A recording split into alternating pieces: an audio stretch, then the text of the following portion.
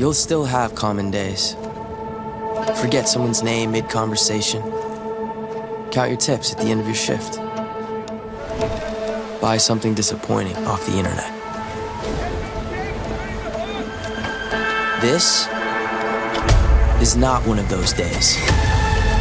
A few weeks a year and you'll discover the most uncommon time of your life.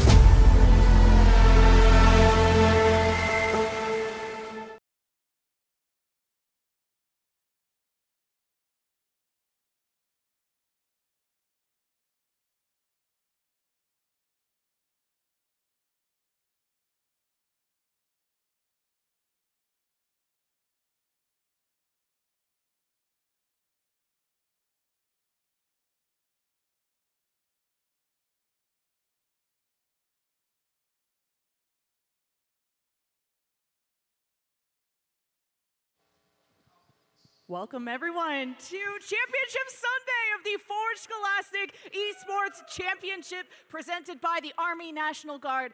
It's still your host, Lemon Kiwi, and we have a ton of grand finals to get through today. And don't forget to sign up for those raffles and those TFT and 1v1 Valorant tournaments going on today. The fun really don't stop. And we're going to be kicking off today with some Valorant, specifically the ECAC Valorant Grand Final. And our teams are ready to take the stage. So, Texas, are you ready?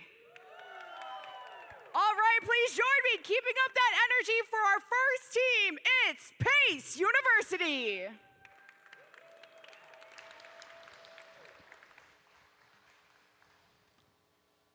We are so excited to be here to cap off an incredible weekend here today. I'm joined by Tiny Shiny. We welcome you into the Forge Scholastic Esports Championships presented by Army National Guard. Uncommon is calling. This has been an incredible weekend already, and we get to continue that with some great action here today across multiple titles, just like we've seen all weekend long here at the Boeing Center. I'm excited to get things going here at Techports. Tiny Shiny, glad to kick it off with you. Absolutely. We have so many competitors from across North America coming in for both collegiate and high school competition, all of which wrapping up today. As you said, Championship Sunday, going to be a big one. Several game titles to be covered across all of the broadcasts that are happening. Of course, here for us, ECAC Valorant is going to be the main focus for the start of the day. That's right. We'll kick off with Valorant here for ECAC. Let's go ahead and talk about the rest of the schedule here on the main stage too, while we've got you locked and loaded here as well. You mentioned Valorant here for ECAC. We'll cover the teams and everybody else going on here in just a second. We've also got ECAC Overwatch here on the main stage as well, which from my understanding, we'll get to see Lemon Kiwi back in action here in Overwatch on stage and then making a quick trip upstairs, right? I doing a bit of double duty. She's going to have to do some running, I know. Coming between the host and the desk. It's really cool that we have to have such a high level of talent highlighting, especially for the high school competition that has come all this way. So again, amazing to have the amount of talent and variety coming in under one roof for the day that we have ahead of us. And I think we're especially looking forward to having each of these leagues. You can see how many competitions are under one roof. ECAC for the more regional conferences that we have, NECC on the national side, and then EGFH for national high school competition before we're going to end it with our Rainbow Six Siege Grand Finals, which we had a bit of taste of that game on broadcast yesterday as well. So we're looking forward to seeing it return. Similar matchup, it went the distance there and got really close to going to overtime before Fisher was able to hold them off. That'd be fun. I'd love to see Northwood for sure. So see if they can get that revenge as we speak right now. But I believe we have our teams ready, geared up and ready to go. So let's get to meet the teams. We send it back down to the stage now, and we'll get those introductions going. Jen. Thank you so much, casters. Now it is time for the ECAC Valorant Grand Final, and our teams are so excited to be joining. So once again, let us welcome Pace University.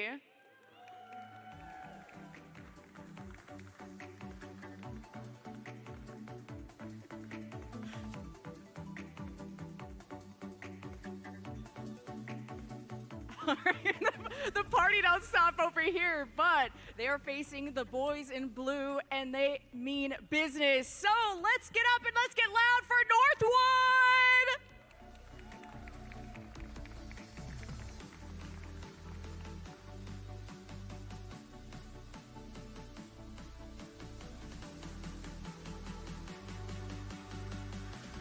Our first grand final is almost ready to go, and our players, our agents, are ready to let it all on the line. So I'm going to send it over back to your casters. Northwood just reaming with some confidence there, but I love Pace because they're here to have some fun. They've also made some waves in the group stage, but the glasses really stood out to me. Hey, look, listen, you got to look good, feel good. You do. And I think coming into this, especially being paced with a matchup that is ahead, as much positive energy as you can get is really going to go a long way. We did get like a little bit of a teaser of a potential kazoo from Zin, so we'll have to keep an eyeball out from that. So they had like, I forget, what is that called? Well, I would call it a war flute, but it's a war flute. You're going into battle. Listen, you got to get your troops amped up, fired up. What do? You bring in the war flute to get them hyped up. Yeah, and it's going to do it for Pace.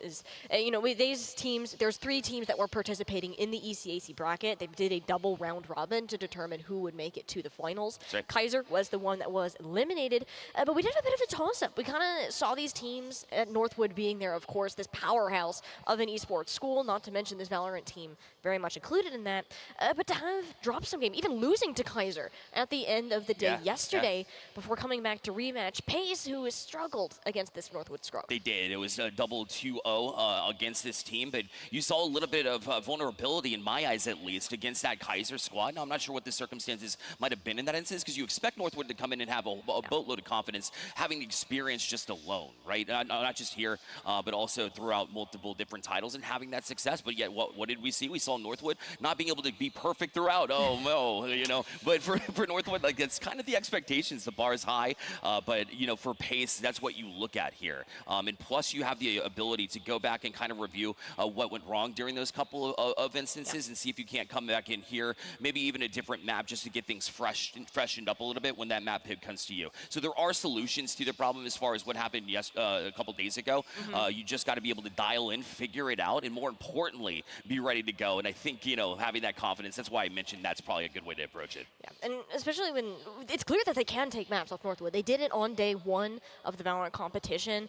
Did lose 2-0 in a pretty rough fashion yesterday when they were on broadcast then. So I think having a new day, a fresh start, and being that first match in the morning when you are full of energy, ready to go, is still going to go a long way for them. But as you said, I think these bans are going to be important when we look at the map. Northwood, of course, coming in as that higher seed, we'll have more agency in that. So that is something I think that you are going to have to prepare for, know what Northwood's strengths are, having played them twice, and have made those adjustments in the past 2 days. And Northwood's strengths are definitely, if I had to bring something to mind, it's clearly fragging out. I mean, they are insane. Their headshot percentage is miles above the rest. Like, they average something crazy like a 40% across the board, which is unbelievable.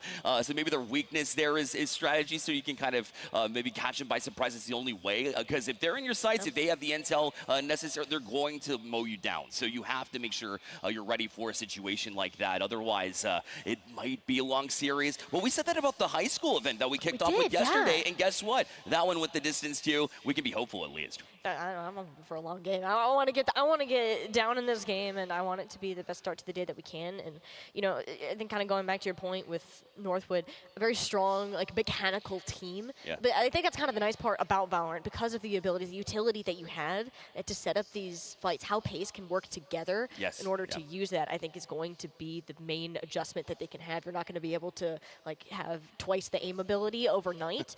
So more of those strategies that are going into place, knowing the strengths of what Northwood like to do is going to be very important. Which ways, there's so much weight that goes onto your controller at that point in time to be able to create a new space for yourself on sites. Otherwise, if it's straightforward, you might have that difficult time as well. By the way, we're just gearing up. Those teams still looking to log in, get warm, and we're about to get going in just a second. I want to hear from you as far as your experience here at the Boeing Center, because here on this location in Techport, it's incredible to see, you have the LAN center downstairs, 50 PCs and such. It's really cool to see. Not only that, it's not just for events like these, which are awesome, where you have, middle schools, high schools, and college, just like for this event, coming together in one ecosystem. But it's not just for these events. It's open the Land Centers, you Yes. can come in basically at any time, and I think that makes this a unique experience to be able to see the arena when you come in as well.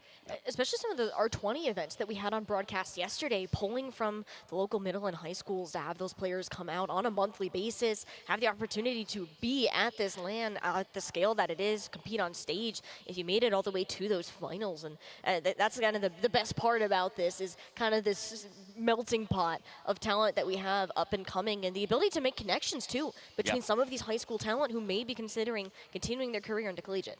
All right, let's go back into this matchup ahead of us, and I want to look into the results here because it was a bit one-sided. But what were the maps that we saw? We saw them play at Ascent, and for that, it was Northwood with that runaway effort, like we saw.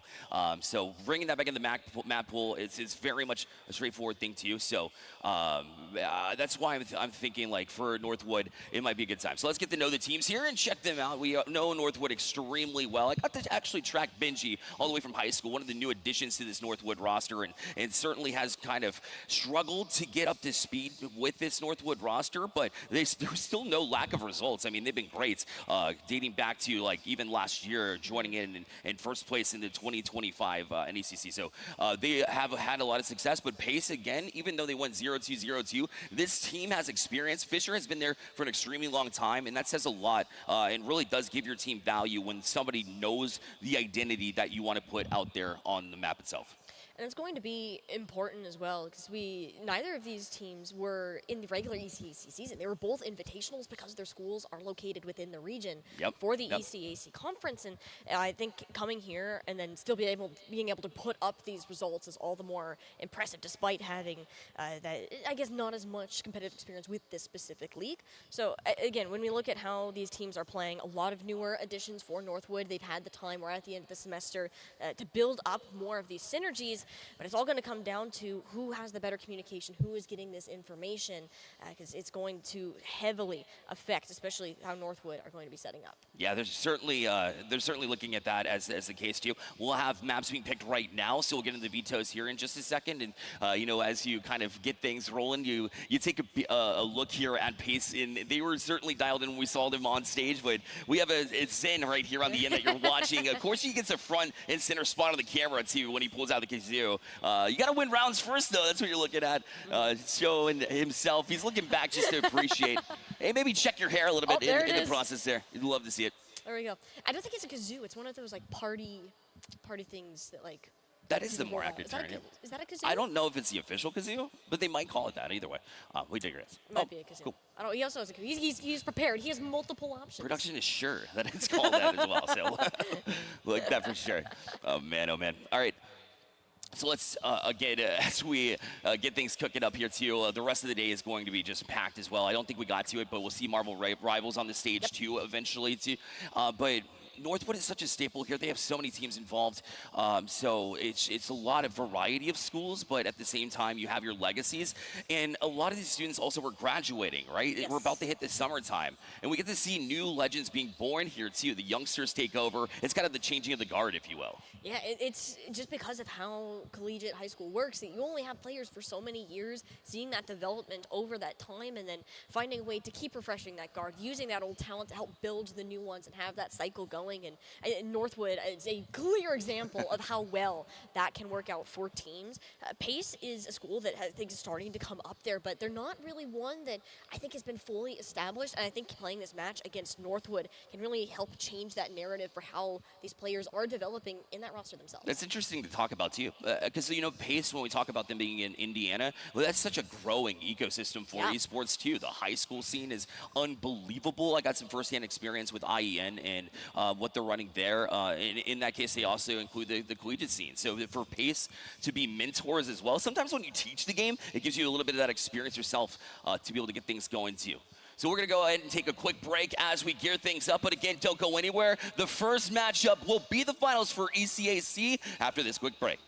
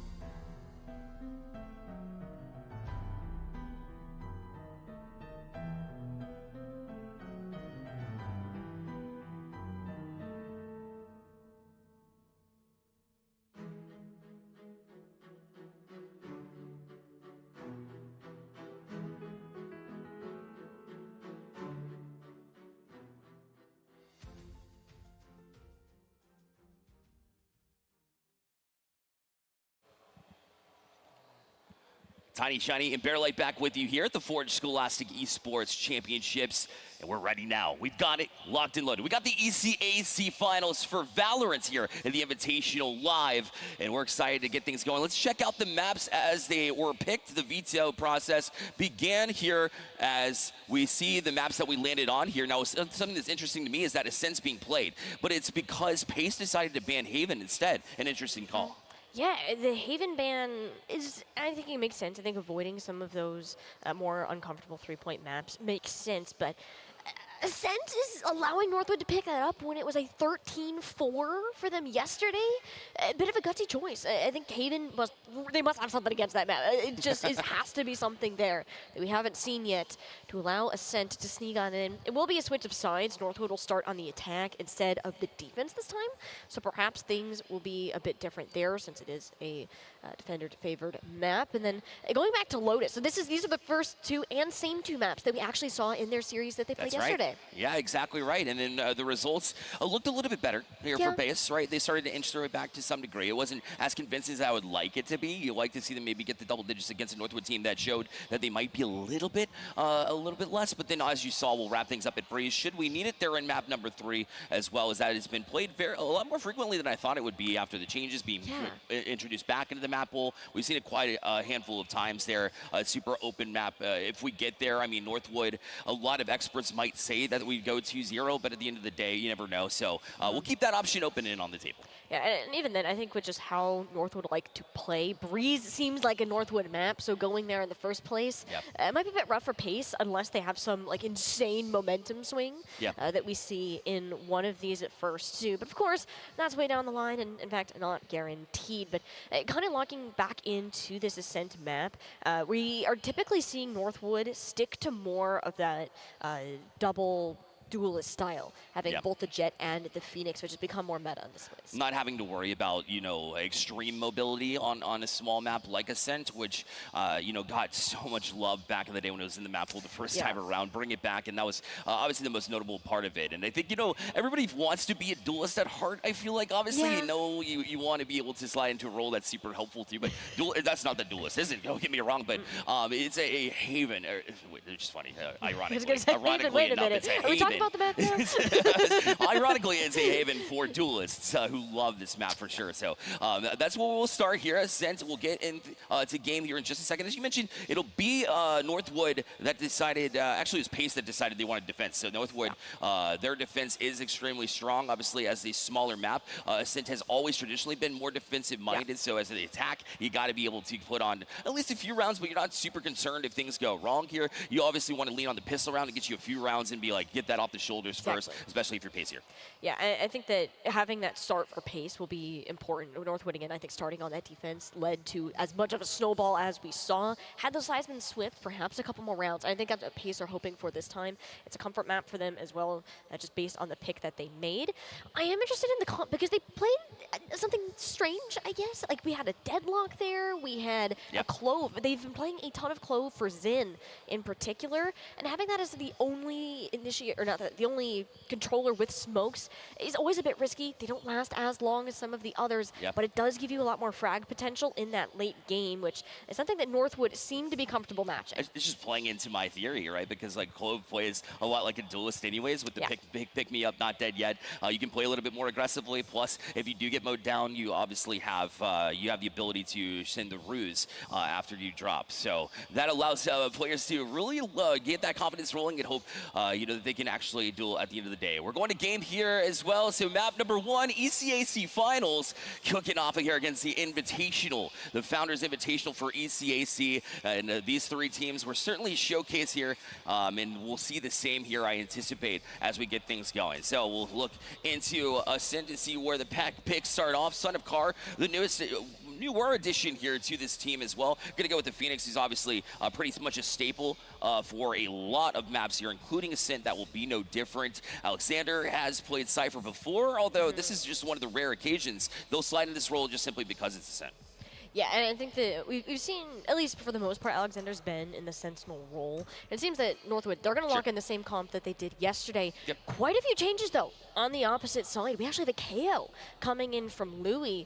On this map was kind of the more traditional pick back in the in the day for this. I think it's still a very strong one. And then Miss swapping from the Fade over to this Vice, and I think that's going to help a lot more on this defense. They want to get that lead off early, and it will help with locking down a lot of these corners, denying this aggression that Ferbsa has been known for. It'll be great, yeah, especially Safri. It will play off of that extremely well, should they need to be able to rotate around it as well. Plus, obviously, Sam, I think, with Clove is very, very much in tune. You said Clove is certainly one to bring in. I've been watching Benji for a very long time, and you lock in Omen because you know that Omen works here, and because you've had so much success. Benji is certainly going to be very comfortable here. We said, can they actually, become a bigger contributor, on this team? And he's shown that he can absolutely do this. And I think the best way to start off the finals here as well is to show that too. But you see, Pace, I think, might be ready for it based on those reactions here. Yeah, Pace is fired up right now. They're happy to be here. They're on the stage. They're cheering. They got the kazoo thingy going off. Like,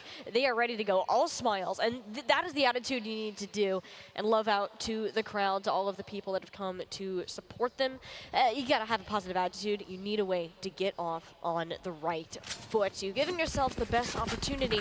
We'll see how it actually translates to the gameplay. Let's get it started. Finals. Anybody in the arena this early? Let's hear ya. There's a few. Yeah, let's go. All right. Shout out to the few up front that are absolutely dedicated. You'll love to see it here. Get this going here momentarily. Northwood, again, on the attack, I've already felt extremely comfortable being able to get on this. So I really feel like it's going to be a situation where Pace will have a little bit of an uphill battle, even on defense where you feel pretty strongly. Obviously, mid's always been the focus here at Ascent. That's not going to change. That's why you see 3 lined up here for Pace, to be able to run that table here for Pace Gold to kick it off and look to hold off for Northwood and catch them potentially, maybe even the Senti. And we'll see Alexander will be by themselves here, obviously. Here.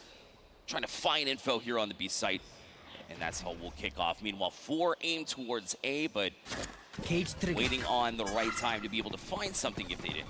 They did get scanned out, though, by the KO. Everyone knows what is up, and here comes the fast flood into the point. It's only one that sits in the corner for Louis, and he has no intention of pushing on into the site, knowing that Northwood will get this spike down. They're going to try to set up for this retake, but do they see where Alexander's lurking? This will be a tough call in comms here. They're going to be ready for it here on the swing. And unfortunately, shot at the wall instead. It's early. That's not exactly how you wanted to start here, but Pace able to expose. Had the numbers anyways. And they will have to have this retake, but you feel really comfortable here in the 5v4 situation with the spike where it is.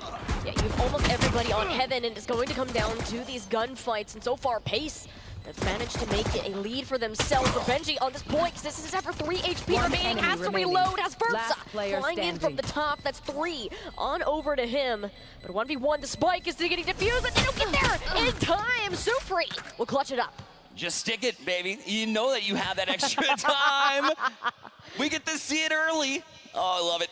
He's vibing for sure, and so those good vibes will carry over late into that round, and you have the confidence to do that, especially against Benji, who, all things considered, is very strong late in rounds, but when you have the time, just go ahead and stick it. That was nice. Yeah, it was really well played there.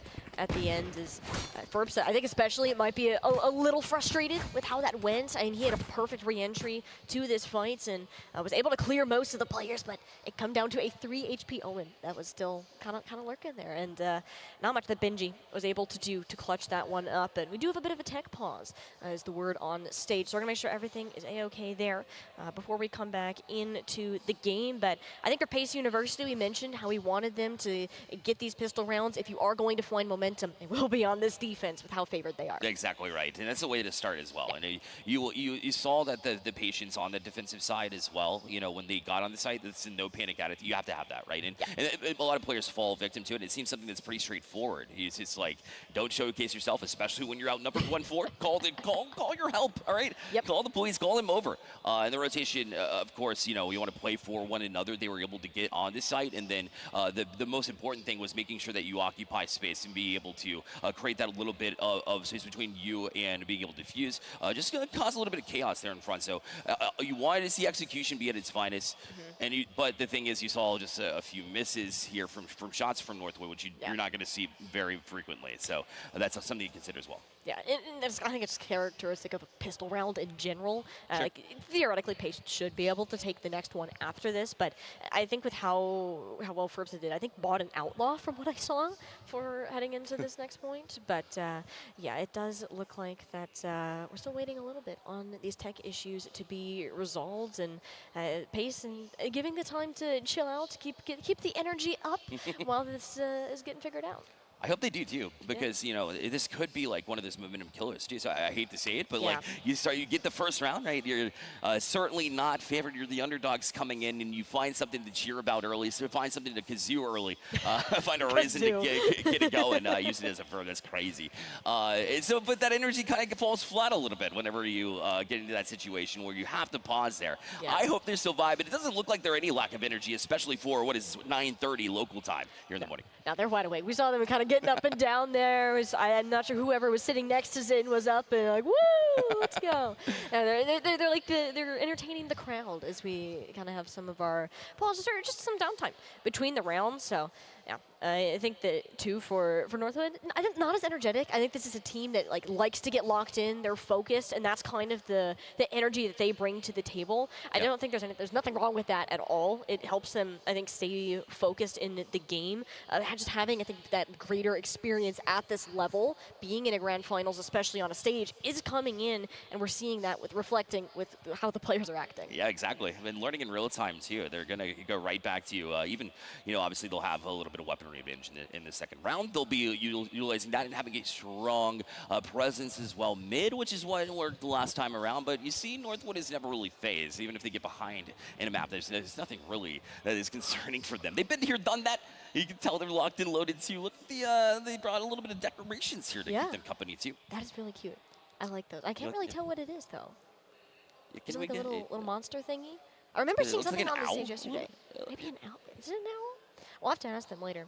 I'm more interested in the vertical keyboard that we have going on here. That's Valorant players have some very particular setups. Like, you find whatever works best for you. And it's not just a keyboard, right? This is an interesting setup. It's like, how close do I want to be? Do I want to eat my monitor, or do I want to be allergic to it? Like, you know what I'm saying? But like, so it's all about that comfortability. But like you can see, they are certainly locked in and looking to get things going as well. So, speaking of interesting, they are utilizing these keyboards in a weird fashion. Listen, they have the equipment necessary too. And by the way, this beautiful Boeing Center here at Techport, we have the arena in addition to this, but also have the Tech Center. You have the LAN as well with 50+ high-performance PCs too. So this is such a great place to be. And look at the LAN floor too, beautifully set up. A shout out to everybody that in the process behind the scenes. We have ECAC, NECC here as well. You have Rally Cry obviously organizing. There's just a lot of hands and work that goes into it, and we very much appreciate everything that everybody's done here.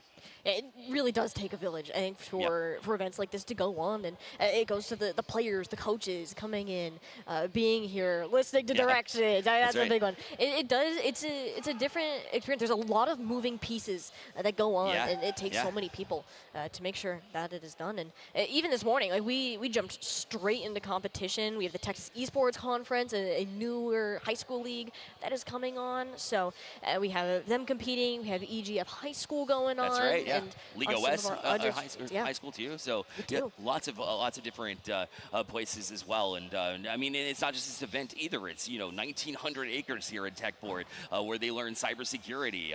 Other tech industries, which is fantastic as well. So we're gonna go ahead and take a quick break, but it won't be long here. They're just fixing a few things, and we'll be right back here. Don't go anywhere.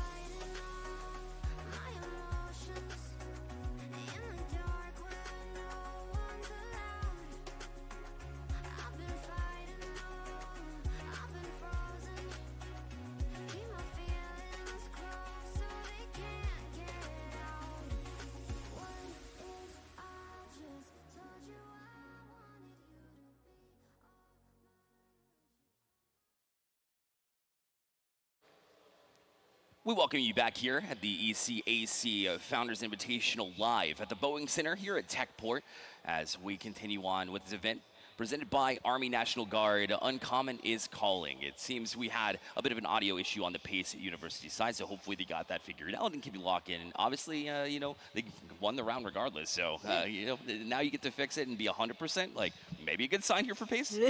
Well, it is a good sign for everybody who's watching the game because it does sound like that That's we are right. ready to go back on in to Ascent. Pace did take that pistol round and we're going to get set up here once more. Ferbsa with an outlaw did come up with 3, so has the money, wants to invest into this one. So play for him. So yeah, I mean, you want that, and you get the upgrade here, and that's when they're most deadly, right? Is when you have the ability to scope. I don't care if it's the outlaw operator, marshal. Either way, they get it done. Remember that high percentage headshot. You know, it certainly does wonders whenever you're rocking the outlaw. But the scan goes in onto both of Northwood's duelists.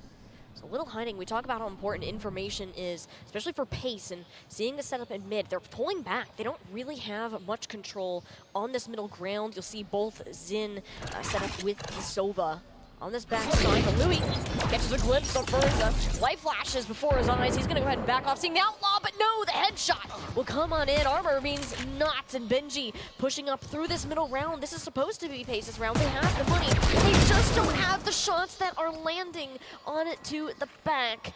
As now it seems that the push still in mid. No decisions made yet for Northwood.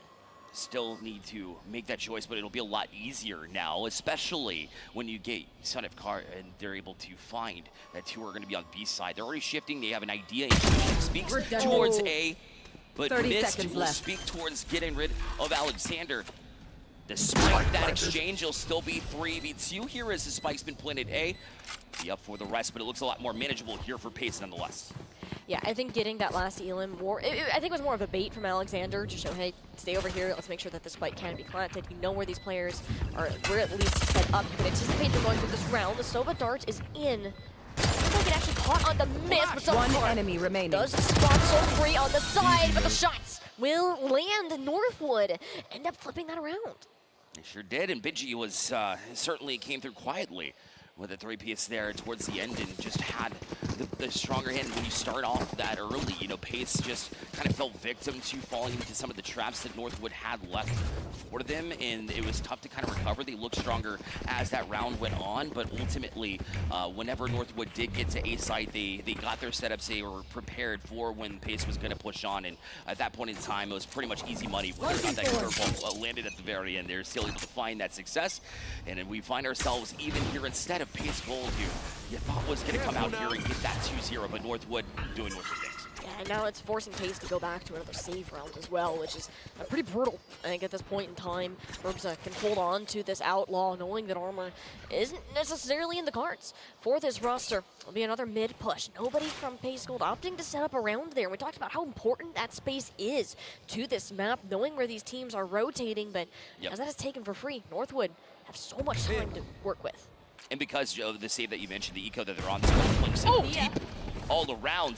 But I don't care how deep you are. If you got an Outlaw and you got Furpsa, you'll be able to find it in on this exchange queue. Finds him. And now it's Louis up top here. The one spot that they weren't looking was Heaven. They tried to shock dart them out. They'll just really capture more space for Northwood, and they should be able to get the plant down. They do. And now it's up to Pace Gold again to try to find things, but they'll have to wait a little bit longer.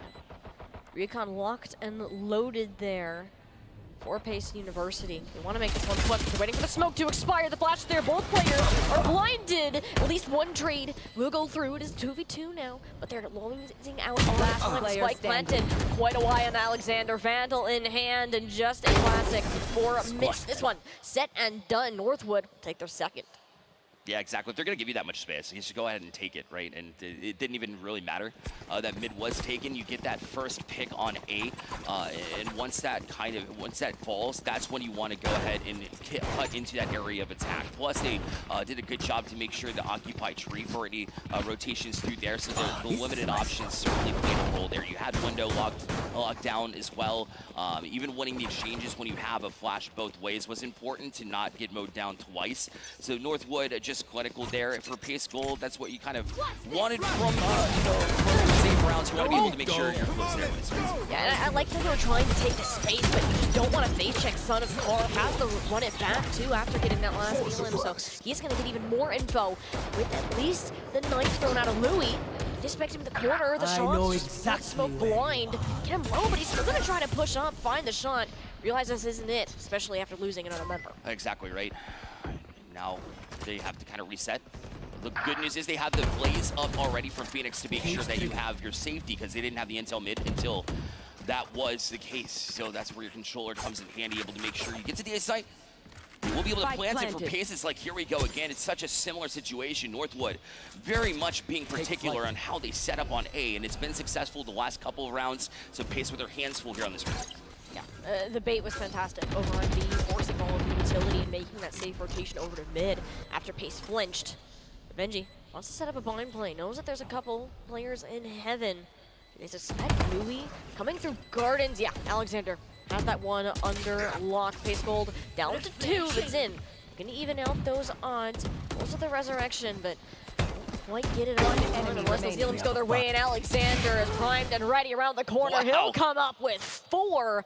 Every single round, we've at least had a triple kill for a player on Northwood. They have won. It's next man up, right, for Northwood, and it always has been. The 3 in particular have been especially deadly. Alexander actually, has higher numbers on the defensive side as well. Imagine them on the attack as a Cypher with the 7-2, finding things just extremely well. Didn't even have the spy cam or any of his util for the last exchange either. Kind of just went in blind for the most part, and still able to get the job done with the 4-piece with a couple on the tail end too. Love what Alexander brings to this, a bit of energy. And I was fearing this here from Pace, where that early troubles, well, maybe that got in their heads. The energy might be a little bit lower after surrendering 3 straight rounds.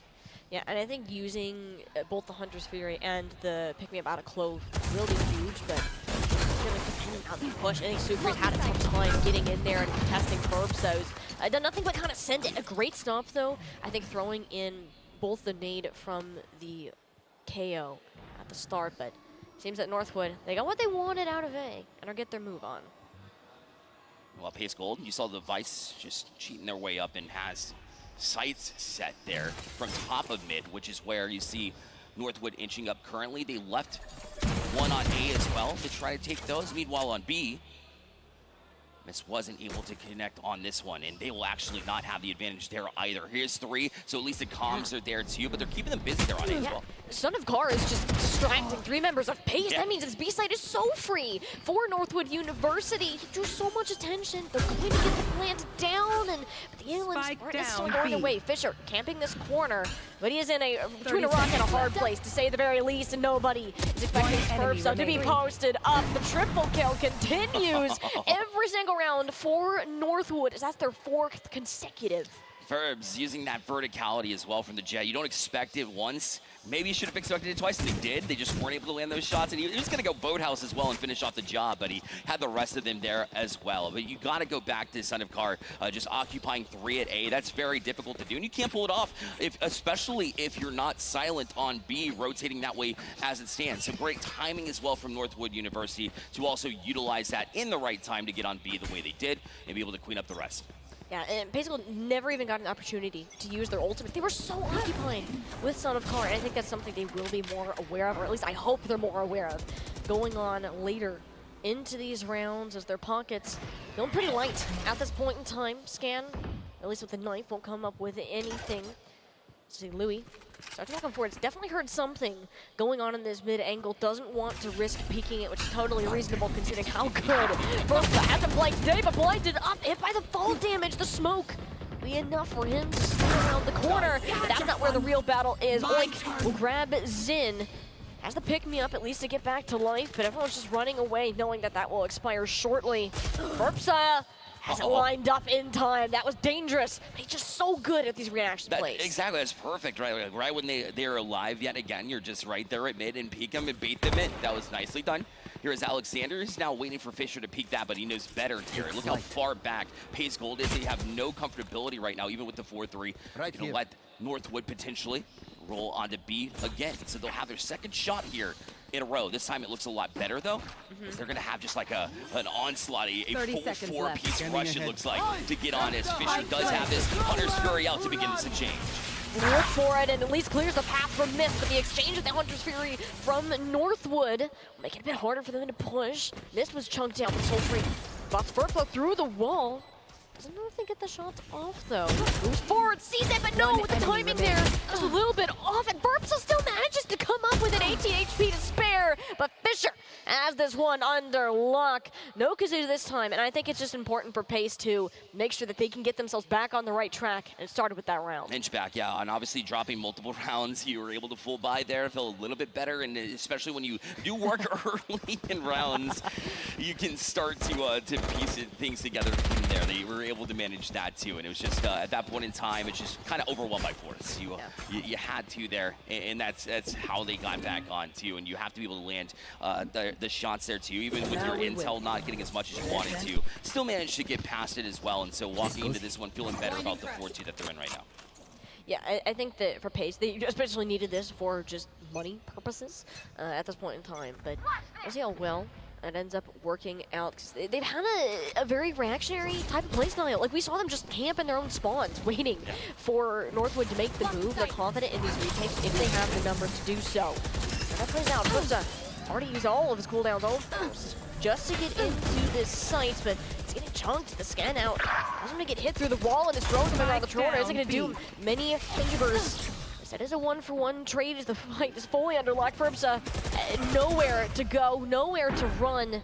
Suppressed again, but look how cautious Pace Gold are being. They're allowing the spike to decline, and Burpsa still comes up with a pick, but it's Noble who pulls it together. It looks like Northwood are down and out, but he comes up with everybody.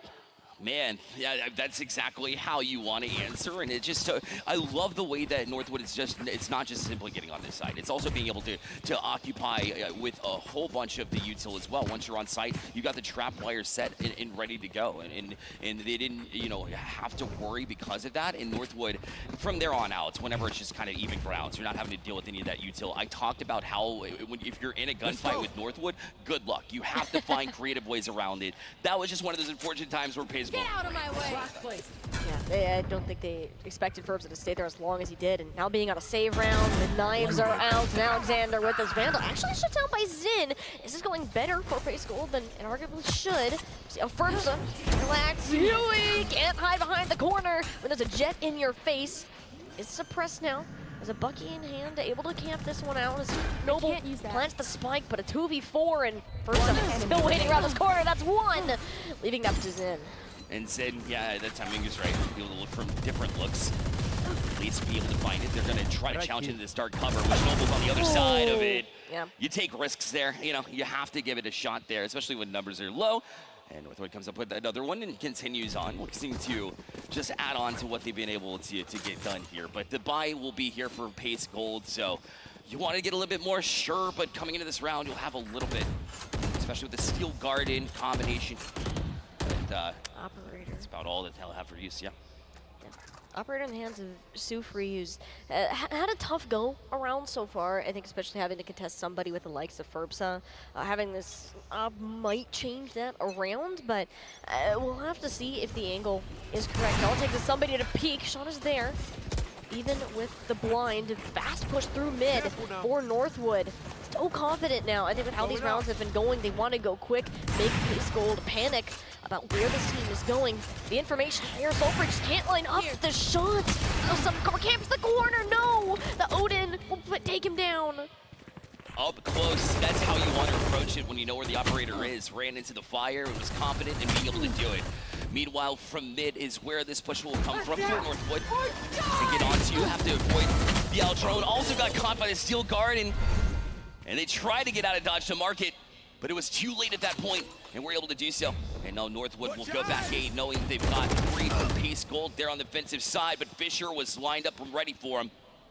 This time, Pace Gold, they're not waiting for anybody. They're trying to get the space as fast as they can, but Noble again! How does he keep pulling these out of thin air? Everyone camping in the spawn. He knew what the play was. Pace Gold do it often. It's just gone. Exactly. And you saw that the reason that they were so confident that they could push over to A is because they were able to locate 3B, and the only real option to be able to set yourself up for a retake opportunity there for Pace Gold would be through defender spawn. So Noble sets up, obviously, top of ramps is the perfect place to do that. You trust your shots there, and he's able to get that done. So that'll force Pace Gold back into an eco round. Not exactly where you want to be, especially when this half has gone the way it has. On a defensive-sided map, and you've already dropped 7.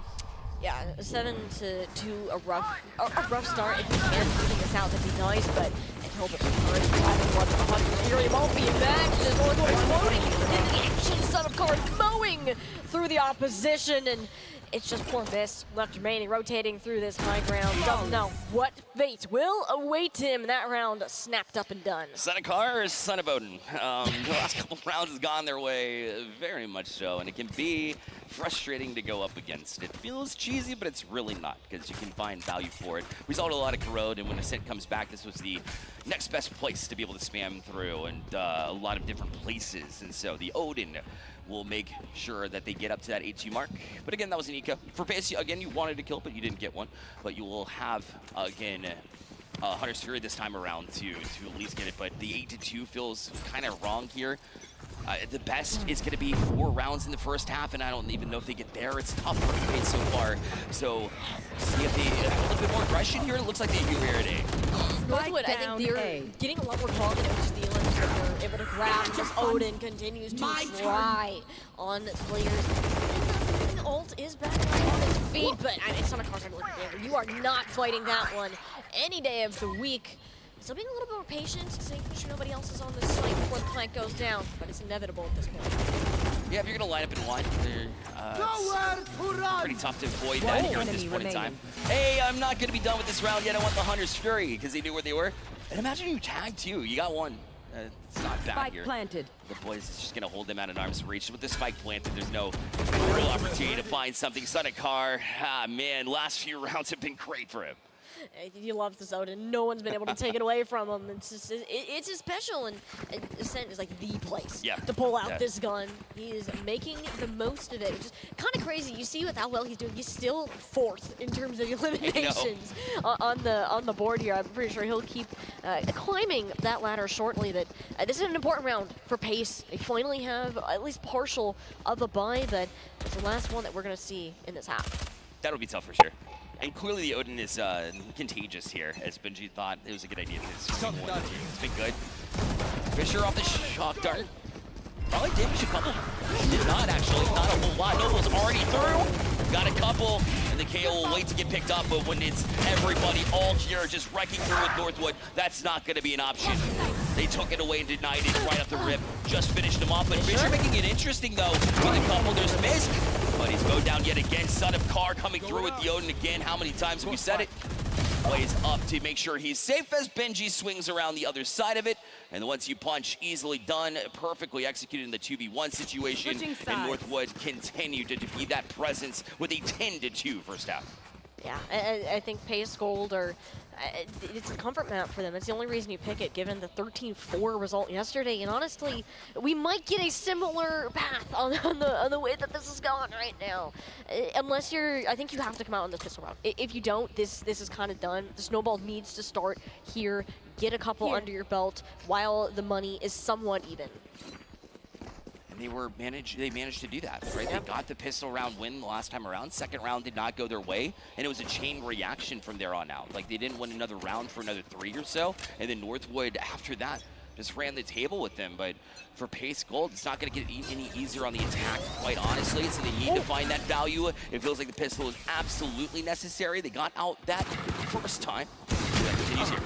Oh, missed. Nice shots up there, coming in and shutting down Noble. I think is going to be big. This guy has been kind of a clutch factor for Northwood University and missed.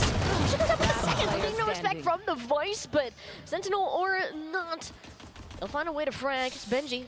Still up in this corner, feeling rather lonely, so he'll make a little friend on the wall. Friends on stage, friends in game. I mean, they got friends everywhere down there for Northwood. I'd love to see that for sure. Spike planted here for Pace Gold. This is ideal. This is exactly what you wanted here coming in. Friends across the map as well. I forgot that part. It's like replacing off the players that he's lost. See if he can get some revenge for them, peeking this corner, but fighting this against too. A battle that you will inevitably lose, and this is what we wanted to see from Pace, is getting this pistol. Now, they did lose the bonus last time, so finding a way to keep that even is going to be important.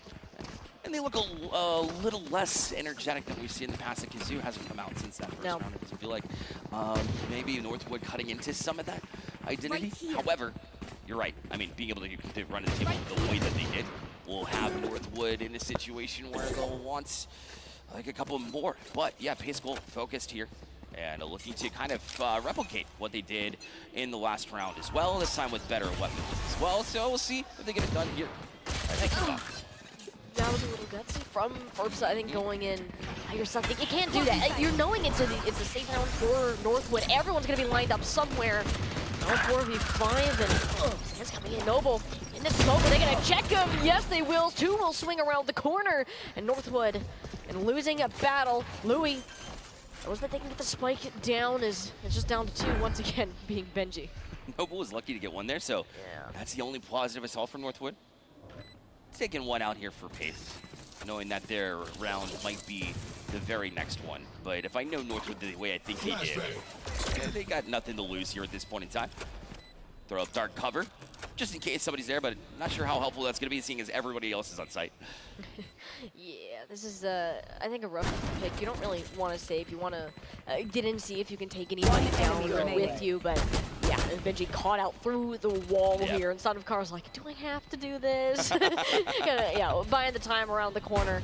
They say if anyone is sticking around for the last seconds of this bomb, it will be a lost round, but we'll at least take Louis down with them. That's right. If I'm going to go down, you come with me. 10-4 now for Pace. Love it. On the attack side, I thought it was going to be their biggest struggle. It has not been that case at all. It's because of the early picks. But as you can see, Son of Car said, how about round 3? That's a good time for an Odin. I can't believe he used the funds for that already. I'm gonna be honest. And he is buying light shields just to have the Odin, by the way. That is how committed this guy is. And he's actually camping up in Gardens. He's not even going to be on that B site. Just knowing Alexander can have that locked down. I think this is the actual test that we're going to start to see with these weapons being even. The gunfights have just been so Northwood favored. Northwood said, let's take half shields. That's how effective that Odin has been. Let's buy for one another for that reason. I love that kind of look. That's fantastic.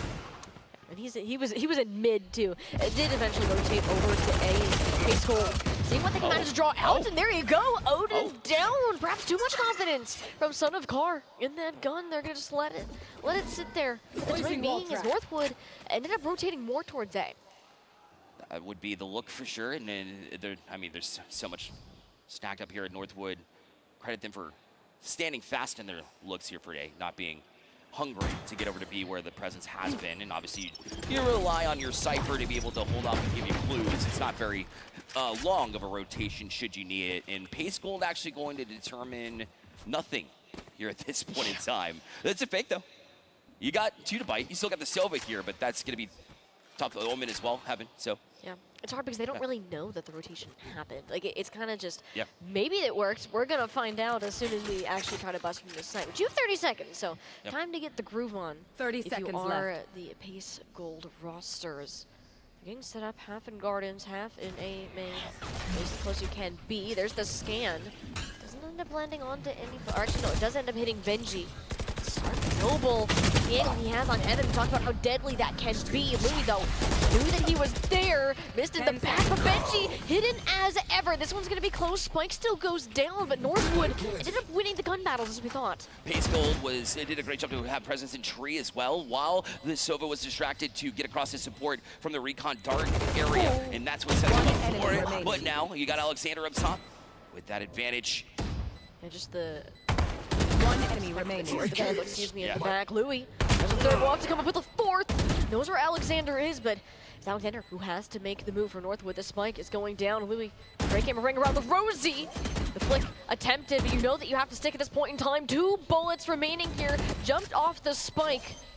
Oh, this one won't be possible. Pulls out the classic, doesn't have the time to reload, at least has the half. This one gonna come down to the wire. Louis goes in, but is there enough time for the defuse? It's gonna be close, and no! The clutch is there. Milliseconds, the difference. That's crazy, man. And it just, as distraction is all you needed. And I mean, for these players, that timer is constantly in your head. You do such a good job of knowing how much you just have to distract them there too. But you have to keep track of, have they gotten it halfway? Are we, do I need to challenge into it? It seemed pretty seamless to them. It seemed close to us, but they were pretty locked in for it. So Northwood just managing to get up to the 10 rounds early in the first half. But Pace Gold have been just getting away with those little things. It was a big round too, because with that full buy, because you got the Odin, because you got a little bit confident there for Northwood, they're going to have a tough buy, another eco round going and facing them here for round 16. 3 in a row. 4 Pace is everybody pushing down B. So a quick decision there. First, I don't want anything to do with that. We'll end up backing all the way to this boathouse. The site's already, or not the site, but at least the around the objective is already flooded. 4B is the movement there for Northwood, but will they get there in time? But they might not teach each of the wrong battle from Versa. This guy's ridiculous. He came up with 3. Just the sheriff, a thrifty potential now. There was already 2 grand shots. Wow. And Mez is only able to get 1 back at Thrifty round, where you just dropped 1. Northwood making a statement piece there on that eco. And when you're that occupied, a flick becomes that much harder, but you're not thinking about it at all. That was just a nasty clip and a way to get back into the driver's seat from Pace Gold, who did so many things right. But a play like that just can take the momentum and just stop it right in its tracks. It's like Pace, they just found some light at the end of the tunnel. 3 consecutive rounds, and to lose it on a thrifty really hurts on this point. I mean, Firm's having one heck of a game. 21-12 on the day. Right. Another V push now. Yeah, exactly. Started out 7-2 to kick off. I mean, like, started early. It hasn't even quit there, too. Playing in and out of the screws as well, as they look to press them early, and that's going to be to their demise for the most part. Although Zentai Collect 2 still has their life to show for it as well. And I believe they should have used the pick-me-up, yes. So, that extra little bit of firepower too, and a flash will be good there for Sonic Car, just using the curveball to his advantage. I got the second one too, but Zen was tucked in Boathouse. Still having to look both ways. It's tough to manage in Northwood now with their second round in a row. Yeah, and up to match point. One more, all they need to shut this one down. Pace Gold, sure, they got 1 more round than they did last time, but now or never. You're going to invest everything you can, and it's not going to be pretty. Losing that last round, a mix of Sheriff, what we have, seeing the Guardian as well. Yeah. It's going to be tough walking in, especially if Noble picks up this operator. Yeah, that's true. Exactly. It might be, curtains at that point in time here in the first map.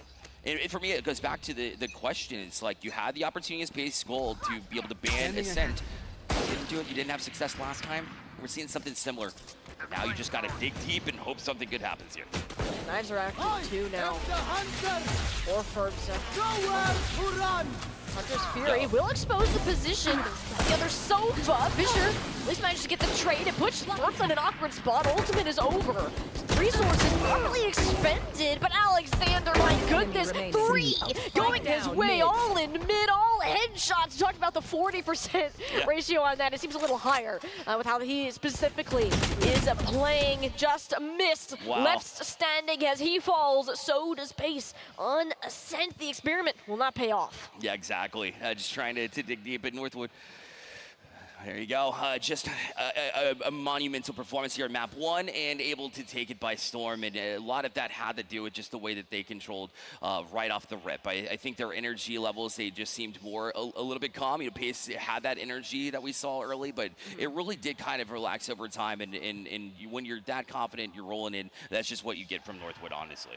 Yeah, and Northwood too, their experience in these finals. They've been in so many high-stress situations, and I think coming in calm, cool, and collected really is going to pay off. But for now, we are going to have to see how Lotus will play out. It will be the next and potentially final map here, unless things will change around. We're going to go ahead, throw to a quick break, get our players and teams set up for Lois, so stay tuned. We still have more Valorant action for ECAC to play out on stage. You'll still have common days. Put off your term papers till the last minute. Eat cold pizza right out of the fridge. Update your fantasy roster. This is not one of those days. A few weeks a year and you'll discover the most uncommon time of your life.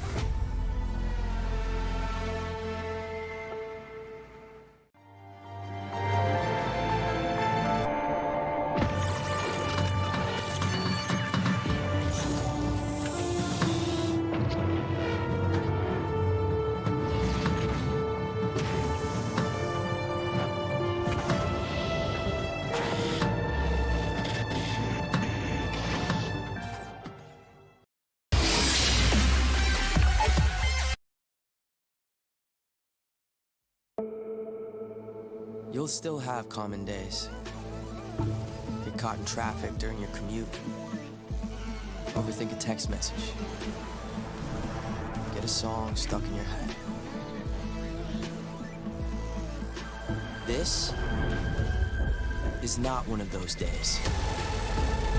A few weeks a year and you'll discover the most uncommon time of your life.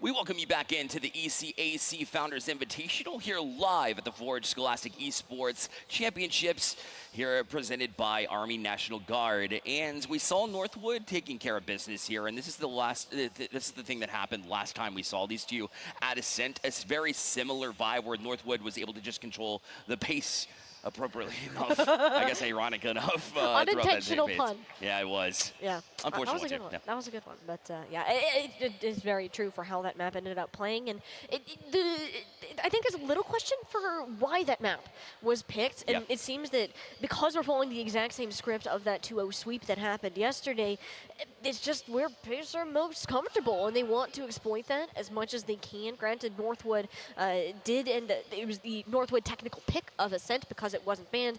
This next map of Lotus was a Pace selection. It did look better. It was 13-7. The sides will be swapped with Pace starting this time on the defense. Yes, that's the good news for sure. And for me, for Northwood, I thought, you know, what they do good, better than most that Pace had played throughout the tournaments, throughout when we've seen them in the past, was they don't seem to bite on much. Their discipline is unmatched. So what I mean by that is, you know, when you're looking to kind of throw fakes and be able to change up things, they don't bite, right? They're ready for it. They're prepared, and that very much showed. For Lotus, it's a little bit more, you know, difficult to try to, you know, stay patiently, especially when you have a whole lot of map to get with on the defensive side, but yet still, I have the confidence for them to do that. They've been here, done that. You know, it's going to be tough for Pace, but that is the good news. They got a little bit of momentum, and there were rounds that they were able to string together. It's just, and the pistol round looked especially good for them too. Yeah, they've won every pistol round so far, so that is some consolation. It does seem like they do prefer these retakes. We see them play very passive. They allow Northwood to take a ton of space, and I think that has to do with Northwood in the gun battles.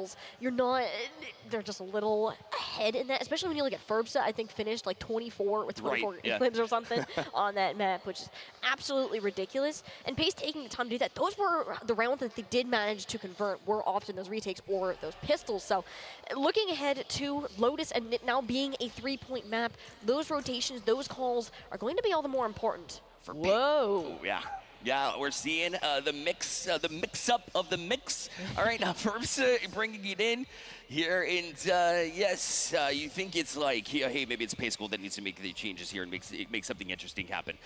We saw Ferbsa actually do this a little bit earlier on, day one here at Forge Scholastic Esports Championships, brings it on back. And if you already thought things were getting difficult from a zoning standpoint, Mix can certainly do that as well. And the person to do that being Ferbsa, coming off that excellent Jet performance, makes it interesting for sure. If they can play this new agent well and also stay on the top of the frag list, you're in for a tough time, but still interesting to me. Yeah, I'm kind of surprised. We also have the Noble on the ISO as well, to take up that second duelist role, where I guess we see Mix as more of a supporting role. Can do a lot, I think, individually as an agent, but being with somebody you kind of want to just buddy up and pick that person. I think for Pace Gold, though, this is the exact same composition that they ended up running yesterday. They are very comfortable on these picks. I think Mist swapping back over to that Fade. No Sentinels, though, leaning more into this controller aspect of the Viper. I feel like they're gonna, like, we didn't even call out the fact that they're bringing in a veto for Northwood as well. Like, this is, I think they're experimenting. And that's a hard one. No, this is a, that's a veto. I'm listening. Yeah, there we go. Yep. Very early still. Very early. It is.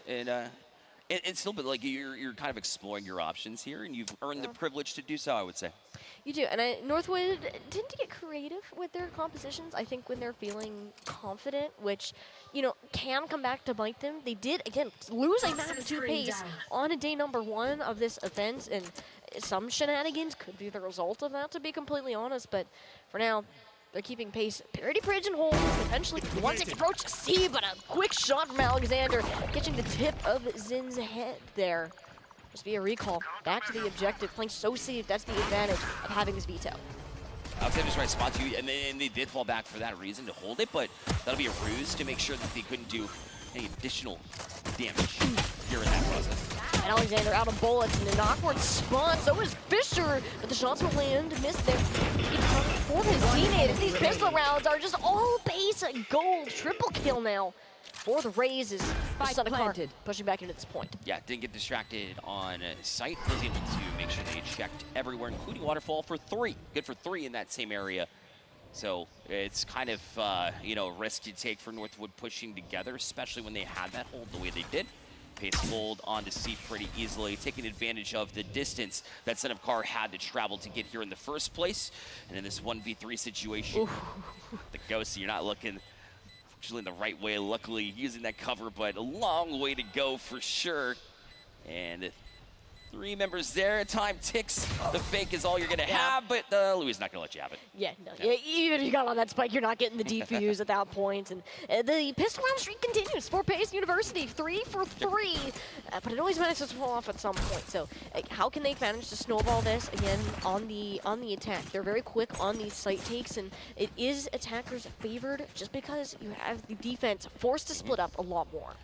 Yeah, you got to be able to be able to get around Noble. That is a huge point of emphasis here. Who'll be on C checking out mounds, and you see 3 lined up that way. So they're going to have to be very gentle on how they peek this, making sure they know that option could be very well taken away. We look at Rebel, though, and see if they can take a lobby. Very advantageous area here. Toxin screen, and will serve as a fake and keep them occupied in the meantime while everything shifts. Yeah, catching how many players were set up on A from Northwood kind of allowed Pace, like, all right, we're going to take a step forward, see what we can get. You come up with the one in Noble. But they're taking their time on this site, too, and look how quickly Northwood are able to move, able to reset. So it could have been a faster push. It'll take a bit longer. The caution won't be thrown to the wind here for Pace. Fisher launches on in, clears the back. It's like, no, the stairs are safe, but with these smokes set up, hard to tell what might be lurking on the other side. This will manage. Louis get this spike down. Those 2 marshals or scary sights considering the amount of armor that is available. It's not a card, just kind of fire it away. Exactly, trying to catch Fisher, because you saw Fisher was spamming there a little bit earlier, knowing that Waterfall was where they came from last time. But there's a lot more presence there from defender's side, and that allowed them to kind of regroup right behind Pillar. And I'm not sure that they're extremely aware. So this will be a good look, especially in close quarters, whenever you have these pistols. But Super got one. Pace just kind of string them together after they were occupied. So catching the attention of the rest, and it was a mow down process at that point in time. Yeah, calculated. I think that's how we describe how Pace have been playing, and that's what they need to do when you're playing against a team that is strong mechanically. As Northwood, you gotta figure out the strategies, you gotta find a way to work best as a team, use your resources together, and I think that this composition leans very heavily towards that, having the entry with the raise, and not to mention, I think this Viper too from Louis plays a big part in allowing them to take more of the space for free early. Oh, big time. Yeah, I mean, this is definitely the struggle. So that's why you're seeing Northwood challenge into like, oh, okay, we see what you did last time. Like, we didn't appreciate the fact that you used it as bait, so we're going to challenge the Rebel early. And you see that they did have a little bit, but when you get into that space and occupy, Fisher and Mist were able to combine, Symphony and Zen as well. So Northwood had a planned strategy to try to challenge into it, and they paid. Yeah, oh, they paid heavily for that. Yeah, only 1 remaining there as we'll see that rotation come in. Spike will go down towards the back sites, and yeah, there's still a lot of distance covered for Alexander. Yeah, long way to go for sure. Spike lands and almost hit the button saying Pace Gold will walk away with this. You still, I mean, you still have that shot, but here it makes it a lot more difficult than what we see in at C, where you have more angles to hide from. You can play around wall, but then there's just multiple angles to attack. They say, hey, 3, 2, 1, let's jump on. Now that Alexander's no more secrets, but you still have to be careful. This guy, he's clutched up in these moments before, 1v3, but he's gonna have to do it again. You have to find the split angle, pinch him out, especially with how they're behind him. There we go. Louis will come in to assist with Zin, grab him in the back, and that's now 3 consecutive for Pace. Exactly. Hey, if the triple swing doesn't work, just fall back into the crossfire and let it go to work for you. Although Alexander did a good job kind of staying in late with that, but did as best as they could. But that is a quick timeout, and that is a good idea for Northwood. You just allowed the bonus here from Pace Gold, which is not something that you expected coming in. And even though, like, you know, they're taking it seriously, it seems. There it is. Are they taking it seriously? Yes. Yes. Okay. This is a very serious matter. Okay. Even he's giggling. You can't do that. That's what you wanted. Get 3 in a row. Get them in their minds. And you noticed they didn't buy an Ode in round 3. Obviously, it's Lotus, so it's a little bit different. But maybe that's the difference. You can't give Son of Kara an Odin, so suddenly you're able to just chuck the kitchen sink down the site, and you're like, this is cool. Let's go. And I mean, it has worked for Pace. All credit given. I'm honestly was questioning whether timeouts existed because we didn't see any in last map at all. Crazy. So the fact that Northwood are calling one here, they're starting to recognize, okay, this really isn't working. We got to adjust our play style to match, I think, more of the calculation instead of the, hey, confident we can run this down no matter where they push. Exactly. And we saw that, like, they were trying to make adjustments on the fly. And when you are making adjustments on the fly and they're not working, that's a call from for like, hey, let's actually have a further discussion here. Like, well, let's take extra time. The A push through to try to get into rubble did not work for him. They're like, hey, do we want to go back to this? This will be an eco, so you want to play from closer quarters, so that's why we might see it lined up to try that again. But obviously they're discussing not only this round, but the future round when they have rifles. So that'll be the emphasis here from Northwood to see if they can't get it. But Pace Gold has done a great job to almost guarantee 4 if they play their cards right here in this round. But they're taking their time, and because of that, they're allowing at least some space to be taken by Noble on this ISO.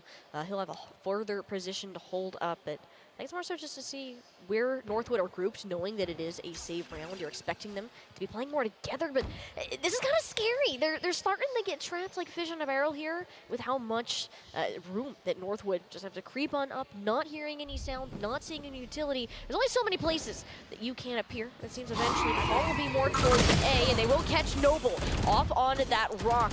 It seems like the storm will start to unleash. Furbza still in this corner, didn't actually end up hitting anybody with the nade, but is forced to walk even further forward just because the shot takes one down with him. What you like to see for Northwood, but it's just not enough. Bringing the party is Fisher, but nobody's home. Yeah, I was expecting more out of it, I guess. You know, you pull it, but hey, listen, you're on the site, mission accomplished, sure, you can throw it away. And some players will wait too long to utilize it. And what if somebody was there? It would be good. Spike has been planted, though.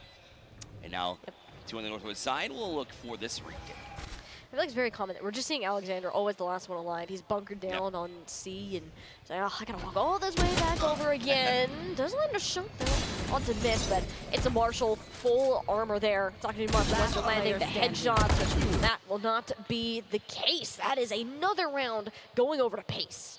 And Fisher with the 4-piece there too, making it his presence known for sure, and the rest of the team as well as anticipated. That 4-0, and if you're Northwood though, if you take a timeout, you want to get more than just 1 off the board there from Pace, so they will be able to buy back, and yes, you were seeing it. Soniccar said, I don't care where we are, listen, you haven't proven that you can get around this monstrosity of a weapon. I mean, this is what happened. He had a similar KD ratio last time too, because it was all Furbza and Noble at the start. They were kind of taking everything. Yeah. But then he picked up this Odin, and he just started flying. So, well, we're going to keep an eyeball on that. It is Alexander, though. You kind of know that he's going to be here. It's where you're going to stick any Sentinel just on this particular map. We'll at least have some company with the Sova hanging around behind, and it's not something that you see Pace wanting to mess with, even stepping out B. Yeah, that's not a challengeable area. The last place in the last round, to be fair, when Northwood takes the risk to be able to play as far up C and A as possible, especially the C site, is that you're kind of giving away that you don't have much of a presence here B. Now you have the mix currently chilling there B, but if you take out that one, it opens up the options because you can get behind him. You can either plant B if you have a lot of space, or you can kind of separate there from defender spawn, but Sin will kick it off there, finding Alexander. Yeah, that was a frame difference of getting that recall back to safety. It's you and me. Here comes Soniccar, holding that down on this. Oh, to really be able to find anything, it doesn't quite look like it, but it's the rest of his team in Northwood that has shifted around. Furbza on the objective. As Pace Gold now, after fire back, will end up using the Nightmare. Soniccar backing on out, 8 HP, not wanting to mess with that at all. 30 seconds Spike left. will end up going down. The numbers still favor Northwood, and the health bar missed. Man, the paint shells did a number on miss, but somehow got out of it, but only temporarily, as Noble's got one for you on the other side of it. Okay. And Sufri will pull them in, though, so now the ISO Kill contract. has the contract. They let the shot from ISO. Sufri. He got nervous. Yeah, it was a good attempt. But yeah, you're just going to set that one up easily, ensure that the round will go over, and it's going to value the kill contract can get, especially in those late rounds, and it'll be the end of the sweep, at least, for Pace. Yep, and all it takes is one for Northwood to start to get fire. But yeah, I like it. I like how it's a balanced aggression. It's not just kind of push up aimlessly. They've had, you know, a more simplified approach of being able to get up there as well. And yet we're gonna find ways to do our team. No, there's no way. There's no.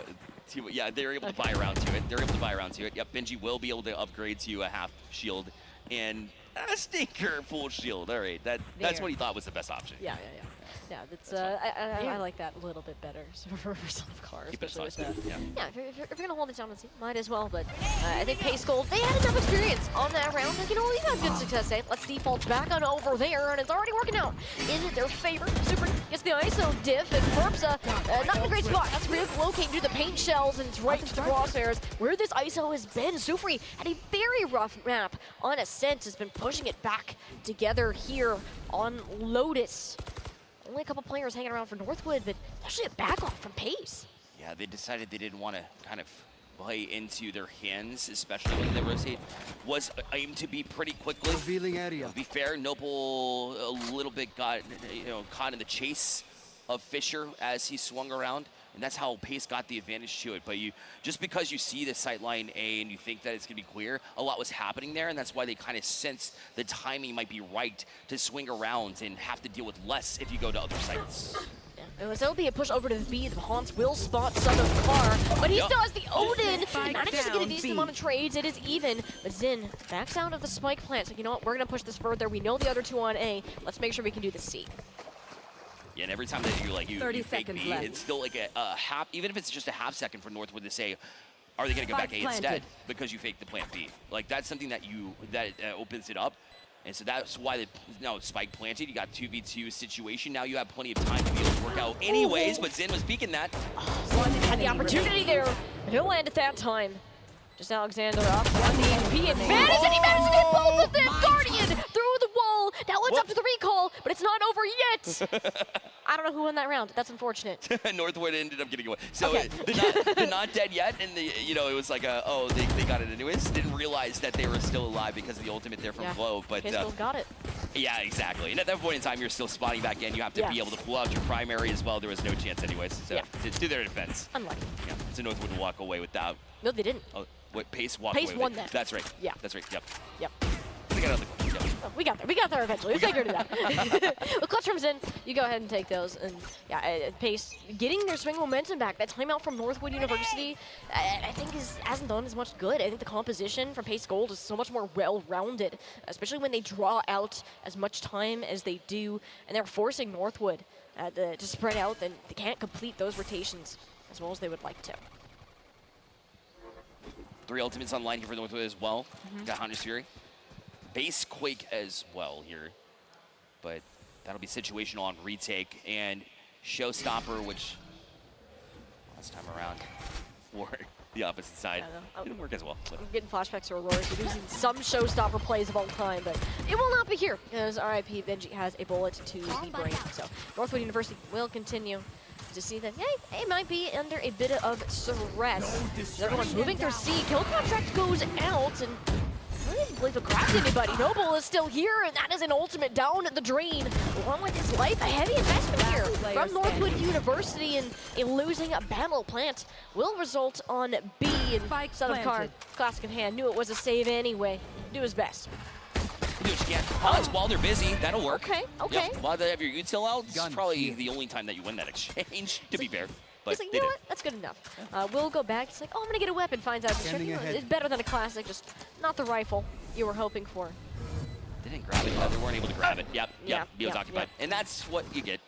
Louis is able to finish the job there. Pace goal with another round 1. Yeah, and you know what? I'm starting to see how that map was won before. There's the celebration back in play. Zin's feeling it, and yeah, it's that kind of the kind of hype that you want to see. Yeah, that one good clutch on the previous round, but I think having the overall step up from a lot of these players, Fisher continuing to be the leader for Pace Gold, but their calculation, their ability to outmaneuver Northwood has helped them stand out, and getting this much of a lead heading into the second half is going to be huge. And it all starts with the pistol round, but then winning the bonus as well, which caught Northwood kind of lingering in a spot they didn't want to be in. This one here, a quick nightfall this time. Whereas I'm not sure they're going to catch anybody anyway. So Hunter's Fury to try to back them up too as they heard things. Both teams looking to not. I mean, this is just a zoning play potentially for both sides. Certainly questionable in my eyes, at least. I think Mist wanted to draw people over to C, thinking the commit, and that's why we saw the Hunter's Fury, but there was really no interest for Pace Gold to go there.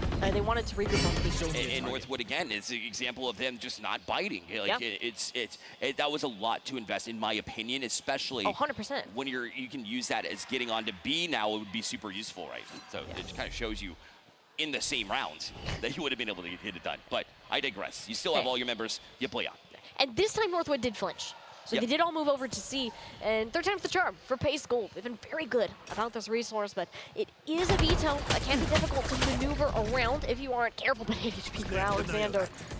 Maybe not as scary as you might have thought. Yeah, a little late reaction. You know, the Nightfall, but the job got accomplished there. Alexander going to turn Sufri and cut care of him before they're able to get prepped for that fight. Spike will be planted. Showstopper pulled here from Benji as they'll blast pack in. Fisher takes it.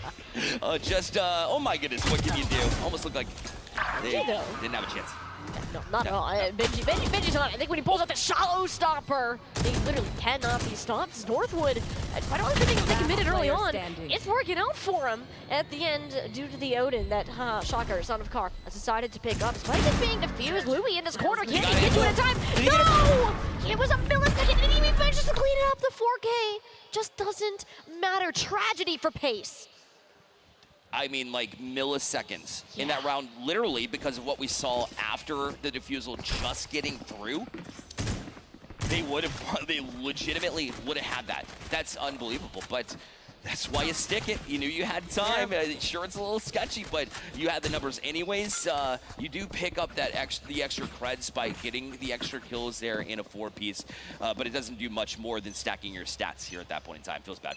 Yeah, it's a real feel bad. I think having the Viper online will be important, but Alexander, I'm still a little early. Maybe we can take an aggressive play through Tree, which I will say is rather gutsy considering he is the only one on this site at this point in time, but I'm seeing how it pays off. I think he heard the door, he's like, I'm not making that much of a risk, but some car.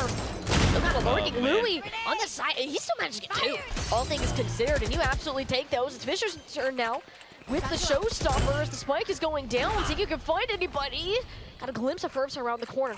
He's able to back off. Will be a double swing, almost a collapse potential.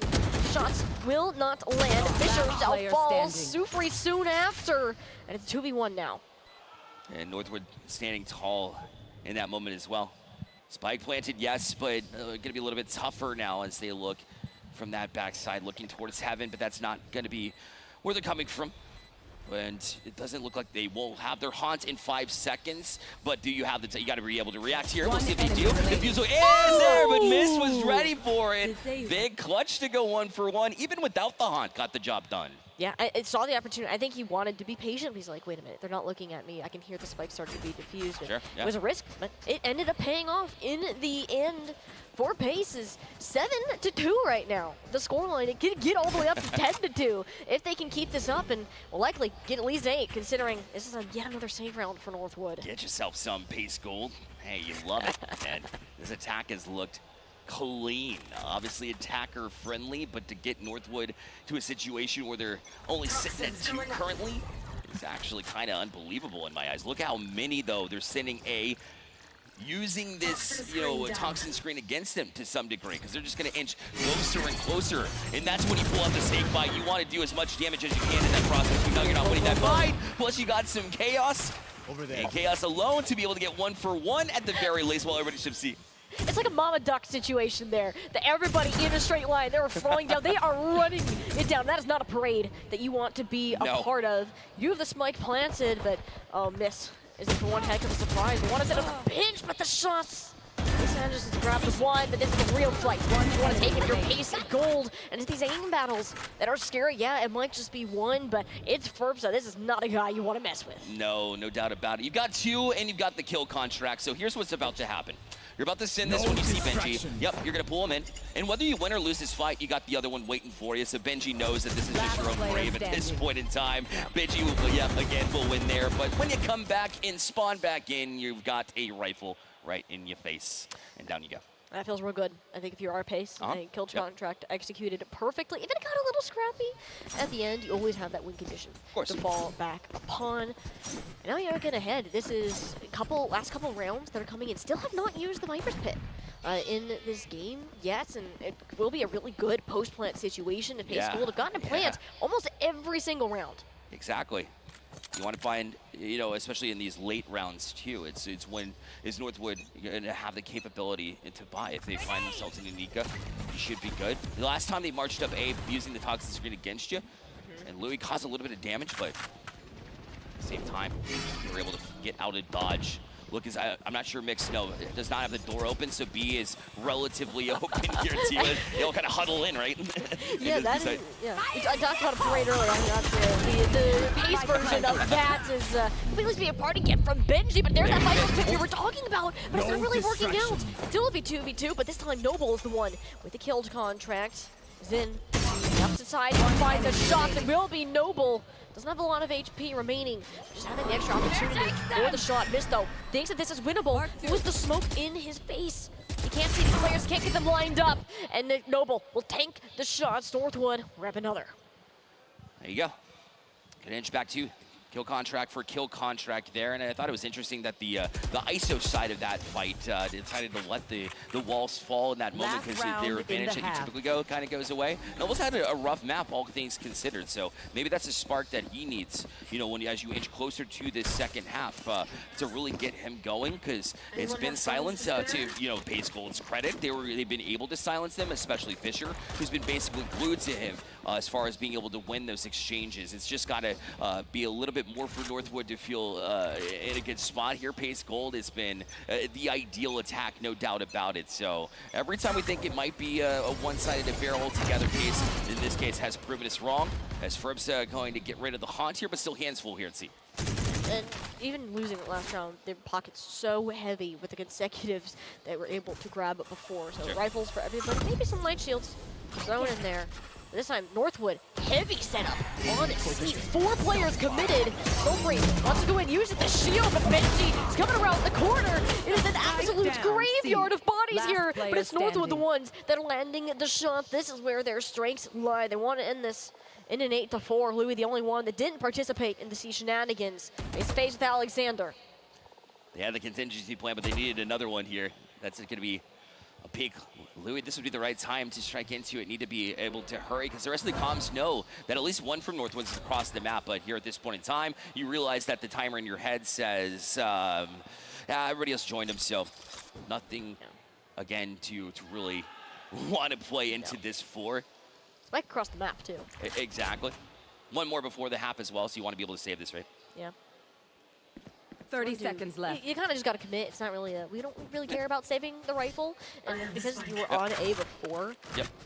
I don't think the spike was dropped, and I think seeing the I'm kind of shocked that Northwood hasn't moved yet. They were convinced, very convinced this time. They'll still, I mean, even when the spike is planted, plenty of time to get back into. And 10 seconds left. That'll be the sound cue they need to send everybody over and across so they get the plant down at the very minimum. They'll have that, and then holding on to this poison shield too will come in clutch, especially for anyone who starts to push up. And Verposa not having a lot of HP either. All in good. Bullet should go ahead and do the job. But these players taking their time in the proper position. But Verposa spotted out Louis. Location revealed. Paint shells. He's determined that he can't rotate through the main angle. Playing bait there, eh? When you don't have any intel util, you just send one in, and now you can do double swing. We'll go with the snake bite on the far side. You isolate your fights. This is how you do it. And you get it done. And that was the snake bite that they threw on the other side. Keep them occupied. Throw that snake bite onto the spike itself. Force their hands. Isolate the fights. Well done. A 1v3 perfectly executed there from Louis. 9-3 now for Pace Gold. The most round that they've taken off of Northwood, with the exception of the one win that they managed to snag. And the pistol round, we know very well, Bear Light, this is their territory. This is where they perform at their highest. You felt good enough, all things considered.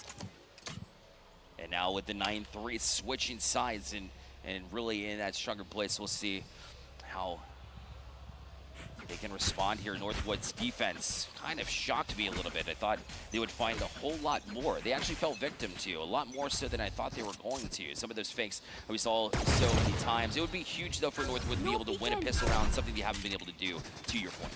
Yeah, it's almost now, we were talking so much about, oh, Northwood are favored, this should be a sweep, blah, blah, blah, but here they are, backs up against the wall and needing to do the one thing that they actually have done nothing at all with, and it's already off to a rough start. Missed. That just grinded Benji even being under pressure from 2 separate players. As Northwood now committing more towards the ace side. 3 players on there. Still making this a winnable situation with rotations on high ground. That's positioning you like to see if you are a Pace Gold fan. Down goes the spike, leaving only Ferbsa remaining in a 2v1. If you can plus this out, Louis with the shift gets it on the grapple hook to mess up the aim. Genius move from Ferbsa, but doesn't know that Sufri was waiting for him behind. That's right. You want Ferbsa in that situation for sure, but only so much you can do. They play together well. It's just smiles on the faces from Pace too, and why not? You got the double digits here in the 10-3 pistol round win. And get into 11 if they can play it correctly, which they have been in a multitude of different scenarios besides the first map, half. And with the Spectres in hand, hopefully, you know, we'll have, you know, just their opportunity to be able to sink Northwood where they stand. And I didn't think I'd be saying that at the very beginning of this match. I'll tell you that. That's what I got. No, I think we went into this map fully expecting, like, you know, Northwood are going to come out and they're going to kind of run the lobby. But again, weird compositional choices. I don't know whether it was overconfidence or just some new strategy they wanted to test, throw things off. But this is one round that they wanted to see. They did this back on a sense that they don't care whether they have the good weapons or not. They're going to find a way to make this one work, and it's literally just missed remaining. And we'll at least get the one, but so many players now surrounding this point. Headshot from Sadakar to close that one out, and the bonus forfeited. Yep. Just find them where they are and be able to win those fights early, and then you don't even necessarily need, you know, the plant spike at this point in time. You've located everybody else, and that door over at B was a big part of that to get things rolling, because they had no idea that was the case. And for Northwood, they knew where they were, and just being able to close on that the way that they did to open up another sight line was why they were able to win those early fights, establish themselves in a step in the right direction. For Northwood to deny that second round that we thought was going to be, you know, it should have been a round 1 there from Pace Gold, but you can't say that against Northwood. Yeah, no, not quite. I think this is the one team that you can kind of give the exception card to in that matter. But I think it's, again, being a very attackers favored map and seeing Northwood slow down their play style in this moment is better to see what they can do to Pace, because typically we've seen them, at least on a sense, how much they just kind of laddered in the small spawn, waiting for that plant to go down. They don't mind being in those types of situations, but in this case, they've been more proactive and wanting to commit more, and something the Northwood are able to take advantage of. Pace Gold, by simply playing deep into these sites, are fading out a lot of the util that we see from Northwood as well, and that's been kind of a point of emphasis as well. Louis will be taken out. Noble's got an early one. Drawing first blood and jumping you on the sea. I'm wondering if they know that Zen is here. Not a whole lot like the classic that they can do, but they'll have a little bit of help as paint shells come through on the waterfall side, allowing 2 to rotate on the defensive end as Fisher will be able to get one back here from the distance. And a whole different vibe here to this one. Contingency plan out to try and get that wall up. Noble used it, worked off it, but only good for 1 here on that other side. Now as they swing, Benji ready, 1, 2, 3. And Northwood will take their 5th round here, simply by firepower. Yeah, I think this is where the wheels are starting to fall off the bus. If you're Pace, you had such good momentum, you're dragging Northwood alongside you, and now that the tables have turned, I do wonder if they will take a timeout. They haven't taken one at all, if my memory serves correct. But correct, yeah. Yeah, and they're getting into their first actual buy round with the rifles for this point. Shocker, son of Car will pick up the Odin yet again here on the attack, but yeah, I think this might also be like the lack of a Sentinel, the lack of like a good one person that you can just stick on an objective. It makes it a little bit easier for Northwood. Yep. Get in early. I like it. I like early, you know, I like early timeouts. I talk about it all the time. How you don't let it get to a certain point. But also, I think they might be saving it for one more. You know, if this round goes wrong, then you're back to Nico to talk about the next couple rounds. Potentially, yeah, there you go. Almost had the fine, but finally I mean, they do get a spike down throughout that, so yeah, you pay with the life of your ISO, but at least you have the space. And this is a rough objective to have to retake, but Alexander corner. Just flanks around the corner. Nobody saw him coming, and the Odin is left to mow people down. Pace 2v2 Louis. One heck of a game here on Lotus and Furbsa. Singular bullet anywhere.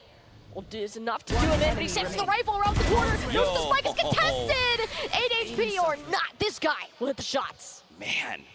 Wish I was that lucky sometimes. Well, for Forbes, you're not lucky because of your position, but knew exactly where to be able to catch the weapons both times to give them away, and Northwood does not win that round if they don't have that brilliant flank to even things up, because they were very much out of that round until the veto swung around. It was Alexander that found them basically with their pants down, utilizing Lotus in that way to be able to break wall down earlier in that round, so that way you're not giving your flank away, and you know, being able to use that against them as they weren't checking their flank. That is a mistake that Alexander will still protect. Yeah, nothing to expect, but with how this guy plays, I think you should start to expect it, at a minimum. Yeah. But yeah, another save round here. All sheriffs for Pace Gold is, yeah, they're actually pushing up into the spawn here. They see the spikes on the ground, they're like, okay, something's up. We can really get someone else. Of course, a knife out. That's 2 now for Soufri. Nobody saw that one coming. What was home safe is now enemy territory. Yeah, and the thing is, you were defaulting, so you left the spike in viewpoint. Oh boy. Perfect from Pace Gold. Not that they knew that that was going to be the case, but it worked out very well for them. Tasting your own medicine, we'll say. Yeah, Fisher taking a page out of Sudakar's book, ironically with the Odins that he ended up dropping in the previous round. Ursa still here is like, well, this kind of sucks. I don't think you're getting through against Fisher, especially with the weapon of choice. Yeah, no. Yeah, we'll chase you out. We also have plenty of money. We'll use some intel to make your inevitable death a little bit quicker here. But we'll see. I don't know. Well, for he's going to challenge into this. You know, he's going to be bold, be brave. I mean, never say never, but at the same time, this is, surely you just save your weapon here. Because he was also kind of showing from he ended up getting the regen shields instead, and we'll have nothing to go off of in the next round, even to push off of this. But still util being pushed out for Pace Gold. They can hear him walking on this side. Eventually somebody is going to swing and says, you know what, I have had enough time to get out of there. I'll end up saving the Phantom for the end. Right? Yeah, he will. Yeah. Okay, yeah, absolutely. That smoke will be out. Plus, unless they wanted, there's no way they would challenge that. That would be, and for them, you want to keep as many rifles on your side as well. And that is well played both sides here. And, Pace just with that early challenge, just being able to walk through B, and then like he had the default look. You said that Northwood was being a little bit more patient. Perhaps Pace picked up on those same vibes, was able to read it, use their intuition, walk down, and more importantly, secure those kills, and then have plain sight of that spike for the rest of the round played immensely in their favors, obviously. Yeah, very well played. And it's something, they have done that on no maps. They are a team that likes to be passive and take the time, so Northwood, they were not prepared for that at all, but it likely won't work twice. As we'll see Pace Gold start to take more space at least through the C side, but that is not where Northwood are interested in pushing for the time being. But this Viper wall makes it so difficult to keep on moving forwards. Yeah, that's why Viper is so played. I mean, B to A, B to C, you can cut off defensively. That's Alexander catching. Wasn't exactly the look they were looking for. Showstopper here from Benji, and this is the second time that you're looking through and not able to find anybody on site. I love the, you know, the attempt to be focused there, but wasn't able to quite do so. They'll go tree instead. And now Pace Gold. Spike still hasn't been planted, by the way. We'll see if they can jump onto it. It'll be delayed, though, by the base quake here. Yeah, base quake there, yes, but heavy investment from Northwood is bunkered in the corner. Every single ultimate that they had in tow was used. Noble is on the spike here, and nobody will be able to stop it from being planted. But still, everybody's spread out on Pace Gold. It is a bit risky, but you do want to set up a flank, and it doesn't look like they have any idea that Louis in tree. Okay, well now they know. And Noble, wasn't able to land the shots, but Benji, ace potential now. Is it just Louis remaining? Has to pull out the gun. Is he ready to swing this corner? Louis will shut him down. And 8 HP to go. No way, Sudakar, his favorite weapon, will do the trick, and he'll get his 7th on the board. He avenged the mistakes there by Benji and was able to get the job done there late as they get, Northwood up to 7 now. You're never comfortable even this 11-7 here if you're Pace Gold. One thing that, you know, for Northwood here in particular. Even though the base quake I thought was kind of ill-timed, they're still able to kind of work off that anyways to delay pace gold, which kind of allowed them to isolate. And so even not using it at their complete strength, still found value. Mostly because Benji was just popping off, to be honest, though. Not much more to it than that. I think everybody on Northwood is in some sort of pop-off at this point, and it's not a car I think does stand out just because you have a strange way of going about it, but hey, you will read the judge. If it is working, Sufri, oh, Boobot gave him away, at least avoids the blast tag. That's on a car, spamming through. Has the kill contract here? This is not a great position to pull it out. You'd want to be undercover, and there's just no way to get back with the amount of pressure Northwood have on that angle. The rotation here, a little rough. It is a save round for pace after all, but I guess Louis with a sheriff is scary enough to deter them. Terrifying. Had their roots up as well, so had that little bit of support cross It's terrifying. They get one, yeah. Well, terrifying for Benji. For some cards, like, not as much. Got the Odin. Yeah. My try and hand there too. Guardian, on the other hand, that one hurts. That one hurts a lot. And Spike planted. At least make this difficult. Grabbing quite a few clutches. Wait a minute. Just the one. Oh, man. But no ruse will come on out there. So it'll be Northwood back up to 8. And considering we started this one at a 9-3, it's starting to slip again from pace. Yeah, that's got to be elite. I think it's 7 rounds out of the last 9, if I'm counting correctly. That Pace Gold had a couple, and of course, yeah, it was one in addition to the pistol round there too. So Northwood has been on the Storm up forward too. Plus, well, I mean, didn't pull the kill contract to get it done either, so they didn't have to. So a lot of really just value both ways from both ultimates. We'll see if they're able to kind of you and me. Right now, they're looking C2 kill contract. We'll pull one in. It's Noble, though. Not exactly who you want to see on the other side of that. Yeah, Louis there. Louis got pulled. Barely. Like, I think about the tip of his pinky toe. Yeah, it was. Actually, almost managed to dodge it. But yeah, that will go ahead and clear the site out. Free plant now for Benji. The rest of the Pace Gold looks to roll on in. And they have great angles to approach from. Really do. Both sides. What a... Waterfall 2. There'll be the paint shells to test it. Zin's got 2. You and Turns me. on mounds, make it 3. Nicely done. Sufri gonna pull in Noble, and they got one as well. You're back out though, and Fisher will finish in. Defusal there and ready, and this is exactly what you want. Not only are you going to stop Northwood with those many rounds in a row, you're also up to map point as well. Guaranteed in overtime for Pace Gold now. And those are some happy faces that we are looking at, and managed to do it before. And okay, you know what? The map pick is starting to make sense. Northwood just cannot figure out how to stop or really just hold on to these poke plants at all. Pace Gold, that's where they've managed to sign the most, and you gotta force a buy. Those are not the weapons you want to be working with. Only 2 rifles on the board, and Pace Gold 1 round away from taking a map and forcing this series to be completed on police. Really good, and yes, I knew this was inevitable to press right in, play aggressively. It's worked, and that's how you've won rounds plenty of times. I think a challenge into this Viper's Pit would be interesting. They have the util to do it. You see Boombot in. They're going to try to blast back into it too, because guess what? You don't have the Viper's Pit anymore if the Showstopper has such that wide radius to be able to take them down, and now C's free for the take. Okay, if you're doing it that early in the round, expect everything but the kitchen sink to be thrown in there with you, and yeah, brutal for Pace Gold. And this was, again, the round they had all the weapons, they had the ultimates, and those are the ones that for some reason Northwood just seemed to perform all the much better. Swarming around this C site.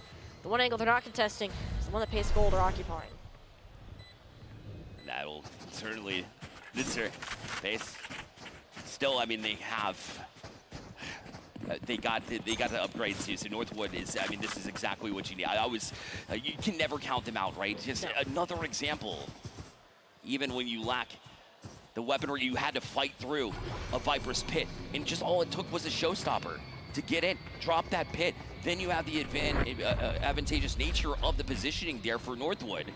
Can't count them out because they'll be able to full buy this next round as well. They got their 9th on the board. Yeah, they got their 9th, and perhaps a bit of overconfidence from Pace. I think just seeing on paper the advantage that they had, and sticking as far ahead with that Viper's Pit, knowing that one side's going to be pushed regardless. no fear at all for Northwood heading into that. And now look at the weaponry that they have access to. No ultimates quite online yet. Maybe Fisher will get a showstopper up later into this round, but ideally, if you're Northwood, you want to keep this going. You want to get it to an overtime, finish it in 2, and they certainly have the utility to do it. There's contingency to take mountains or walk up it, or at least make them think that you'd be going that way, but I mean, not much you're able to do there. Didn't really peek and see what was on this side. You obviously know that there's Viper on the other side, seeing as there's a poison cloud facing in front of you, but as far as the ice is concerned, I'm not sure they have that info, but you do have Spike and still teasing mountains. Once that goes down, this will be their opportunity to potentially play in. They got Sufri sitting here waiting, but that's why the Owl Drone will chase them out, able to tag them on the way in. Still not sure if they know the ice is here. The paint shells will clear that far corner, though. Yeah. But still, no progress made. But yeah, I think seeing the amount of utility from the different agents there, like, all right, something's up on this point. We either need to get on B and C, and that's what Pace Gold are doing, knowing that it is an easier rotation through and hearing the sound of the door. Take the risk. As Louis, that's a choice, definitely. Being on that box, push it all the way up. This is just him and the sulfur remaining. Will pay for that. Will risk that and reward. Louis just manages to stay alive, but inevitably this spike will get planted at the back of the site. But it is a faster retake from Pace Gold, or at least they thought about it. And I think that was important as well, that they were trying to challenge into it early, because every time Northwood gets set, it becomes a whole different story. It gets scary for them. Missed. Gonna get the first one to open the door. Yeah, a rare miss, I think, from Verbson too. And all of the information saw the rifle. Now it's gonna hurt a Fisher. Wait a minute. That's 2. The race goes in. It's a showstopper to put an end to Northwood University. And the celebration is there. That will be a map going over to base, and we are going to finish this in 3. Very nicely done, and we said it before. Like Northwood, they're not always going to be perfect. No team really can, and they still challenged in regardless of dropping a few rounds and all the Pace Gold. There were some times where they let Northwood get back into it, but that was really just like their prowess from Northwood to challenge into it. But Lotus was the right map pick. I think they wanted to start strong, and they knew for them it was going to be starting on attack here at Lotus and getting getting quite a few rounds in a row. As you recall, it was 4 before Northwood got 1 at all. So when you had it there, I think that was the big difference here, Tiny. Yeah, it was all a side swap. That is all that they needed to get that momentum. And for Pace, they're in hope that carries on forwards to Breeze. Map number 3 will be coming up momentarily, but first we are going to throw it to a short break before we will come back and finish the ECAC Valorant Finals. Stay tuned. We'll see you in a bit. You'll still have common days. Forget someone's name mid-conversation. Count your tips at the end of your shift. Buy something disappointing off the internet. This is not one of those days. A few weeks a year and you'll discover the most uncommon time of your life.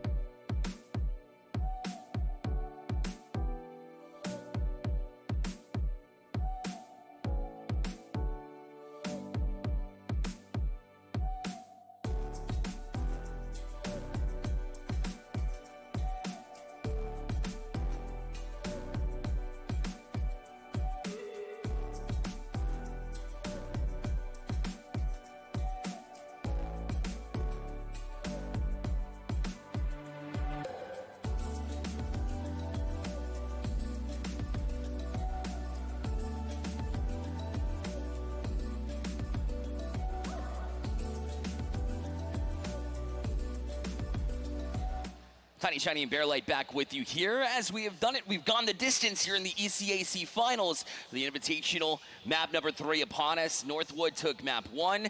They had some interesting choices there as far as the mix and the veto here. And maybe because of that, potentially, arguably, we see a map 3 regardless. Yeah, and I think for pace, you're taking advantage of Northwood, honestly being a bit overconfident. That was very experimental. And I think for a grand finals match, a risk, even if you beat a team 13-5 on a map that, hey, that's your map, you don't really want to mess with one that's on their pick. So we will be going to Breeze, whether they like it or not. And I think for Northwood, you're going to be locking in something a bit more typical. Like you were talking about potentially having this jet come back into play for Ferbsa, which was a massive asset for Northwood. Yeah, I think that's a certain play, right? And that allows Son of Car as well to get on, jump on and have maybe a double duelist look potentially here at Breeze would be interesting. But I think, you know, Phoenix gets his share of play, so a potential for Son of Car to not just be talking about his Odin, but actually be able to talk about his ability to use a little something instead. So, and we know that Son of Car is certainly an aspect of it, but that's a good point, right? The experiments are over here, but it's always a good thing here at the Forge Scholastic Esports Championships. It always seems to go the distance here, and because it's because Pace Gold, they were just able to dial in and hold off a storming Northwood. That is a good sign. However, you know, one map is one map. You got past that 2-0 threshold, and now it's time to get the job done. Yeah. Look to get things going here in map 3. Yeah, time to get things cooking. I think it's kind of funny that you brought that up. Every single match that we have had on main stage, for Valorant specifically, has gone 3. That's right. Isn't that crazy? Yeah. I know. Maybe it's just something about the main stage that the vibe is there. The fans are kind of chilling, but we are going to get ready to get into our map momentarily. But we do finally have confirmation that Peace will be attacking first. That did just depend on who ended up winning on Lotus. So Pace will end up on that side, and Northwood will be over to the defense. That certainly worked for them at Lotus. So it did, but it's a 2-site map. It is, and it's very open as well versus Lotus, Yeah. Which will be a different vibe, and that's why I'm saying it's just going to be a game where you have to be able to look out for Ferbsa, and it's not just Ferbsa either. Like you can give them different looks here on both sides of the coin. Noble rather is going to have a fantastic map too. I can tell, like just by from Breeze alone in the numbers that I've looked through, loves and thrives in this map. So Northwood certainly has the advantage. That's what you get as the #1 seed coming here, you know, into the grand finals, so they'll certainly make good use of that. They will, and I think that if you are Pace, especially how open this map is, you got these AIM people like Nova. I combined Ferbsa and Noble, but maybe that's what they can just be. That can be their duo name. But anyways, with those two, you have to find a way to kind of cut off those sight lines. I would love to see the Viper come back for Louis. That works so well back on Lotus for them. And it seems to be that he is on the same page for that too. And Alexander actually going to opt to match it. That's right. Across the way, Alexander gather that same value, right, that you get from Viper here at Breeze also. I imagine that Fisher was going to go with this Harbor to bring them into, and yeah, I mean, that's what sticks out to me as well. Zin's rolling with some confidence. You don't see an insta-lock on Reyna very frequently. No. Anywhere. Much less Grand Finals Map 3. He's done it. He did it in the group stage, but this is Grand Finals. And I think he's one of those players that will just force those more niche picks. He likes to play aggressive. He likes to get in there. I think that's why he's always on that clove, to have the similar opportunities as a duelist. But because you're running double controller this time, you don't really have a need for that specific agent. So opening the Reyna, I think makes a bit more sense here. But yeah. Very similar compositions across the board. The Reyna being the only difference, the Phoenix. Maybe they plain and simple said Northwood has not been practicing for this one, haven't scrimmed against very many for sure. Maybe catch him by surprise. Pace Gold, that prime time #1 attack that worked really well, but #2, the pistol rounds that have been going their way. Now Northwood did win the last pistol that we saw. However, I'm a big believer in the numbers, and the numbers say that Pace Gold has been really strong in that aspect. I anticipate nothing different here on Breeze. Yeah, and it's one of those maps too, because of how open it is going mid, isn't really the point of choice. They're not up for this ace lane to take advantage of the shorter range of these weapons with the Harbor Wall up though. First to try to slow this push, which doesn't really do much for Sulfur. He doesn't care. He's just walking through every single smoke. Cannot see a single three sitting, but it does make sure the Fisher can get on the site, plant that bomb, and will instead be the opposing Harbor Wall to slow this retake. High tide up, yep. want to play 1-for-1 here in this moment. Got them, you tried to deny them early with that high tie, but then it just works in the other way too. The Cove is trying to support there from attacker's spawn, but now you got Silva v Silva action. Noble's already taken care of his, he doesn't have the shock dart bringing in. He doesn't have the recon either, but caught a tail end of him. So now, whether or not when do they challenge here, obviously missed with the advantage. Having the spike being planted, teased it as well. Got a little bit dangerous, still buying time, killing time. Yep. But lost track of him here. Oh, there it is. Yep, there you go. There it is. I was gonna say, Mist is great with these post plants, knows how to buy the time, but I happened to get the teal there. He's like, all right, cool, I'll take that. I don't think he really expected it, to be totally honest, especially against the Sheriff, but Goonish Pace Gold, they are now 4 for 5 on their pistol rounds, which is 80% success rate, not too shabby. You know, I'll take you back to map 1 here, whenever the energy of this team kind of fell flat a little bit. We saw Northwood be able to take advantage of it. It's back, baby. I heard him blow up on stage. That's the advantage of being here live, and they really do are feeling themselves here. Now, last time they did win a pistol, Northwood was actually able to deny a second round in the first half, I believe, of the last one. Will that change here? The Cove out early. Maybe they're trying to look to deny some of that, the entry into A and just keep them one-dimensional. Yeah. Still waiting their time. I think going for, going through just the cave there with 2 outlaws and whatever, the Guardians I think that they were running, it doesn't make as much sense as pushing a longer, more open angle, but making Northwood jump, but not really in the direction that they want them to be in. They'll at least get the scan. Mist starting to clear the space around the corner with the shock darts. Cove will be going away momentarily. They're all cluttered up in this 1.4 players from Northwood are ready to greet them. Missed with that shock dart that was a little bit in front. They just wanted to be able to make sure they occupied cave and took one step closer. So that way they can have that little bit of advantage. Meanwhile, across the map at B, Lewis getting it done there with that outlaw landing, and that's why you see the quick and swift movement in a line here. Sufri lands yet another one, and that's a great start here for Pace Gold. The patient pays off.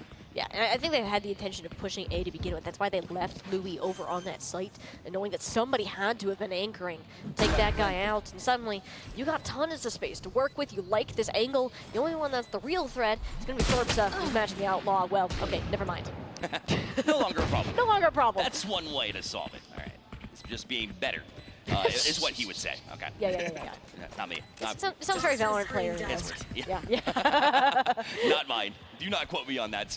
One enemy remaining. Yes, coming through. You'll get a taste of Louis as well. Plenty of them did there in round number 2. And Pace Gold, again, a great start. Yep.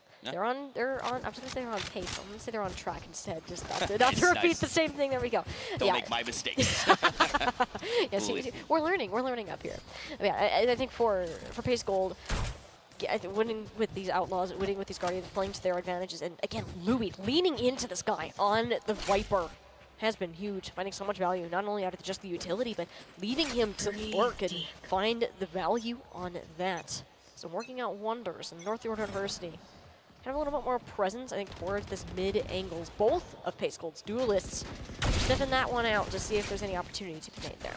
I like this positioning from the jet as well. You see Mist peeking through cave, but Pace, you know, I saw a little bit of a gap of where, you know, you had the toxin screen, if it goes up, still be able to see through. They want to see if they can catch them window, and that's why the Silva has not sneaked up in that fashion to go and challenge it.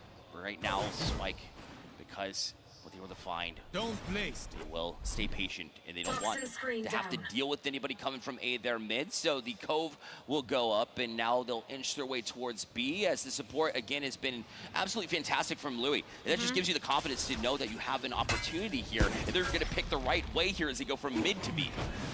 Trying to go through the full rotation in Verbsa. I don't think that they're expecting the angle. Also take out Mist just from that spot, but this guy just doesn't miss the 3 to the head. This Jet, the only unstoppable for Northwood is only Louis. He managed to put him down. Spike is left alone on this point. 30 seconds left. Can just go up and grab it. They just don't know it yet. Exactly. Take a second. There. I don't blame him either. You know that develops. You don't know where they are. Hell. going to grab it though. Eventually, you know, as time ticked on, you get a little bit more bold, especially when 15 seconds is left. You got to do it at some point. 10 That seconds mindset left. here. Whoa. Louis again. Been huge in so many moments. Continues. Spike will be planted. And now in that 2v2 scenario with the Viper extremely low as well. 3 fake plants on the spike, by the way, from Louis to eventually get that plant down. And hey, it worked out. Will be the wall going up though. High Tide blocking some of the sightlines and allowing a rotation now through B long. 11 HP on Louis. If he can get one, I think that's the best case scenario, knowing that eventually Northwood will have to push into you, but is spotted by Benji through the quick peek. Shut down. Leaving it only up to Sufri. Tried to push up, but yeah, Benji will hit those any day of the week. Do they have the time to defuse? It should be A-okay for that one. They sure are. And you guys with Benji fighting off what was an excellent round, an exceptional round from Louis, but still was able to manage through that, just knowing exactly, based on timing alone, where the looks would be. Clearing that short side corner just by default, and the rest of it was peeking through that cove too. They don't expect you to do it, just the cove has that extra bit of shield. You can't shoot through it, but it doesn't really matter. You force them, you put them on the spot. It's like, hey, I'm testing you to hit your shots. In that case, not able to, just caught them by surprise a little bit, and that's why you see them get another one on the board. Yeah, they'll have the advantage here for sure, but I think Northwood going ahead. Had the rifles to work with in the previous round. The Son of Carr used literally everything just on this one corner, out of fear. Didn't know how many players were lurking. Certainly does at this point in time, but he's gonna fire to get two with the Spectre. Completely blind disaster for Pace Gold. At least still has control of the spike, but ultimate out now. From the harbor is Supri. He's gonna peek up more, but takes the angle. Make sure that Benji is spotted through the box, and just like that, all even in terms of numbers. It's only Fisher that's really lurking on this point. He does have the spike, but it's so risky to plant it now. Welcome to At this my point, it's, world. especially with where you want to be able to do it as well. So Viper's Pit, again, to make sure that you're a little bit safer there. Shock Dart lands, line up good, had a sense of where they might be, and absolutely laid into them as well. And the sneaky play here from Pace Gold is just to go B here at this point in time. Don't want anything else to do with that Silva. It's a great play to give them a fighting chance here for North. Yeah, Sufri able to just book it over to the other side. And we'll actually back off the spike quite a bit. Off to play the long angle. But look where Louis located.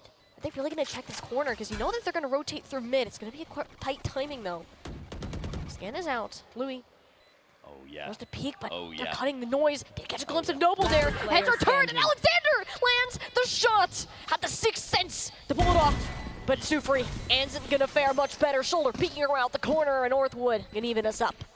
Big time plays, big time plays. They had such a good look there to be able to catch them on the flank, and just like intuition alone kind of carries you there as you turn around, and it's when they challenge as well. There's no use of both of you getting focused, like straight line focus there. So that was excellent from him to make sure that guard is not let down. The last thing you can do as Pace Gold has shown us in map number 2 is to take them for granted. Got to be able to be on your P's and Q's throughout the entirety of this map. They were able to manage that, and they'll be able to gain even ground here for Northwood.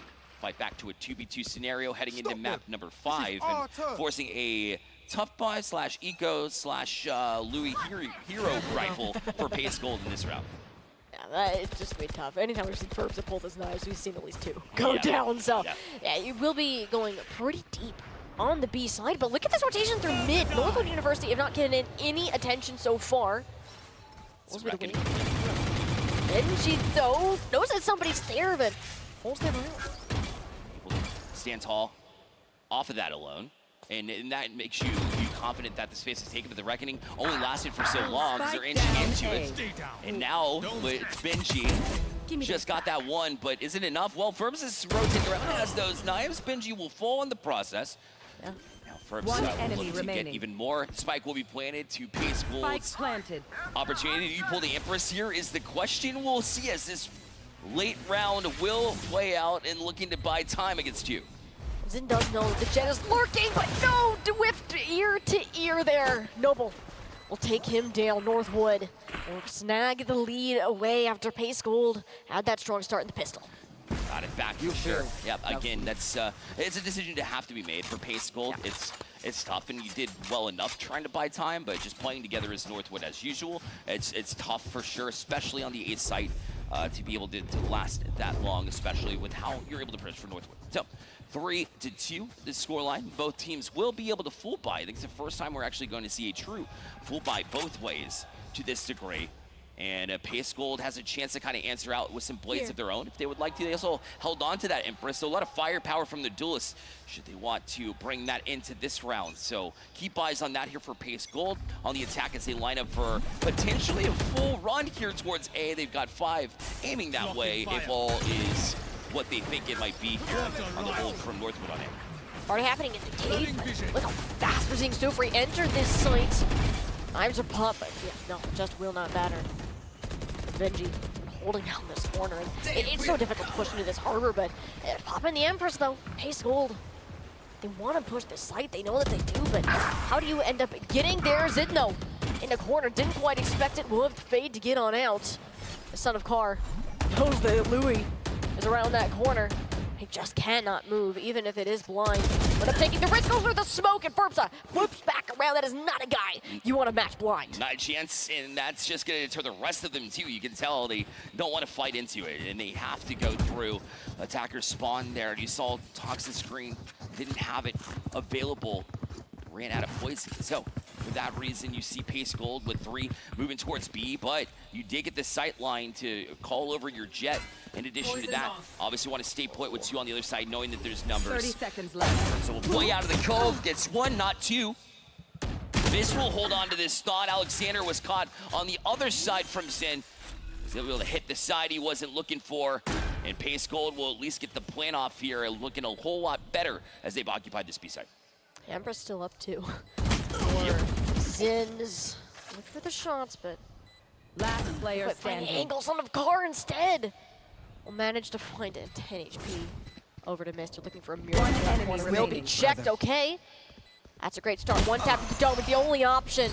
But it will not land. Benji on top of those. He's been the one to get the final blows more often than not. Playing together, and it seems like you get value both sides because you talked about how on A there's just not a whole lot of space whenever that high tide is up as quickly as it is. It almost basically nullifies what you throw down with the Viper with the Toxin Screen to get it up, because then it's just like it becomes like this circle with an X through it that you got to fight through anyways. So it's like fight wall with wall here in this instance. And so it's enough here, 4 rounds against you to be able to call a timeout if you're pacing and talk it over, and that's exactly where we're at. Yeah, it's literally 4 walls that you can play around. You can box somebody in. Yeah. Potentially, but yeah, well, that probably won't happen unless we're being super duper silly. It is the first timeout, though, that is called by Pace. Have not used that button yet. I was questioning whether they knew it existed or not. But to be fair, I don't think they really needed it too much on Lotus. I think that in this point in the game, you're starting to feel more of the pressure. It's game 3. You've been playing constantly for almost 2 hours, not a little bit over at this point in time, and taking the time to breathe, hear from the coach, get a new strategy going on ahead, because Breeze, this is for the attackers. You need to get as many rounds as you possibly can from the start. But it's been a struggle bus. Yeah, and you haven't even really seen the fair share of operators that I thought they were going to see from a number standpoint, and yet still have been finding difficulty to get to the defense. If that showcases itself to you, maybe it even doesn't have to come, but I mean, adjustments have to be made here at this point in time. They were a lot of A focused, so since the change needs to happen, perhaps mid is where they want to challenge. Maybe that was the look, because I haven't seen a whole lot. There has been semi-presence there from Northwood, especially late in rounds, but not very much early in rounds. I think Pace knows this. They're going to at least test it in this next one to see what it's all about. Of course, this is the one that there are 2 Northwood players that are giving that one a look-see, and Zin found that out the hard way, unfortunately. Still has the spike at a bare minimum. Noble might be able to catch himself up, but no. Well, actually, Mist will stay hidden and don't quite get the corner clear. We'll see if he's able to catch him by surprise. For now, still hanging around this mid area, not committing to one place or another. That means Northwood aren't going to move. Noble stays put. We'll back off just slightly to allow Pace to feel like they're comfortable, which hasn't been too frequent here on Breeze. So, backing out mid, and it's time ticks down, right? It's 50 seconds left. Making a choice. Northwood doing a good job to hold their cards close to the chest as this develops. It's going to be aimed towards B. And at this point, with 38 seconds left, it's basically do or die. They have made technically a decent choice here. You're going to be fighting a Viper slash Jet in this moment. So hopefully if you get the Jet first, then you give yourself a prime opportunity. We'll see how it plays out. Viper's Pit is available. Shot didn't actually go off, and Alexander does fall. Sufri. I did see like a ponytail there on Ferb's and yeah, that'll be swiftly dealt with. Spike is planted. Patience pays off for Pace Gold. Now Northwood have to fight a 4v2. I know. It's like, it's gonna be tough, but if anybody can pull it off, he knows he's capable. He's got also the recon bolt and shock dart as well to his name. Last player standing. Backside, well, no, never mind. Short, you wait, got okay. Benji, okay, and Benji's been really good. Hear me out on this B side. It's good. We'll see. This is Benji's site. Maybe that's what B stands for Benji. B for Benji. B for Benji. Yeah. Oh man, that's actually I'm gonna use that. Yeah. I mean, it's not going to be Benji's site this time. He will give it up. There's not time, and he actually does end up falling at the end too. Rough turnaround on that. He definitely wanted to keep that rifle, but B for Benji. We'll see that next time. Yeah, exactly. Yeah. I mean, you did everything you could there, and but also been holding down the A side too. Benji's had a presence across the map, but Pace Gold silenced that, and it didn't look very strong. Like when they were going mid and occupied that a little bit, they did get challenged and held tall though. A lot of resilience there as they decided that B was the right option, and they took it and were able to put one on the board. So Pace Gold back within one here, and looking to ride that momentum here into this next round. They have managed to plant the spike every single round so far, and usually within the final 15 or so seconds. First side for a surprise, or wait, never mind, it's Pace Gold that are hurting. Down, B. Didn't check the corner properly. Weren't lined up. Flash is out onto Sufri. Who's gonna push up? Problem is the spike is stuck in the small corridor, and look at Northwood swarming around, and it's their own hive. You do not mess with them at all. And in fact, this will be the first round that Spike will not be planted. Northwood changing the narrative and doing it in a glorious fashion. Best to play as a team. You remember the default from the previous round, so you know that like somebody should be in theory. You know, in elbow, checking that while you're kind of looking towards options towards B. And if you're Northwood, that's the ideal situation, is finding basically everybody there. And from there, was able to kind of take it by storm. And yeah, that's just another situation where you find yourself down in the eco as well. So missed, Sufri not going to be able to buy up here too. So Northwood will have the advantage as they go right back to B. Yeah, this time, Benji on the opposite side. Yeah, that is a fast back out from Alexander. That is the Hunter's Fury, you name it, everything being dumped onto this point. Two ultimates. The clear sight that nobody was interested in the first place. Pace Gold can set up for their own post plant. High Tide was out just in case, but it was up relatively early, so it will fall down early in this spike as it's ticking down. And Northwood joining the party. They're going to make this one quick. You've got numbers, and you have your entry as well, and that means you have your confidence. The only thing Fisher found was the run it back. Noble was able to swing and grab one on miss. Back behind him is Ferbza. And now with just one remaining and chased out, yes, easy defusal. Stick it, land it, and Northwood will be up to their sixth. And there you go, Northwood came blasting back into that point, especially Ferb's a bolt dash is committed, and you have no idea what hit you if you're Fisher, who again stood out a lot, I think, in the previous map of Lotus, but kind of struggling to get going again on this map. It's so close. I mean, Pace Gold are getting the pushes that they want. They committed the utility, but being again in another eco with very few rounds remaining in this half, I'm starting to get a bit concerned for how this map can proceed, especially when these sides swap. Yeah, with the hat buy last time, essentially, and now another eco. Back-to-back rounds that are tough and kind of build against you, but you'll be able to full buy. Next round is basically the good news you hope for. Missed also, able to avoid the curveball, but not the bullet. So the car starts off with the first pick. That's a good start, though, for Northwood, and look how far up Son of Car actually ended up pushing into that cave. Spike still spawn, by the way. That was just meant to be a default, meant to look around, and now you have to go send Viper to go and grab it, which Louis happily do, but can the rest of the team hold down that mid angle? Because Northwood, they're starting to figure out what's up, or at least they will soon with the way Ferbsa's heading. And you had an opportunity to basically go into attacker spawn if they knew a little bit more. I think they have a curveball to kind of play off of. So if they got to attacker spawn earlier, Down A. yeah, and I don't think he's sensing others as well. So you're so deep if you're pace gold as well. Plus you're getting circulated also. Noble behind you. I don't care what you have as Arena, you're still, you can kill yourself all you want, so you're gonna be chased down here. It's Benji to do the trick. 7-3 now for Northwood. Yeah, it turned into a bit of a mess there for Pace. They wanted to do their default, but didn't quite expect Son of Car not only to get an elim as fast as he did, but push up as far as he did, and it left Louis in a difficult spot where he was in the point, and I think he wanted to lurk, see if he could pick off the Phoenix not paying attention, but at that point in time, the rest of your team was already so committed to the fight, nobody could come back and help. The Swarm closed on in, so Northwood up to 7 rounds here. Operator for Ferbsa. If there's a map to pull it out, it's this one. Yeah, and then you get to just hold on to the blades as well, because you have the operator in hand. If you lose that, then you can go right back to where there's a couple rounds. Curveball, landing 3. Was able to steal 1. Senecar was good for 1 as well. Want a little bit more.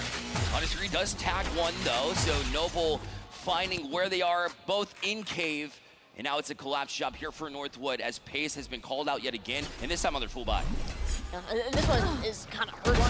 Yeah. Unless they're able to come up with the pick. I mean, it's just Benji. Benji's favorite. Can he just be like A and B site? Is that a thing? We just say it's Benji's site, wherever he has managed to get set up. And Nate, now 1 more left to go. Will be a force buy for this Pace Gold team. It might be a repeat of the 9-3. Coach, I don't know if you caught the coach dancing. He's been doing that. He's been doing that every round we've had to fantastic. Northwood. That's fantastic. Listen, it's He's a excited tradition. to be here. Yeah, exactly. And you want to keep that up, especially if it's working for you. Why quit? Also working for this team here is the fact that you have the operator in the hands of first, and Bladestorm still up to you. You have Reckoning in case you need to, jump onto a tight corridor. You have the Bladestorm out. You don't care. You're still using it. To 3, baby. Oh my. They didn't even, there was trouble trying to find that too. Curveball from Son of Car here as well, trying to finish the job. But it is just going to be a long sentence of death here. As that running back is all you got. Noble will finish the job, but flawless round here for Northwood. Yeah, 9-3, you into that with 4 ults. It's the expected result, but Ferbsa putting on a mechanical masterclass in mid, basically in the skybox. No one's going to be checking up there for the Jets, and made the most of it. Side swapped now, and Pace Gold, mountain to climb. And it's so good there, back on Lotus. It made Northwood lock in, I can tell you that much at a minimum, but 4 rounds away from victory from an ECAC Valorant title. Work off the pistol. Oh, cliche as it is, it's literally 1 round at a time. And yeah, Ferbsa was the last round and a half full denied, just in case she had the operator in hand, didn't need it either. So we'll get things going here into this second half. It's always been Pace Gold finding more success on the attack, so it gives me a little less hope, but something to work off here if they're able to win this pistol. Revealing area. As expected, high tide there, and actually did a good job finding where Ferbsa was. Unfortunately, caught the wrong end of that exchange. Yeah, not really a crosshair placed position, but a good flash from Son of Karn. They're backing up in a straight line, made that one easy. Line Spike on planted. up is Benji. Put the spike down on the points here. We'll see how this can play out for Son of Karn. It's kind of just in no man's land. Riding around this point. Big fade was in just momentarily, but there's the better lineup for the RNG. Looks for Louis, down he goes. Triple for the Phoenix. He's gonna want to make that one 4, but Sufri says, I'm not giving you all the glory. Wants to get yet another clutch to his name. They're running very low on time and being outnumbered as it is. Northwood in double digits. Yeah, for Sufri, in that situation, it's tough because you know, on the Jet, you use the tailwinds just a little bit earlier to even give yourself a fighting chance. So that's what you do if you're Northwood. You find value early, and then it's a lot less of a Jet to have to deal with there. And yes, you're right, double digits for Northwood. 10-3 the count. Pace Gold. No charges left. at this point in time, you see typically the idea is to save, but right now they say, what are we saving for? We got a long way to go, nothing to lose. Let's see if we can't just buy Stingers, hit W. Maybe that'll work out. Night. Again, but it doesn't. Yeah, I mean, it's Furbza. I think this is just the map of Furbza. Yeah. It is his world. Pace Gold had just the unfortunate task of living inside of it, and that just was the fear with Breeze being map number 3, and even Alexander on this far angle. No charges left. Won't get hit with the blind, and actually One Benji enemy remaining. made it eventually. That bullet will find its target. Spike is down as Louis. This one feels near impossible. Sure does. So it felt like they got that one too, but nothing doing. Northwood up to 11 rounds won, and it feels inevitable. That pressure's certainly setting in. Didn't get the dance that time. Maybe that's the exposure that Pace needed, but no. I mean, it's just feels rough. Benji's gonna bring in an Odin and not ton of car this time, which is kind of crazy. But I feel like they're almost feeling victory lap here at this point in time. Is it gonna be another save from Pace because they had the half buy?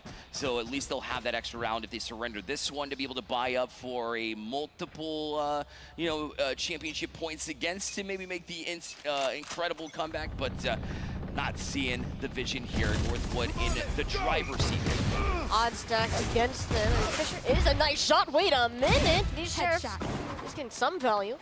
Turning into a 1-for-1, but here comes this guy. Can hit like a bus. You're stuck between that and 2 Odins in the main line. It is not the place you want to be in this world. Yet again, seem to be thrown through the blender. Kind of turned around. There were the players are already on point. There's the flank coming in. Down A. There's Louis. Last one standing here yet again. This will member, the anchor on this C site. He's coming into contact with one, but Spike planted. Spike going down here, no point in saving. 3 alive for Northwood in this one is certainly big for them. They'll continue to ride. They won't have any issues from here on out, even with the hero play from Louis though. So Louis will look for what they can, and this is just long shot. Championship point upon us here at this point in time. Northwood has done just about everything right with the turnaround map after map 2 did not go their way. Pace Gold took one from them, but that might be all they have to show for it. Now it's the last opportunity, prime opportunity. Otherwise, ECAC will belong to Northwood yet again, as they will have their prime opportunity to close out right here and now, unless Pace Gold has something to say about 3 Odins. 4, actually. Oh, sorry, 4, yeah. Alexander, join the party, Alex. Why not? You know, Won't you ya? get Furbza in there, too. So, there it is! Everyone locking it down for Northwood. It just feels like the victory lap for the Timberwolves. In he goes, stuck in his own smoke. Won't need to find a way out. He's gone simply too much firepower to hide. Nowhere is safe, even behind the cover. You will be blasted into tomorrow. Noble comes up with 2. Spike yet to be planted, but this is already looking like an insurmountable task for this Pace Gold roster. Noble walking it down. 1 more to go, and Northwood will claim your ECAC Valorant title. They get the job done as expected. Pace Gold gave them a little bit in map number 2, despite a little bit of experimenting from Northwood, but Northwood just brought it back and able to just bring it in. They are very confident when we spoke with them about ECAC. So to be champions of 2026 means nothing less than that, though. It's incredible to be able to kind of establish the legacy that we've seen from them in multiple titles, but here for Valorant, it seems especially strong as they grow in that instance too. Benji, we talked about, will he be comfortable in this role? Yes, plain and simple. Certainly been a big part of this stack, being able to earn the title of champions here. Yeah, I think every player had their moments. Furbza, absolute demon on the 2 maps that were won by Northwood, and it just doesn't seem fair that he's on that he's on the same team, you know. And I think for Northwood, as you said, a monstrosity of an esports program, so many titles they have already won across the multiple tournaments here, and in fact competing for the ECAC Overwatch title, which we will see coming up right after this one too. So this program continues to just push out champion after champion, and today no different. No doubt. Well, Forge Scholastic Esports champions will be determined here throughout the rest of the day in addition to that, so we'll certainly see more down the road. Northwood just establishing themselves for sure. For base gold, though, you gave them that run for their money. You're able to get one on the board there. You're holding your head high. Your kazoo's high, I guess. Not getting those in as much as you wanted to, but certainly something you broke through that 2-0 mark, and you can roll into the next semester confident with the ones that you'll keep on the other side from this semester as well. Yeah, not many teams can take just maps off of this Northwood squad like that, so the fact that they were able to do that, force them to log in, still quite the achievement on its own. But at the end of the day, it is the Northwood Timberwolves that will come out on top. We're ready to hear from them on stage. Let's go ahead and send it down to Jen to wrap this one up. Thank you so much, Tiny Shiny. Great job, casters. And give it up one more time to Northwood! Well, before we hoist the trophy, I know you guys are super excited. Let me grab you real quick, Noble, because a map 3, it went the distance against you in pace, but an absolute slugfest. Talk to me about the emotions of finally crossing that finish line. It felt good. We tried a little bit on map 2, but I'm glad we closed it out. You know, free Chipotle, 10 meals each. Okay, okay. Wait, what's the Chipotle order, though? I'm like no vegetables, double meat, white rice, lots of queso. Big fan of the queso, big fan of that. But of course, there's a lot of support. Glad we got Joe with the jacket on. Talk to me about the support. Who has helped you and the team get to this point, whether it's Northwood, Joe, family, who helped you be this successful? Coach Joe, you know, fire timeouts, big props to him. Shout out to my girlfriend, watching from home, and my mom. And shout out to all the fans of Northwood and, of course, the school for supporting you. And how are we celebrating? This is a big win for you guys. Going to Chipotle, of course. All right. We are hungry and ready to go. And you guys deserve this trophy. So one more time for Northwood! You guys can lift the trophy. This is your moment. Celebrate. Photo op one more time. There we go. Of course, the ECAC Valorant Finals just concluded, but around the corner, we have to crown a champion for Overwatch. So we'll see you there.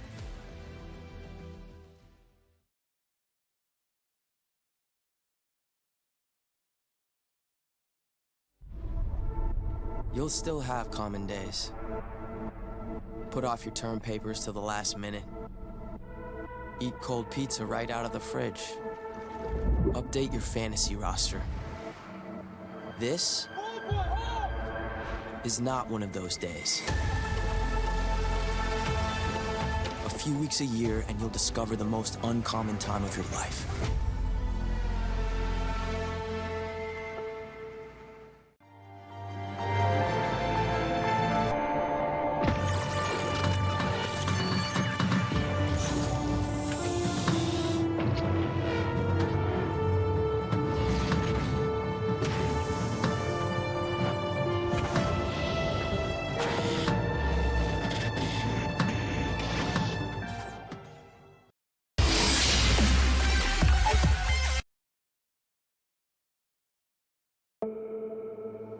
You'll still have common days.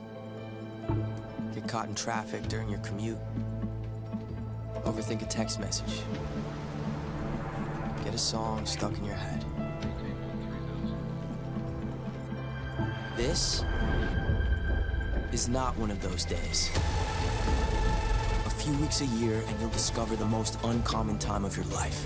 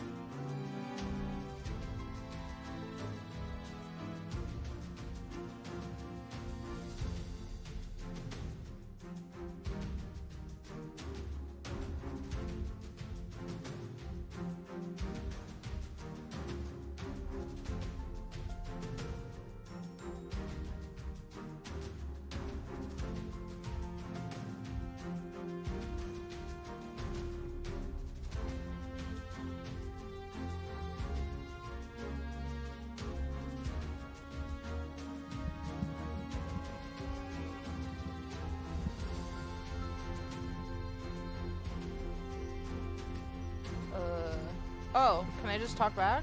Is there? Oh, okay. I wasn't sure if there's a talk back. Okay, sounds good.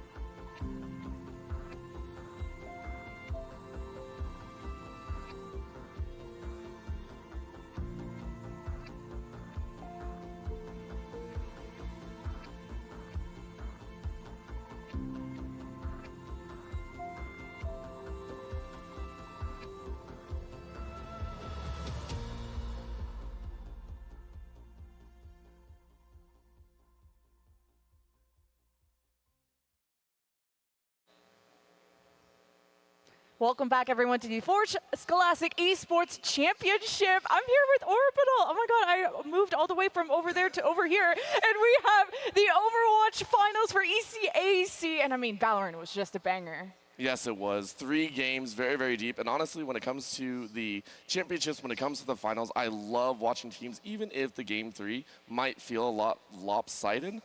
One of my favorite things is they're still here to play. They fought so hard, and the series reflected their hard work, dedication, and their talents getting to the stage. Yeah, and I mean, it's going to be a best of 5 Overwatchers. Yep. It's not going to be the longest series. There's so many new heroes being added to Overwatch, and we're on Championship Sunday, so it just doesn't get any more exciting than this. Absolutely not. When it comes to Overwatch, yes, as you said, there have been some new heroes being added, as well as some new metas that evolved over the recent weeks. Obviously, in the pro side, we've seen things like Jetpack Cat with the Bastion. It's very silly flying mobility. When it comes to the ECAC, I have no idea if they are going to play that same style, but I'm very excited to see if they're able to pull it off, if they're able to provide that level of excellence at the end. I'm excited for our teams to be hitting the stage because that shiny trophy is up there waiting for them. So everyone in the crowd, get up and get loud for our first team to take the stage. It's UD Varsity.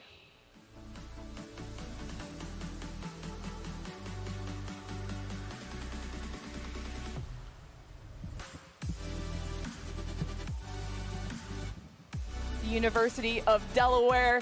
They're looking hype, they're looking serious and ready to face this next opponent. And this is a big school to go up against, one of the best in esports. So everyone get loud to take the stage. It's Northwood University.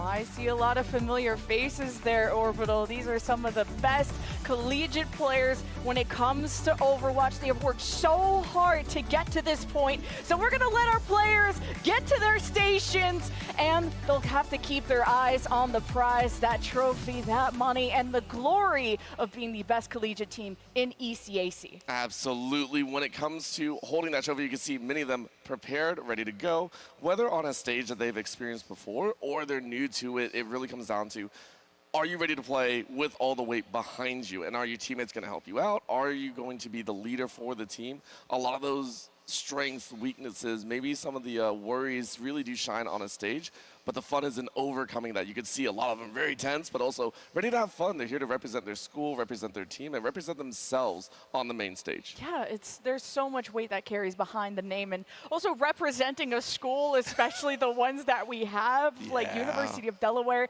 and Northwood, are so prestigious, and they have been just fighting through the gauntlet of all the matches to be getting to this point. It's Championship Sunday after all. There's the crowd, family, fans watching, and all the work culminates to this point. Absolutely, and I will say that a lot throughout this entire day. I love that word, absolutely, because it is absolutely a treat for not only the players, but the audience members. And, you know, as you said, parents coming in here, maybe friends and family from very far away. It's a time for the kids to be able to show their stuff and be able to show what they've accumulated over time, not just maybe in this title, but I've had the pleasure of casting the League of Legends, Rocket League, and so many other titles that Northwood is very prestigious in those as well. The name has transitioned across all of esports, it feels like. Here are the rosters on your screen. I know there's a lot of familiar names when it comes to the Northwood side, when it comes to OWCS. I remember just casting Rocket when he first came into the scene as just this incredible Tracer player, and Painkiller has just been rising through the ranks when it comes to tank. And I feel like Lep has been at Northwood for way too many years at this point. I'll have to see if they're seniors, because eventually you're gonna have to leave Northwood, but I wouldn't want to leave Northwood either when you're just winning so much. It's true. I mean, especially when you play in so many different conferences, when you play in so many different stages and positions, you do feel like you are all over the place. And yes, when we talked about them, they are very experienced, some of them really furthering their education, making sure that in the Northwood division, they are not only excelling on the stage, on the team, but also off the team as well. Same for UD. These guys are all excited to be here. We got to see a little bit of an interview, or at least I did. I got to chat with a few of them, and, you know, their experiences of joining on in, being able to face off against other teams that maybe they've only played online, but also in person, being able to meet and possibly take them down. Well, I say possibly. I know they're all very confident that they're going to take victories. Well, they look confident at least getting to their PCs and getting ready for our first game. You have that neutral control game type, and then the loser picks the next maps. And we got mascots, we got coaches, and I mean, Northwood have seen so many different rivals throughout the years as their roster maybe has changed around, but as they've really mastered the game, because like you said, Overwatch has been so dynamic, and now University of Delaware has been their ultimate rival when it comes to this final. So I'm wondering just how close this series can be, because obviously University of Delaware, UTD, is such an incredible school.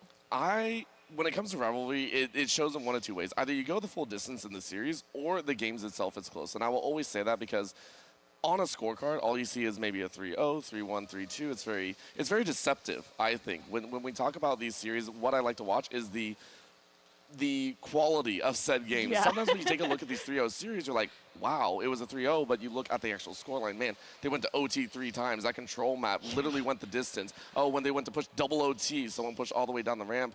When it comes to these two, I feel with the level and experience that they have, with the names that we've seen, like you said, Painkiller, and one that I got to watch, I think it was a day or two ago, they are going to have the ability to run the series itself. Once they get the momentum with one game win, they will take most likely more.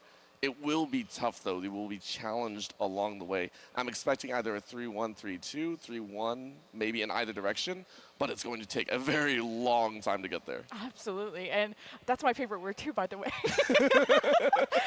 And I mean, I've been stage hosting throughout, and we have seen so many upsets from all the different tournaments and all the different games. And Overwatch is so unforgiving, but it's also houses so many different game types. Yes. So, and that first one being Control is such a litmus test because although it's called Control, it is full chaos. They should just rename it at this point because that first fight really just dictates how you're able to snowball potentially the rest of the round and then really sets you up for success for the rest of the map. So Control is really how you're supposed to set the tone, get your, I guess, feet sturdy, but it's also a game mode that just throws all of anything structured into the bin. Yeah, it does. And when we talk about Control, the best way I can think about it is you're looking to control your own footing on a rocking ship. Control is a very push and pull status where there's not a definitive attack defense. You have to constantly swap between, am I defending, are we losing ground, hey, we have to back away, versus, hey, we can jump forward, hey, someone's out of position, let's try and catch them out on the flank.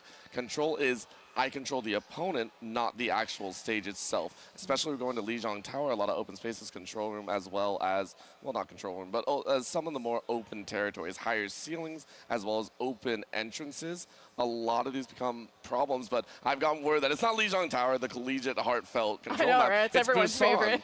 Busan is another fun one, a little bit brighter in color, but still a lot of pockets to work with, a lot of open space that you have to keep eyes out for angles. Yeah, and Busan, I mean, I just came from Las Vegas, and Busan sounds a lot more comfortable than where I'm from. But it's, I mean, you got downtown, you got gardens, you got so many. Busan shows so much variety in terms of whether you want to run dive, death ball, whatever it is. And now that, I mean, not that now Overwatch is a 5v5. It's been 5v5 for a second, but there's so much on the main tank, the only tank in the game to really dictate how these push and pulls are going to go. Yes. And Busan can have a lot of these open spaces. So I worry about the tank being out in the open. That's what I'm going to be watching for is how they're playing around that spacing. Yeah, and I really like that idea of because you have to have the spacing, because you have to take space, I personally really love Malga. Now, I've said this before. I've gotten yelled at by Tiny Shiny.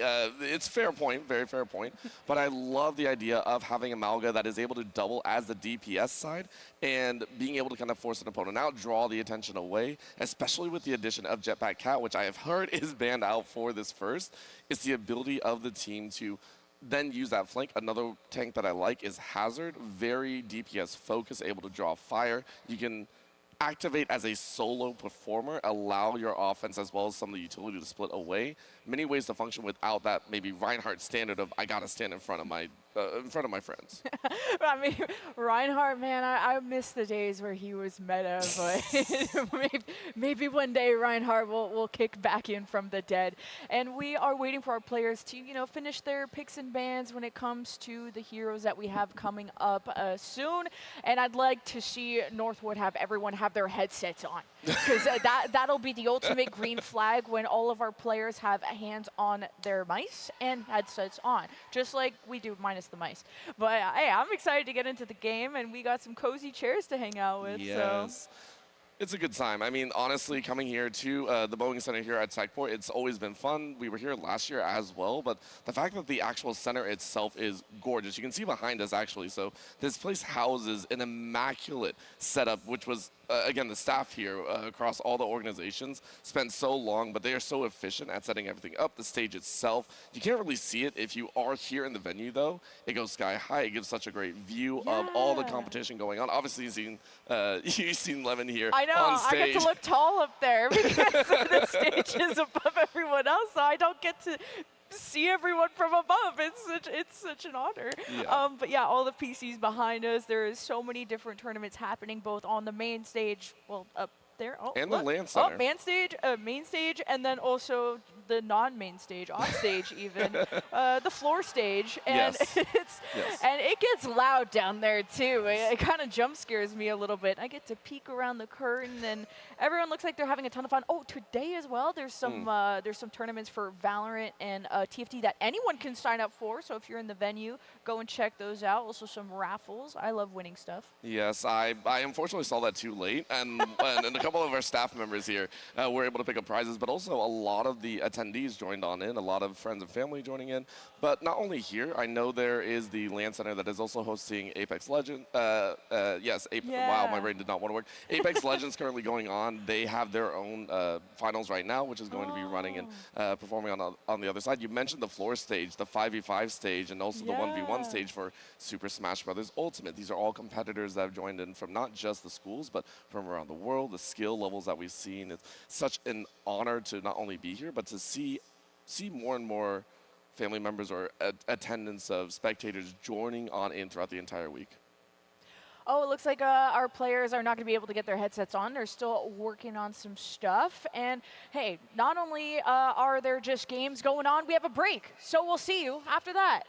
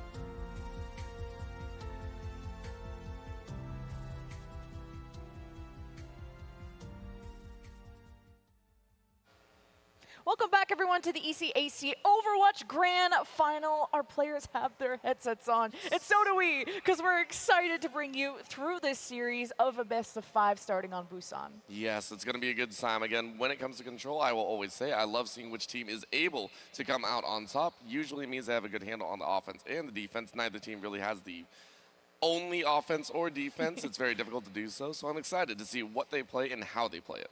Yeah, and we're ready to get into the game because there's a big shiny trophy on the main stage to be fought for. And of course, the glory of representing your school. And man, I mean, I've casted Overwatch for years, and Northwood being at the top, it's just another day, right? Just being in a final, it's always Northwood, but who is trying to dethrone them? That school always changes, and this time it's University of Delaware trying to do that. Yes, UD, I really do hope they can throw a huge wrench in the plan. Not because I don't like Northwood or anything like that. I watch them, I love what they've done, but it also means that you make them sweat a little bit. Let's see that sweat go, because Northwood coming into this one strong into Busan. A little bit of a base action here with UD rocking out with some Malga, some fun, Syrup Carter, Ideal, Ameko, and Jay out onto the field and into the battle.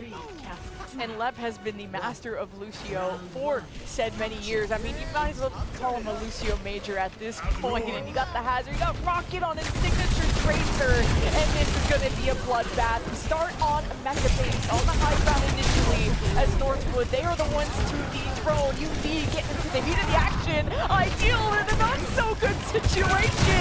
He's dropped down to his knees, and no tank remains for UD, breaking that LOS. And it's okay, the master of Lucio, but also one fragging. What a first fight for Northwood. All right, Northwood off to the races. I mentioned I do love a good Malga, but Malga, when alone, cannot do too much. Mako and Jay unable to withstand that weight in Northwood University for the moment. They're doing it yet again here. This is a little more ice that they have that win. I mean, they're just trying, but again, Northwood, as you called, so good on the refined action, focus firing, either the tank or the DPS. UD forced to retreat. And UD having so suffocating. You just are leaving spawn and you're still getting killed by Northwood. This is a team that will come to you. Getting through the choke point is gonna be tough against the Hazard. Brings the wall up. The Reaper will escape. That Wraith is on himself and Sacco. UD are stuck in one, and Northwood just will not let them leave. But the score, I mean, there's plenty of time, but UD, they gotta get it together. They really do, and the problem is you can't go 1 for 1. You can't go for 2 for 2. You need at least 8 for 5 and keep most people up. We go in with a little bit of a break. Rocket has the ult ready to go in the gates. Oh, he tosses it right at the last. Does not make a connection to Mako. He's got the Kitsune rush against both support of the Northwood, and the kill feed is blue for the boys in blue, as UD now have 40 or 60% to Northwood, who are looking to make this a flawless mecha base. You gotta make some magic and you gotta make some music. That's what Lev does every single time. And again, as you said, double ult over the one. So powerful in keeping Painkiller and Haven alive. And in comes a Hazard play as well. UD just need any pick, and yeah, they remove Haven, but you're gonna need much more than that. The supports are also just being DPS themselves. Vega and Lev have a long history of just being fairly mechanical, supportive players on any role that they've been on, and Northwood are keeping UD trapped, denying any real estate. Vega will escape. UD, it's really gotta be Ideal, pop them out of the ult, and maybe trap someone in. Painkiller is away from the flock. He could be rescued, but no falls. This is the chance for UD. They're down 2, and they have to pump the sound mirror. It's 3v4. It's do or die for UD when it comes to mecha base. And Northwood still has control. Ideal has to touch, and now he has no support. This is the beginning of the end of UD when it comes to mecha base. And Northwood, they'll lose 1, maybe 2 if you're lucky. But it's Northwood all day for round 1. I mean, that's Northwood. Yeah. I really do feel that encapsulates what we just watched, and props to UD. Huge fight, really going at it as fast as possible. I will give them credit. They have probably twice as many fights as we normally see going into a sub-map like this one. For Northwood, because of how quickly they shut them down, we saw a rotation of ultimates that just were unwavering. in their face. So well done by Northwood that UD, they are left scrambling. This is not anymore a comp issue. This is a, we can't get over this barrier of them focus firing. We can't even hold our own against that. How do we break through this barrier of Northwood keeping their take alive and destroying us in the process? Northwood only have a total of 4 deaths after that first round. They are looking pristine. Performance already reaching that peak, and I mean, could they go even higher than that? We are now in the streets of downtown, and we have the Winston of Ideal hoping to be a bit more self-sufficient with the bubble, and as soon as that bubble pops, so does his metaphorical one, and at a distance, Cuban will finally land some shots, and I mean, I felt like Lep and Vega were the ones also taking all the kills from their DPS last round. Hey, my Lucio doesn't do that. Mine either. Yeah, like, mine doesn't do that much damage. What is going on? It's the marking once again. And I love that you can actually see Northwood. Are we targeting the DPS first, the tank first, who's out of position? They lock fire, and Beauty have no answer. Just now swapping over to the Ramacha as well as the Mei. This is a stall comp if I've ever seen it, and I don't know if that's the right call. I know, it seems like an isolate with the main wall here, killer west, from the west, and very punishable, but the damage from Northwood, they just completely surround UD, and if you don't look at Rocket for a second, he will claim 3 kills in that fight. Rocket has been unleashed. You're already in orbit. I don't know what to say. Rocket is so powerful, and it's a dismantling. This is Northwood refining a set comp, saying nothing you do will be enough. You can see with the old percentages, UD only reaching about 58. And it's just this damage. I want you to watch Rocket so free in the backline. Even drops a stick, and yet it doesn't feel any less weighty than what they've done to UD before. Another wipe as Northwood continue to apply this pressure. Now for UD, they might have some ults. And okay, picks on the Haven. That's something UD can work with. And now the Vendetta, you see UD. They want to go in with a vengeance. Shooting rush is available. They're going to pop it down too. And Jay just gets sliced down. The axe to the dome. And now he's going to cower back and spawn. It's the only thing that can even heal UD. And Ideal will not be able to return to that. Will be sent straight to heaven. 20% more for Northwood before they take map 1. Welcome to the Thunderdome. Once again, Northwood applying pressure, showing their strength. Never ending power. Another 15-player kill streak. 90% and counting. A near perfect, or yes, a perfect finish. 200% to 0 is what Northwood regularly see. Amazing first map from Northwood, taking Busan, like Orbital said, 200 to 0. But also the added effect of using a sound barrier at the spawn room doors. Like, Lep is gonna be clipping that for later.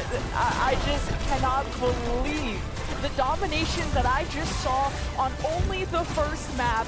Play of the game to Vega, and like we said, Lep and Vega were going crazy when it came to the mechanics. The first 2 kills of the game came from Lucio. Like, that kind of set the tone for the whole series for me.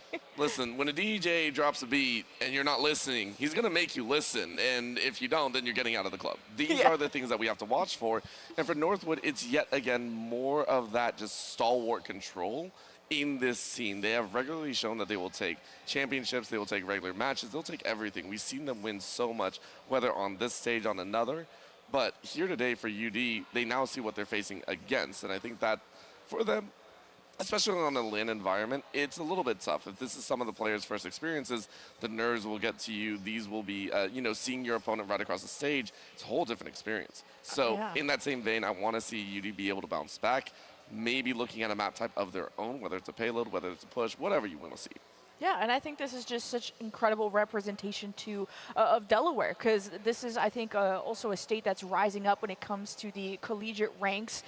Different states, I think, are popping off. I mean, I know there's always 1,000 Texas teams, and that's why we always got lands in Texas, because got to make sure the flights are cheap for all the Texas teams. But really, when I'm on stage, if I had $1 for every time I've said Northwood come to the stage, I would have quite a few dollars. So it's a really good school to be part of. Oh, of course. And again, it's a program that I think other schools strive to be. So in more ways than one for Northwood, they field, and for those that might not know, if you haven't heard of Northwood, well, get ready to learn in more ways than one. They host teams from everywhere. It feels like every single collegiate title you will find them in. Not just that, you're looking at an A team, B team, C team, because not only are they building programs and winning competitions, they're also pioneering this level of training to bring the next level of competition. So it's a rotating cast of players that enter at a high level, exit at a higher level, because they have such good teammates to face off against, train against, learn from, experience from, and then they also see them up close. These players that win, you're like, I want to be there. Yeah, and this is why like tournaments and events like this are really fun, because then you get to scope out, especially because there's high schools also that are here. You get to scope out, even if you're not fully paying attention to all the games going on, you're like, how many times am I hearing Northwood go to the stage? Or maybe Fisher is another one that I hear quite often, and it really changes. But throughout the years, Northwood and Fisher have been the most consistently on top when it comes to all the esports, and it's all about how they invest into their talent and what talent they're bringing in, because the coaching staff is just as important. Somebody has to keep these players in line, and I love that collegiate exists and it's as popular as it is across all the games, because it gives them a more, I think, concrete future to also get a degree. Yeah, and to be able to learn, because that is what we are about, especially with this event. We heard earlier, I believe, from the mayor of Mayor San Antonio, which was really, really cool, learning about, you know, why we want these kids to be able to learn more, to be able to expand their skill set, and to continue to build upon those, so you can go out into the world, whether it be working in a company or expanding on your own strengths. It's very, very important. Of course, the more we talk about it, the more you see, and the more that we get to see and watch these players fight their hearts out, because the next map we're going to is Saravasa. I know, and that's going to be a fun one. Flashpoint, well, I just kind of describe it as Control, but more of it, because you just play Control, but a bunch more times. So I think Delaware are going to really, I mean, this is their choice of map, so I'm thinking they have some strats pulled up their sleeves. And I know that those strats sort of changed when it came to Busan, because the Reaper that was brought out, that was trying to be that tank buster, but there's limitations to every hero in the game, and that Reaper just was never able to get close. So UD were rotating a few different options, and hopefully this map will be the right one for them. Yes and no, mainly because for Saravasa, I'm scared of some of those ledges, that some of those drop points that we do see every so often. The reason I say that is there are some hanging gardens, I believe, that can be a very scary point to fight for. At the same time, we rarely saw Northwood kind of pivot off of some of these more chaotic regions once they have locked in the composition. It tends to say they don't need anything else. And for UD, as you mentioned, how many pages in the playbook do you have? Well, you've already thrown about 7 pages of a 20-page book into that map 1. How many more pages can you dig, or are you going to write some new ones up as the series progresses? And Painkiller has really been at the top of North America when it comes to tanks, just even outside of collegiate, like for OWCS, because of his ability to play Hammond. And it's going to be for that displacement, but how are you going to deal with the cat? You don't. So this is the signature Jetpack Cat and Bastion combination. It's an artillery-based firing that both sides are going to try and apply, while at least Northwood's saying, we'll deal with you later. For UD, though, this is a powerful composition that we see. We won't see the Tracer, we won't see the Malga. Let's see who takes this first point. It'd be really difficult for Painkiller to find a moment to dive if they're, well, I guess not. He smashes right into Syrup. The Cassidy can kind of stun that, and ideally can hold him in with the axe. But this all has to be abilities that you land, and Northwood land right on their feet to cap that first point. Jetpack Cat and the Bastion, one of the strengths is you do not look up. In competitions, in esports, looking up is important. When you have someone like Haven and Rocket, they are looking up in every other direction. Very nice marks for Northwood, though. They have lost a few on the back ends, so a chance at a turn. But for UD, you only got the marks, you did not get the point, which is what we're watching, whereas a Doomfist comes out for Painkiller. Yeah, I don't know how often I've seen that from Painkiller, but I have seen it on this first point. The walls are so close, and Painkiller's very close to death. Good self-nade finds cover from the storm that is coming, and as soon as Painkiller identifies a target, he is feasting for blood, but Northwood did give up the cap though, and instantly Painkiller dropped 2, so they are about to flip it back over. Maybe UD could squeeze out some more percentage points, but they're really floundering under the pressure of Northwood. Expecting this, we're going to see the cleanup at the very end. A couple spots coming out for Carter as well onto the Scorpion, just having a little bit of fun in there, but laying down a lot of that won't love it they wish. Rocket on the shoulder, 76 continuing far away. Instead of tackling for the Rocket is just so good at free firing. As we mentioned for Northwood, it's about getting control back and constantly wrestling his way. Oh, it looks like Northwood are able to wrestle back control. You got the tack visor from Rocket, and I feel like you're witnessing Northwood at a nerfed state. These are not heroes they usually play. And of course, Northwood are taking Haven under the wings, who is that new prospect, that rising talent, Painkiller on top of the Torque. He's got that extra overhealth. UD are feeling quite well. They stopped the Lucio, but the poke at range from Northwood is just simply too much. You got a flying Deadeye, you have a nano Painkiller, but you have no heals for Northwood, so surely UD cap this point first. I love innovation. Whether it wins or loses, innovation makes me very happy. That's an innovation I've never seen before. A flying Cassidy saying, guys, maybe I can get that. Oh, but for Northwood, you're still in control. Left, even though they fell, are still very much marking the opponent. For UD, you swapped to a Roadhog. You rotated out pretty much all your DPS. The Cat Napper brings about a little bit of an enemy turn, but for Painkiller, I love the idea that you can ult with a Doomfist straight in front of the opponent, and now you swap over to the Sigma. Am I witness? I feel like I'm in a nightmare. Yeah. What do you mean? Oh my gosh! Oh my god! What has Overwatch become? What has UD become? This is It's a crane game. It's a crane game. It really is. This is also no longer a shooter game. This is a horror game. What do you mean? UD brought out the pocket straps, and it's working. I love every moment of this. Carter is now going to walk away, but what a huge EMP. Haven able to walk away too. Painkiller rotates in for the fire. Northwood clip them out. Yes, you were so close at 75. Painkiller is like, dude, take a chill pill. Get on out, please. Thank you very much. That point will stay ours. Oh my god, Northwood went in with EMP, and it's like they're playing with their food. What an incredible ult from Haven, who's now on the Widow. Northwood are here not just for the trophy, but to also take you down on not even their best heroes. This is a meme comp if I've ever seen one, but will Northwood fall for the trick again? There's a flying gnome coming towards you. Carter! Oh, and Serum gets a double kill! Flashbang stun and knocked over Painkiller, though. Does have the ultimate to work with Vegas looking to walk the way. Liang, can you do something left with a jump? But the bait's only for your ears only. Northwood getting staggered. UD take over. Jay marks the spot. An ideal digs for treasure. Jay falls off the map. And Serum will walk with the Deadeye. Painkiller takes one for the base, but they have turned the point for their own. How are we falling off the map? How are we doing it? You just can't do that. How is this? You shouldn't even be near the edge of the map like this. The fight is in the middle of the map. Anyway, this has been hilarious. This has been entertaining, and that's exactly what Northwood provide every single time. They cap that second point. They're now on map point.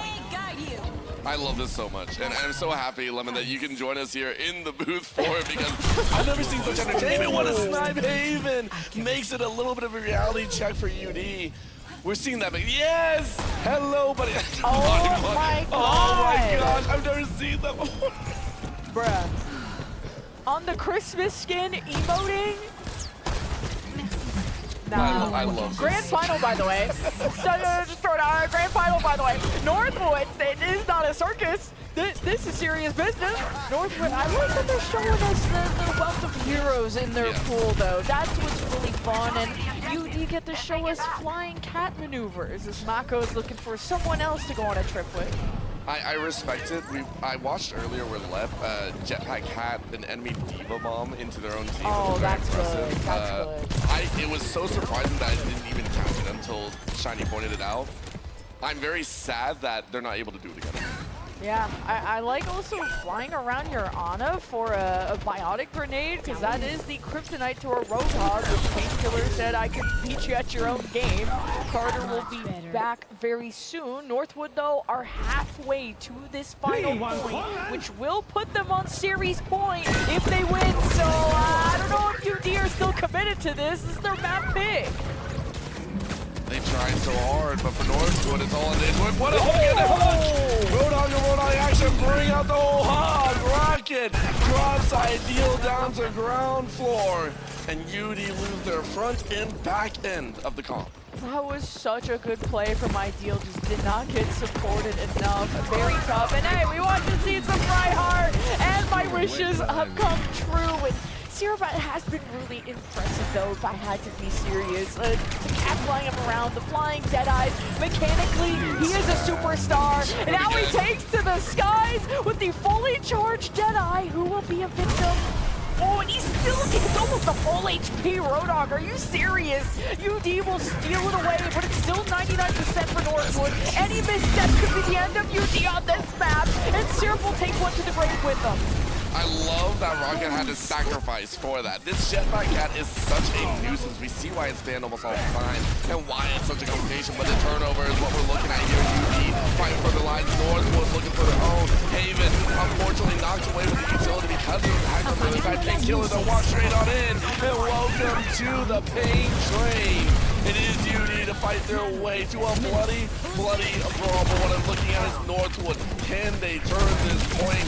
Carter doing their best impression of a ghost, phasing in and out, but Painkiller rocks their world, and it'll be a turn to OT as Northwood will claim map 2. Wow, and not only in dominant fashion, but in hilarious fashion. We are not just collegiate superstars, they are also content creators. It's series point now for Northwood, potentially one map away from securing the big ECAC trophy. And Painkiller on Doomfist, flying cats, flying Deadeyes. I really like that strat though from UD. Painkiller just watched everyone die there, by the way. You know what? I've had the same motion. I love doing crane games, and sometimes crane games make me a little bit upset. Sometimes you gotta shake the machine a bit. That's how you shake a Jetpack Cat and like, stop. We're not flying anymore. Well done though. Northwood have shown an excellent taste of, yes, they're fun, but they also understand the game to a very fundamental level. How do we deal with a composition that is well known as being destructive, very annoying? They dealt with it very cleanly. Absolutely, and we have seen so many metas throughout Overwatch, and this is certainly one of them. So we have our halftime break, folks. We have more fun around the corner after this.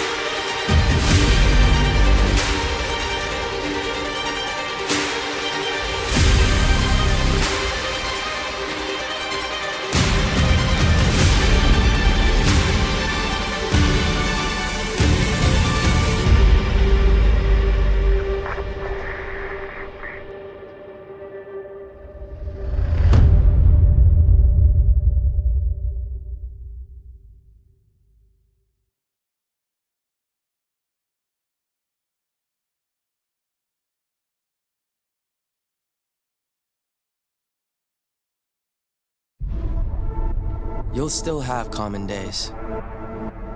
Put off your term papers till the last minute. Eat cold pizza right out of the fridge. Update your fantasy roster. This is not one of those days. A few weeks a year and you'll discover the most uncommon time of your life.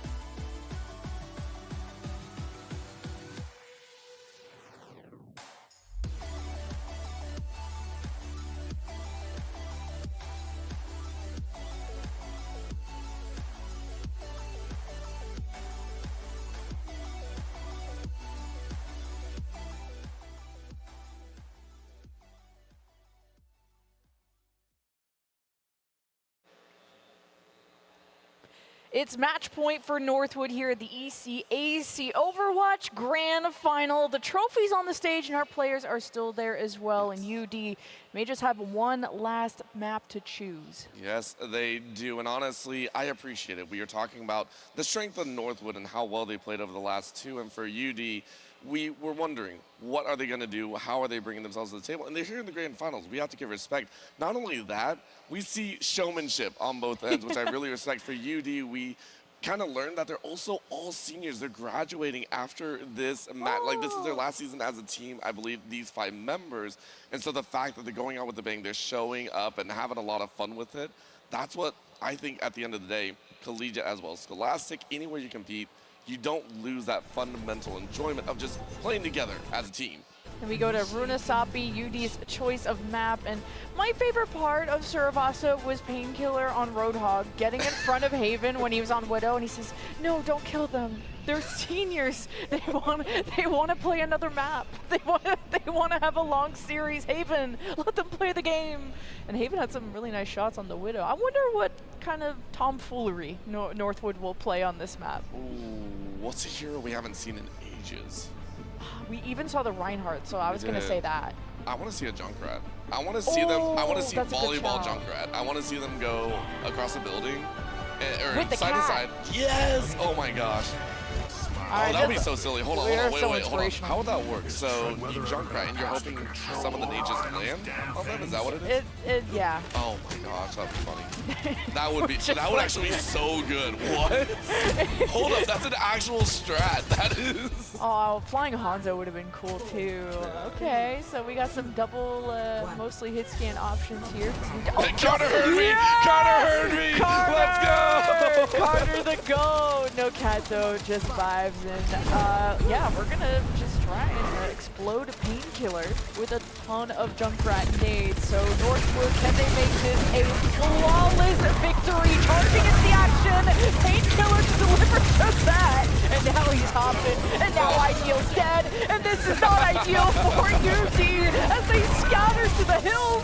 And that means that Painkiller's chasing them down at every step. Vega wins his 1v1, and it's an absolute bloodbath for this first fight. It really is, and even in the fun, we show excellence, we show strength. That's what Northwood excel at. No matter the situation, they still respect the opponents, and they still show up at the end. For Ideal, though, you're enjoying yourself. Can you drift? Unfortunately, not as good. Whoa. Yes, bring out the sleds. Go racing. I want to see them race around the map. How far can you go? By the way, this is glorious. If you've ever seen some of the animations, some of the What emotes, am I it's so seeing? good. Enjoy yourself. You have earned this right, but you know, sometimes you gotta worry about the enemy at the end of the day. Okay, Painkiller did not respect the 1v1 on the sled, okay? He just went and ran everyone down on UD, and Ideal got distracted by the fun, and UD, the rest of their team, is no longer having fun. They're in spawn. Yes, they are, and it's a terrifying thought. Listen, if I see a Malga charging at me, I'm running the other way. I do not want to face it. I don't want to deal with it. He's so smiley as he runs me down. I'm like a little DPS at the backline. It's not fun. Ideal's trying to do the exact same thing. It's gonna work. Steer on the backline with a great slide. Painkiller goes down Northwood, stepping off of this spot for just a second. But Rocket and Vega, I mean, what can we say? Left and Vega and Rocket have all had immaculate moments of glory, of excellence, of individual prowess. Northwood continue the push of the bot.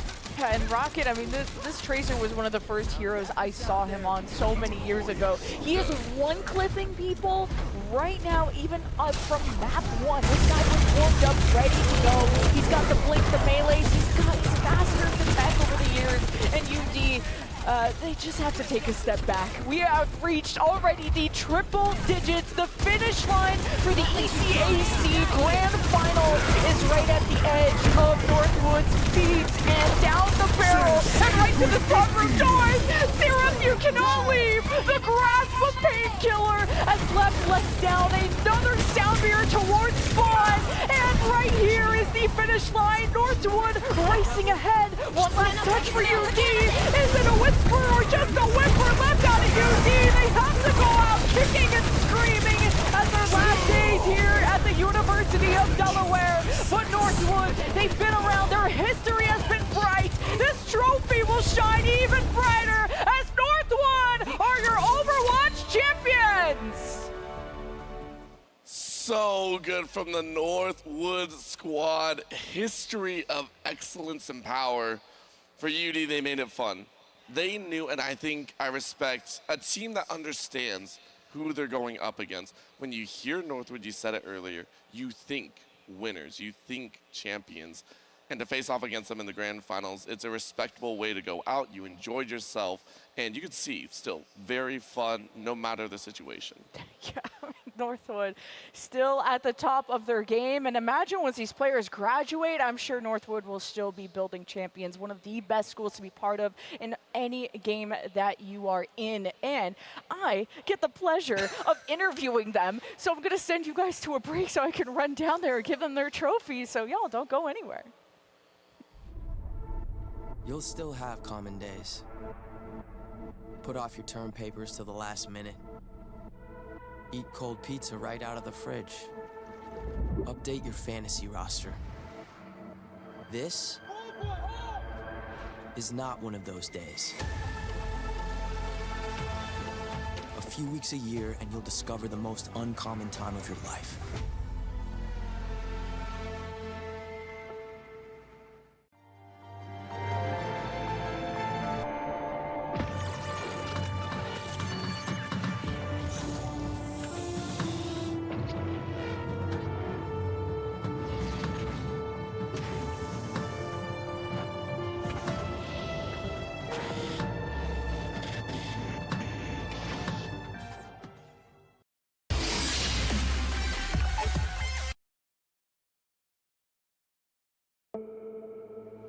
You'll still have common days. Get caught in traffic during your commute.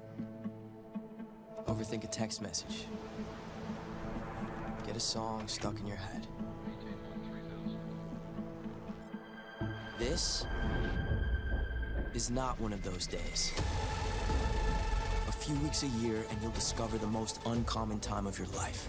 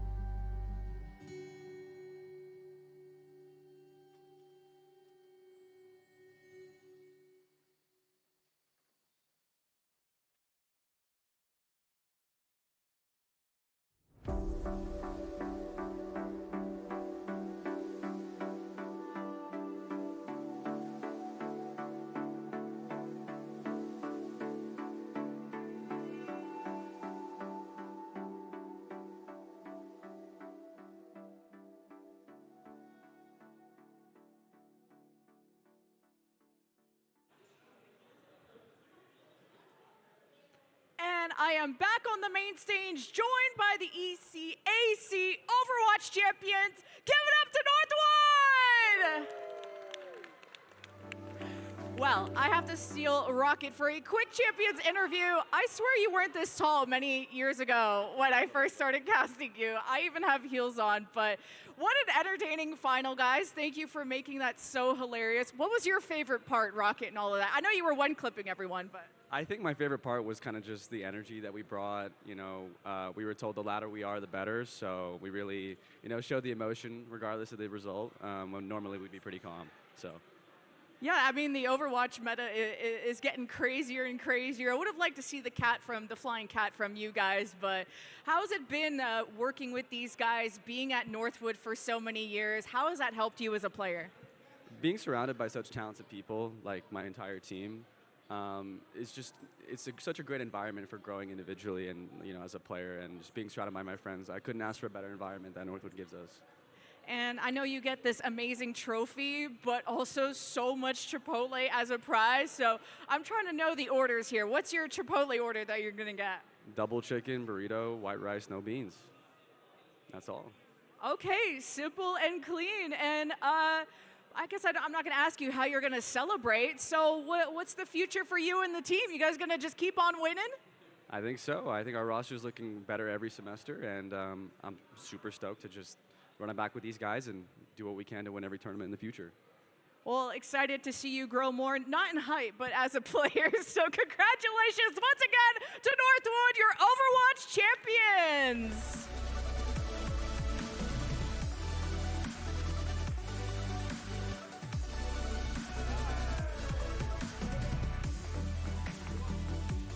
A swift series, and this is not the end of our day for Championship Sunday. Up next, we have some Marble Rivals, so stay tuned.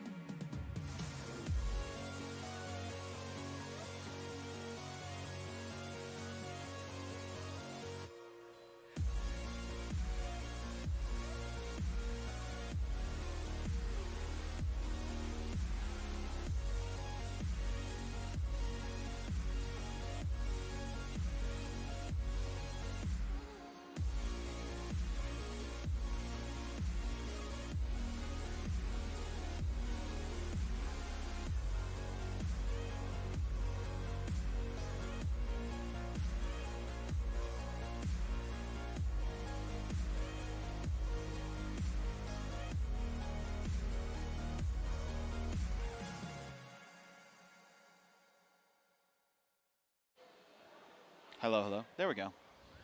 Oh, nice. Oh, we can hear ourselves too. Beautiful. Test, test, test, test. There we go. Sweet. Thanks, Martin. Or whoever it is that's operating stuff. You're great. Appreciate you.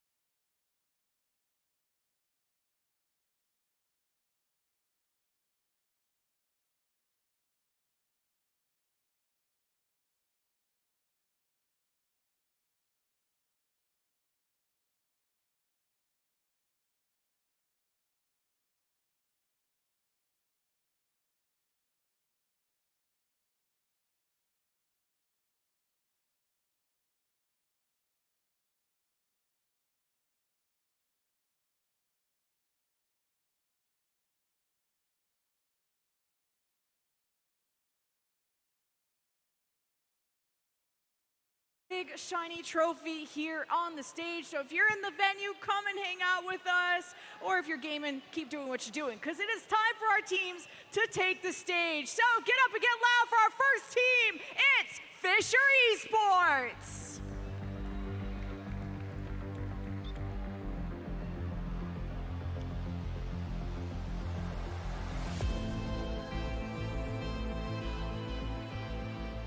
There is some serious talent on this side of the field, and they're ready to march against their opponent. Also in blue, it's North Georgia Blue!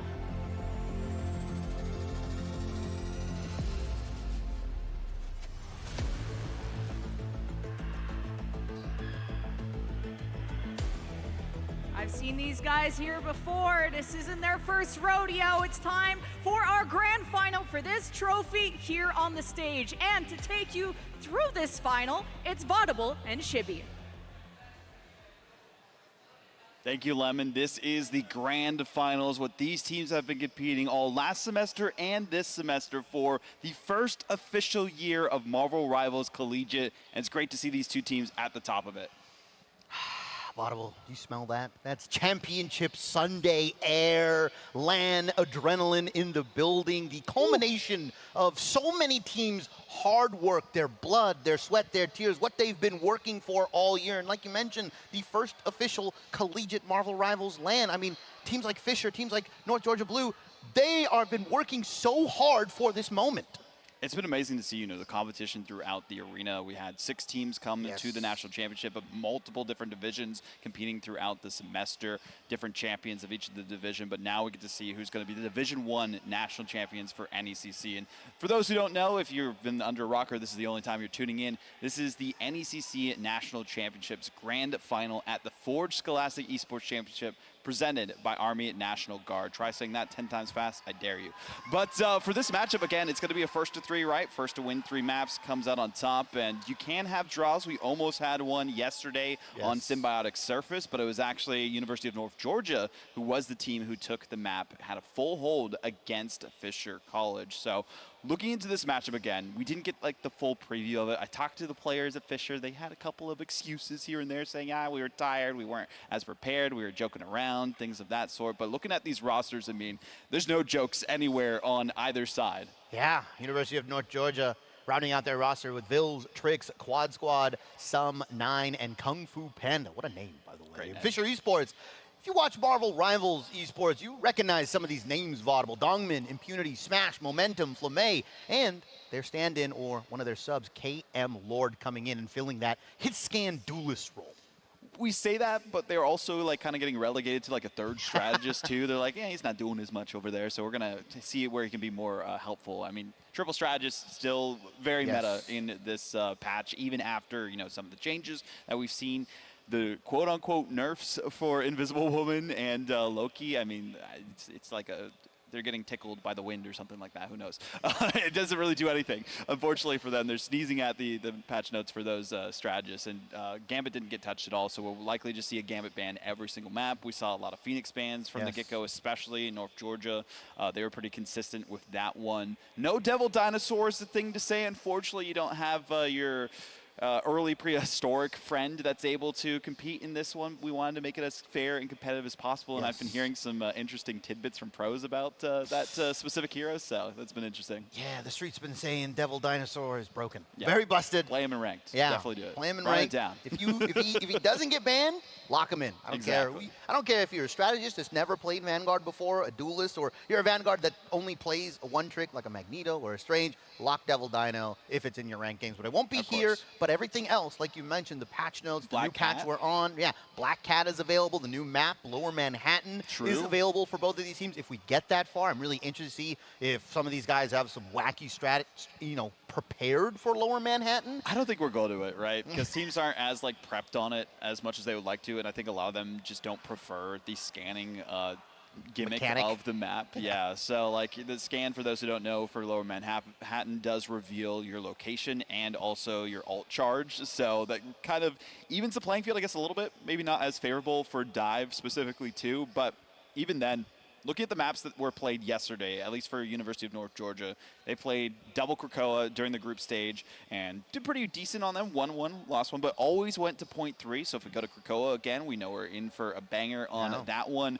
Museum of Contemplation, they went to it twice, and the first time was very close against Long Beach, CSU Long Beach Gold there specifically. Yeah. Almost went to a potential OT, but unfortunately Long Beach couldn't get to that final hurdle of meterage to get that third checkpoint. It's notorious for being one of the hardest ones to capture. And we saw, you know, an interesting scenario with a forfeit between Fisher and North Georgia as well during their matchup. And we've talked to the players. We're like, hey, make sure you guys don't do that this time. We don't want any forfeits happening with these maps. If you don't listen to the rules, I mean, you're going to get in trouble from the admin side. Just got to give them a bit of a warning on that one, though. So we'll hopefully see Museum of Contemplation again. I feel like if Fisher played that, we could have easily seen it go to a map 5, right? It was a 3-1 with that series score just based off of that. But also Celestial Husk. It felt like Fisher just had no momentum at all on their side, even though they do have a player named Momentum. Yeah.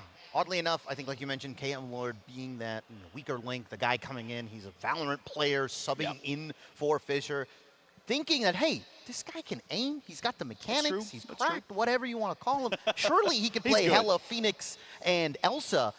Fortunately, the Elsa, you got to put that back in the McDonald's bag or whatever. No, you're not allowed. You're not allowed no more. You're on Old Tron. You're on Mantis. Apparently, Flamé, you know, one of the strategists for Fisher, had told us, like, hey, he's going to learn Luna in a day, whether he likes it or not. So I mean, Luna, after the buffs that we saw in 7.5, is just a server admin. Also, if you do have White Fox available with them, you do have the team up for the Charm as well, and you can do some crazy ult cancels and just be such a nuisance to people with that as well. So I wouldn't be too surprised if we see a lot of White Fox, right? We saw some bans for White Fox, some plays from White Fox as well. Priority in terms of protects, though, for North Georgia, it's got to be that Namor, right? We saw Vils just be the server admin with the Namor, probably the best one in the entire event and in Marvel Rivals Collegiate from what we've seen leading up to this. I mean, hitting those Horned Proteuses with the Giganto Whale so often and so accurate with them. I also kind of expect Jeff bans to come out from them. Every time they've been banning Jeff, especially against this Fisher College team, and they just do not like playing against Jeff, I guess. Yeah, I mean, the team up's also really good, which could be why. Jeff Dive is still amazing, right? If you're a Venom and a Deadpool team, which very clearly Fisher like to play both. They like to play Deadpool, flexing it into the Vanguard. Too. Yeah, and Strat Deadpool. Like, why are we playing Strat Deadpool? I've asked them, and they said they're good at it, so who knows? I've yet to see that. I'm calling you out, Fisher. Calling you out just a little bit. But yeah, those team-ups are still really good. They nerfed it a little bit, but I mean, it's still very good to have that Venom Deadpool dive, whether that Deadpool is in the strategist role, the Vanguard. Daredevil has had, been let through a little bit. Vils can kind of handle it with that Namor, but sometimes when there's so much overwhelming damage, the Venom, the Daredevil, map as well. Black Cat has been let through. That triple dive that they were doing, it's pretty damn good. Yeah, I mean, we saw them basically go from like 99% on point 2 with Krakoa, and then they were able to just completely turn things around, win the next one as well after that. So, I mean, if they get down, I think they can just swap to whatever's meta, right, and just come out on top from that if you're Fisher. I think the big thing is for North Georgia is just taking everything in stride, right? We saw them get map wins. We saw them be confident before. They've gotten map wins against them during the regular season playoffs and made it go to map 5. And we had a really quick Overwatch series before this, so I'm hoping we at least get more than a 3-0 sweep in this grand final for Marvel Rivals for NECC. I feel like they're the team that could do it, right? University of North Georgia, they did it. They beat them, right? Yeah. Hey, there's an asterisk. Yeah, there's an asterisk on one of the maps for sure, right? The forfeit, but they legitimately beat them on Symbiotic Surface. They legitimately beat them on another map here, and on the control map that you mentioned, right? The Domination. Yeah. They beat them there too, or they almost beat them there. They got close. They were like 1% away from it, and then unfortunately, I mean, we saw this C9. I didn't want to bring that up. No, I'm sorry. I'm still upset about Salt in the wound. I'm sorry. If it happens, it happens. I'm going to call it every single time. Charlie 9 or C9, whatever you want to say. If you got people I mean, we saw some C9s in like the high school competition. That'll be after this EGF. They'll have their finals here as well. I saw one team, they were the Crusaders. They were 3-0ing through the bracket there specifically. So we'll see that one after we're done with the NECC finals. to close out the day. Doubleheader of Marvel Rivals here for the main stage. But there's also so many other events going on in the background, right? We have, the League of Legends that just finished up. We have Overwatch that just finished as well. But there's some Rocket League third place matches. There is Collegiate Apex going on the NECC channel. I mean, that's going to be pretty crazy to see how that one goes. So a lot of action to still tune in for. I believe there's still more Valorant happening in the background too. So a lot of different games to tune into if Marvel Rivals isn't your main game that you like to tune in. But that's Rally Cry 2 that they have, and then there's also like the NECC channel on their side as well. So we'll have to see. I mean, these teams, again, they had to get into the competition on Friday and play on the new patch immediately. So that's an interesting thing to note. Yeah, that's rough. I mean, they were learning the patch just as you guys were. Yeah. They might be a little bit better at it. They Just a little definitely bit. understand how to break down the game and everything like that. But we talked to Fisher, like they haven't had the most time to scrim. A lot of these guys, the difficulties of being a tier 1 pro player or even tier 2 and playing for a collegiate university, but it's tough to balance everything. It is. Right? Like what do you prioritize? Scrimming with your team, if you're Flamme with Sentinels, or do you prioritize scrimming for this event that's coming up, the LAN? Obviously, you want that experience. Oh, man. It's tough. I don't miss any of that, right? The prioritization, figuring out where I want to go. Do I have finals on top of all of that? Like being a collegiate pro player is one of the difficult things in life, I think. I think it is really tough to be a collegiate pro player in any capacity, right? You got to do your studies, make sure you are focusing on your schoolwork if you are in college, yes, please. We don't want any unbeknownst situations where teams have to drop out last minute because of that. Other squads as well. Yeah. But even then, I mean, it's tough, right? There's so much to balance, especially if you're like a pro level player.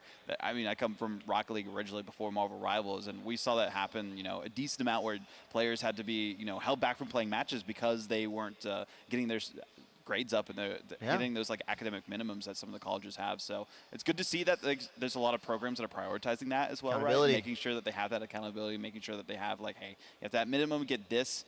We don't ask for much other than that, and you go from there. I mean, I even talked to I was at SCAD recently, filmed an intro video with Vespa, who just got signed for Team Liquid Citadel over there, and they said, they got to have like almost 4.0s for the most part to like actually play their matches and everything, and like be they focus more on their academics than actually like playing their games, which is pretty crazy. But anyway, we're getting the matches set up here. We're not ramping and vamping on for as long as we want, because we do have the map here. Perfect timing on this one as well. Celestial Husk, though, we saw how this one went last time, Shibby, between these two. It was a duo sweep in favor of North Georgia Blue.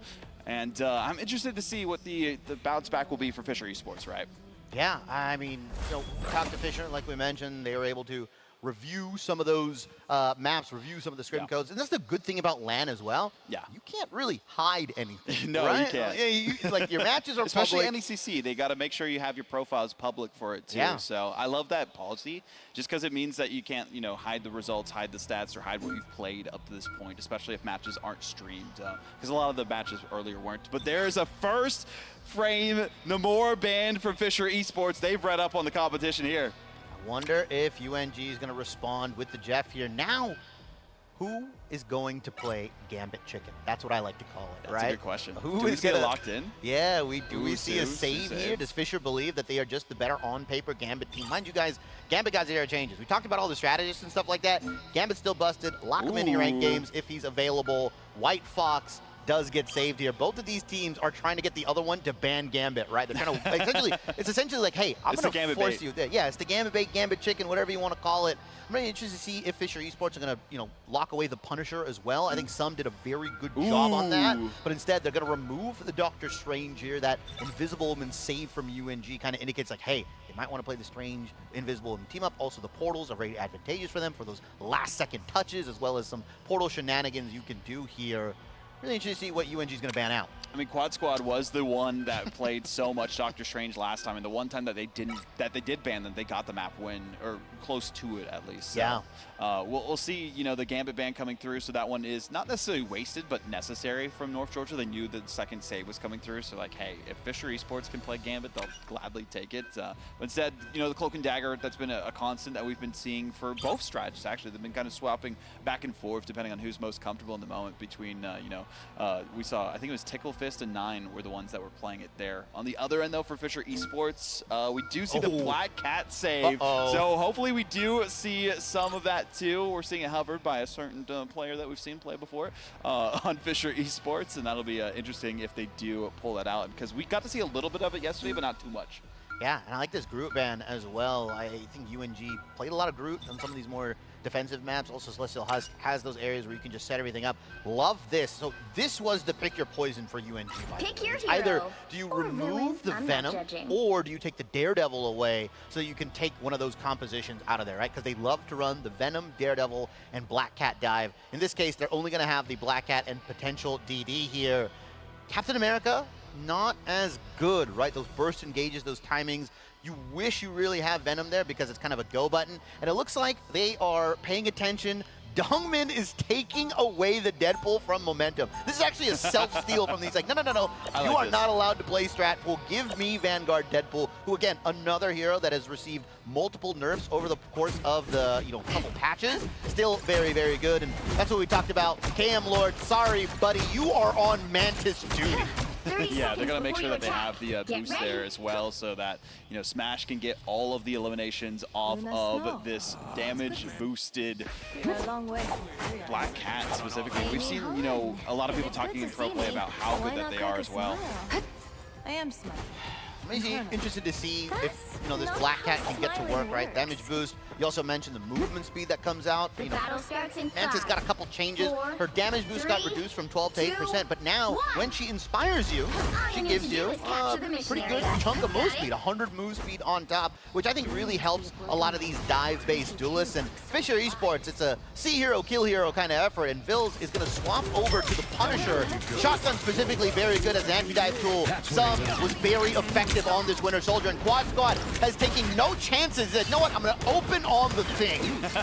I like the thing here as well, just seeing the way that they are able to position themselves against the dive, right? You can ground them if you're using anti-street charge. There's a lot of good options, especially with the vulnerability that you can use against people. This is a great look for Momentum, though, against Bill, but he gets shotgun in the face, and they will go down.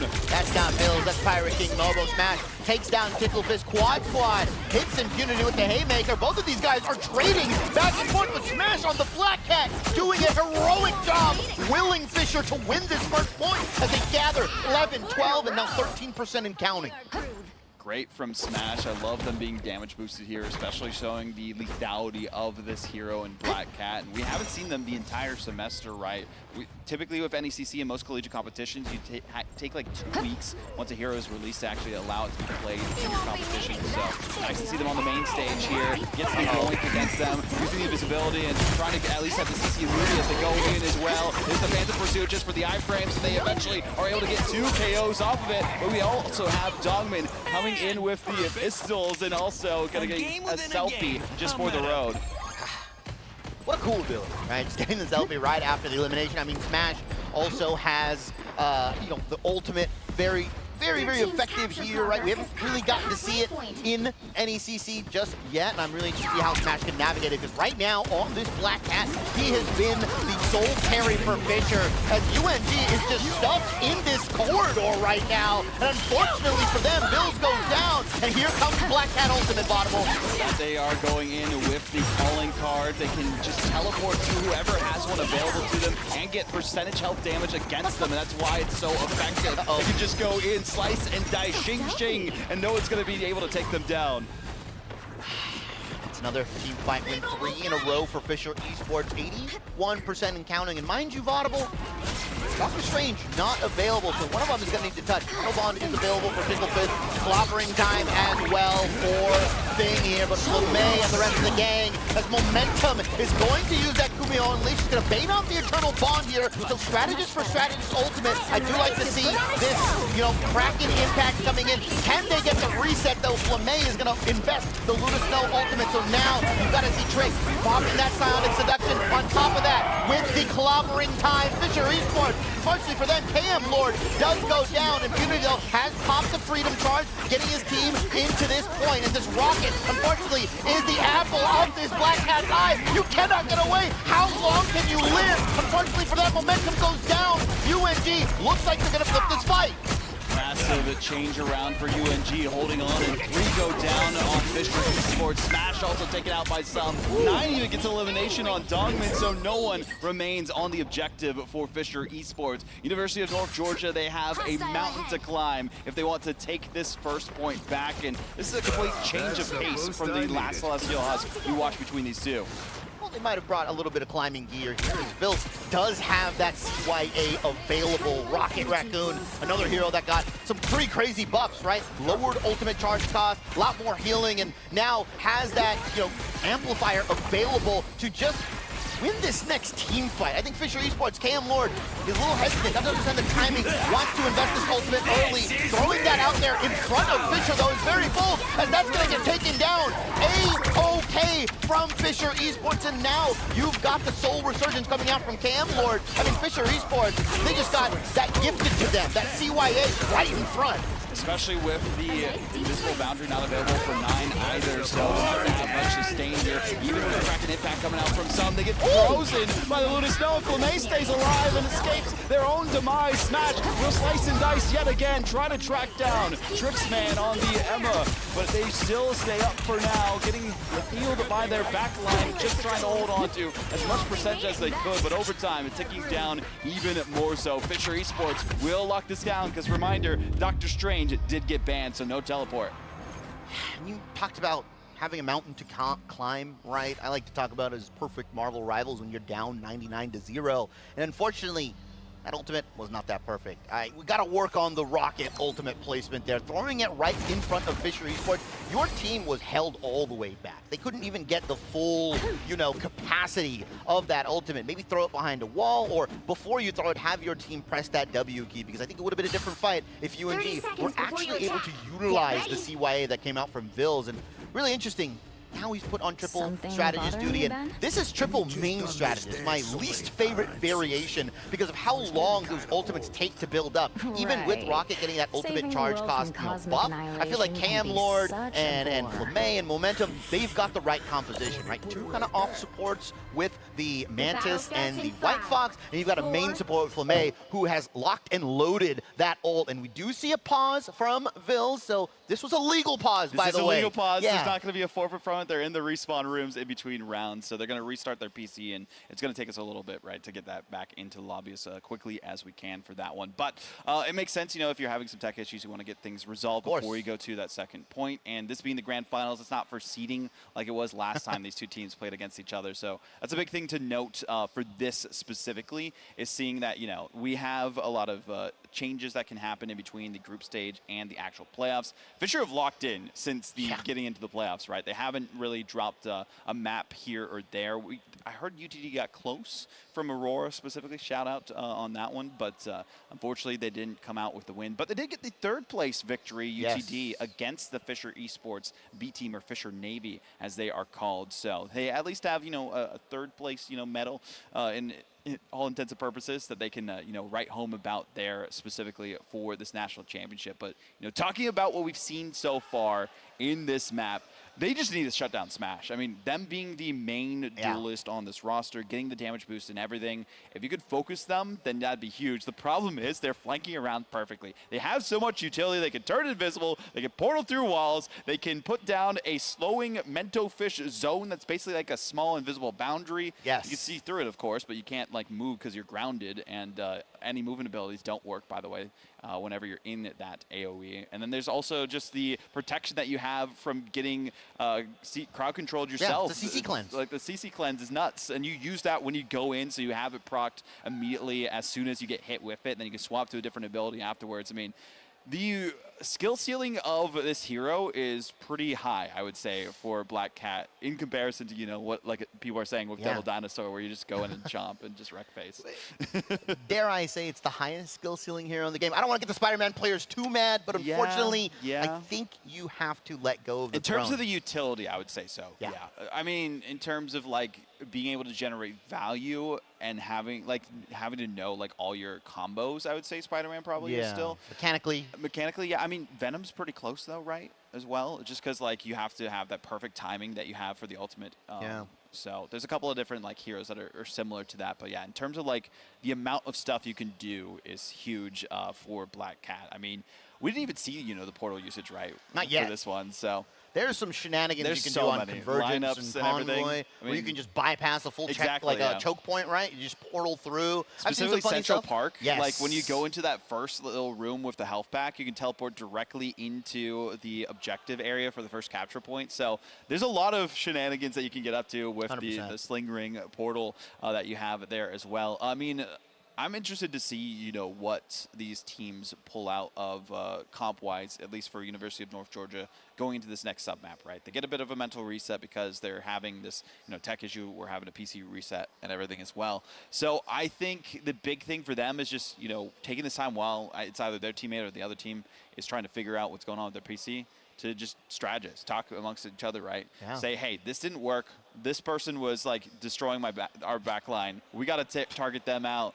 You know, the thing maybe wasn't really working as well as they were wanting it to, in my opinion. I think maybe a Magneto would have been better just for the bubbles to keep you up. So, but we'll see on this one as well. It sounds like they are resolving whatever the issue is, so we'll be getting back into it as quickly as we can. But, you know, we can talk about the patch, I guess, a little bit while we're waiting. I mean, one thing that's missing, no Star-Lord. Yeah, no Star-Lord. You know, that extra ammo is good. Or fake buff. I don't know if it's a fake buff. I mean, it's good because you can do better in like the 1v1s, right? I think that's the big thing, right? You don't have to, you know, use some of your abilities as often to, you know, get your ammo recharged, but I think it's like negligible, right? It doesn't buff his ultimate. His ultimate is still the 40 ammo. We'll see if there's like a hot fix maybe that comes in for that, but I think they knew they wanted to buff the neutral a little bit more than the actual ultimate itself. But we are going to Celestial Vault this time, and we will see Bills actually is going to be on the Adam Warlock. So res composition will be here, and there is the calling card used by Smash. Going in already, Clobbering time to try and counter. Didn't get anyone though. Kumiho unleashed for momentum. Quickly bursted down, and already Tickle Fist having to use the Eternal Bond just to hold on to this objective. Flamme keeps them up, but not enough for momentum because they do drop down immediately. And we already have a Sonic Seduction. Everyone is ult dumping on this fight. Yeah, they had a lot coming in here, and we're not done here. Fury, Freedom Charge available. Fisher Esports, get behind me, he says, as Dongmin is going to throw the banhammer on, and Bill is just getting bursted down completely. Nobody's helping him out. Summon 9 go down as well. Dongmin picks up a triple. How much more can you get? That's all you need. Fisher Esports win the point after, what, 5, 6, maybe 7 ultimates have been used? Okay. There's high schoolers in here, Shibby. University of North Georgia, though, maybe they need to, you know, emulate what we saw from the Energy versus Sentinels matchup against Dongmin and pull out the Wolverine, kidnap him after that portal play happened, right? Maybe. That'd be amazing to see. I saw him rocking the Sentinels Rivals costume there as well. Get that in the Esports shop, by the way. University of North Georgia, though, I think for their side of things, they just really needed early elimination momentum. A great focus that we saw in the last team fight, but they could not take Flamme down before they could use their own ultimate. So Fate of Both Worlds, very effective. The damage boost kept them up, and as I say that, Vils gets the pick. What a snipe. You see Karmic Revival available. Some does have that Kraken impact. I think this is the time to use it if you really want to, because Fisher Esports has just burned their Soul Resurgence. 9 is going to counter with the invisible boundary here. Soul Resurgence goes down, the quad is able to take Hamler down, and a nice headshot. Here comes the Kraken impact, but he whips. I'm sorry, the environment has denied him. Unfortunately, you're not going to get any more resources. Now Dongmin coming in with the banhammer, throws it onto one of the 3 strategists for UNG. Mind you, Bills does have that Karmic Revival available, so even if this team fight is won by Fisher Esports, it's not rude, right? Yeah, the Revival can come through if they need it, but instead they're just going to take their time on this as well. A lot of potential being built up by Fisher Esports. Freedom Charge coming through from Infinity as well. Yes, they get Earthbound, it doesn't matter. Clobbering time goes through. Only gets Flamme, but if they can get an elimination on them, that'd be huge. Nope, they won't. There's going to be another dance party on the objective at this time, and both teams sustain their back line, front line, middle line, wherever they need to be, as long as they can on this objective. This benefits Fisher Esports because they're already at 99% for LT. Calling card, like you said, gets used. Vils kind of drops the Karmic Revival early. No HP. Yeah, no HP as well. I mean, he's just fiending for a heal, maybe a health pack and momentum. TP's 2 and maybe Fisher Esports restaging this dive. But after all of that, UNG are able to flip the point. A lot of resources burned on both teams. This is going to be a dry fight for both squads. It's like my bank account right now. Unfortunately, doesn't have any resources to use any of their other abilities, so we'll have to retreat from the fight. Momentum again going down first. It's a hard target for North Georgia. They recognize who they need to focus down, so the sustain's not there for Fisher Esports, and LeMay has been doing the best job just to keep the rest of their team alive in these team fights. And a great look from Ticklefish, aiming down the Kobe Dagger bubble, but here it goes in from Dogman. Looking for that jackpot here. Not every day we see the other ultimate, and there we go. Dogman once again with the in-your area is able to down multiple members of UNG. And Vanguard Deadpool nerf, I don't remember ever seeing one. It's a pretty big test that went on against the other team, and they unfortunately failed it, so they'll have to take extra courses into the next map. University of North Georgia, again, not having that teleport is very critical against them because they don't have a second option to contest once they lose such a big team fight. So massive victory here for Fisher Esports, and kind of what we expected, right? Last time, it was funny business. This time, no funny business.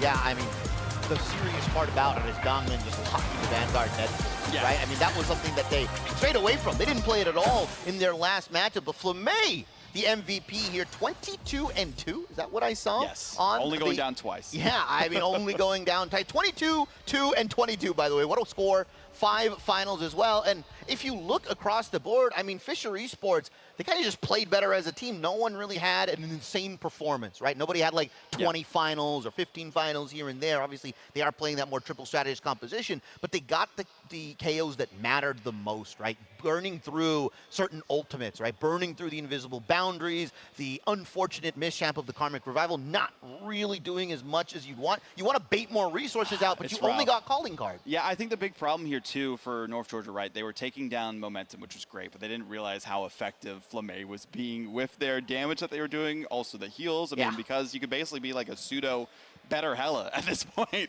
with the aim that you can have and damage that comes out from this Luna Snow. And then also, once they are able to use their Fate of Both Worlds, just keeping their team sustained, but also swapping back and forth to the damage boost so that they can focus on the other team and eventually burst someone down. And the way that they were able to avoid so much focus, the positioning from FLEMAE was expert. But yeah, 100%. I mean, Dongman, you mentioned it, the swap to the Vanguard Deadpool, I'd say was the SVP for this Fisher Esports team, because the triples that we saw, the usages of the Banhammer to just focus on the backline too. So it's kind of a rough spot to be in, specifically if you are University of North Georgia, when you're like, okay, we played these guys before. This is what we wanted to ban against them. And we saw some good looks, but unfortunately, not having that Dr. Strange, I think, is a bigger issue than they realized. Yeah, I also like the brawl composition, right? Like Doctor Strange, Invisible Woman is so good because when they run that dive, you get that extra healing. The overhealth, you give it to your team. Too. Yeah, the pull-in as well, so you can interrupt maybe their dash out. I also feel like Black Cat was kind of annoying to deal with, right? Gosh, I rarely saw the ult didn't do too much, but like the neutral was insane from Smash. Yes. 100%. I mean, and that's kind of how it is, right? I feel like the Calling Card, very feast or famine kind of ultimate ability. You either can reset seems consistently. Busted, but it's hard to use a lot. Yeah. Even a pro player like Smash isn't getting every single reset and just destroying the lobby. So there you go. Yeah, that's how difficult it is. But like you said, the utility, just being able to get in, get out, the usage of that invisibility. I mean, tracking a Black Cat is probably one of the hardest things to do in this game because losing sight is important. They get the invisibility so much more than like Psylocke does, and like trying to know exactly where they're coming from without a Daredevil, right? Yes. Daredevil wasn't banned is the interesting thing here, right? So I feel like that might have been a decent counter against Black Cat, so you can go directly against them into that, you know, brawl style as we're talking about. Less dive, just more of a reaction, just knowing exactly where they're positioning. So could be an option, but they might not have a Daredevil player. We haven't seen it played by them yet, even when it's been available. So that's something to know about this one. It will be Fisher defending and Georgia attacking for this one. And of course, we're going to symbiotic surface for this one, but we'll talk about that in just a little bit. We have the cameras here for these players. I mean, shout out to them that will be, you know, performing as best they can. North Georgia, this was their best map, right? They full held Fisher last time. I just don't think it's going to be as easy this go around. No, not with the Fisher fully, you know, locked and loaded, I Yeah. think, or as the youngins say, locked in, right? Like that's what they're talking about. We talked to Flamé, he's like, we're gonna lock in, we're good, nobody's sleepy, nobody's tired. This is a midday match. They're used to this playtime. A lot of the pro players on here, this is when their match times are, or leaving their call times for their matches. So I'm excited to see, and I love it. I see we tag over here. Flamé is just talking. He's like, hey, what are we doing? Well, tighten up, guys. We shouldn't be even losing these fights. I mean, Flamé, I think, is the one that's holding this team to such a high standard, and you 100%. have to have a player like that. Team dad is needed, and that is Flamé.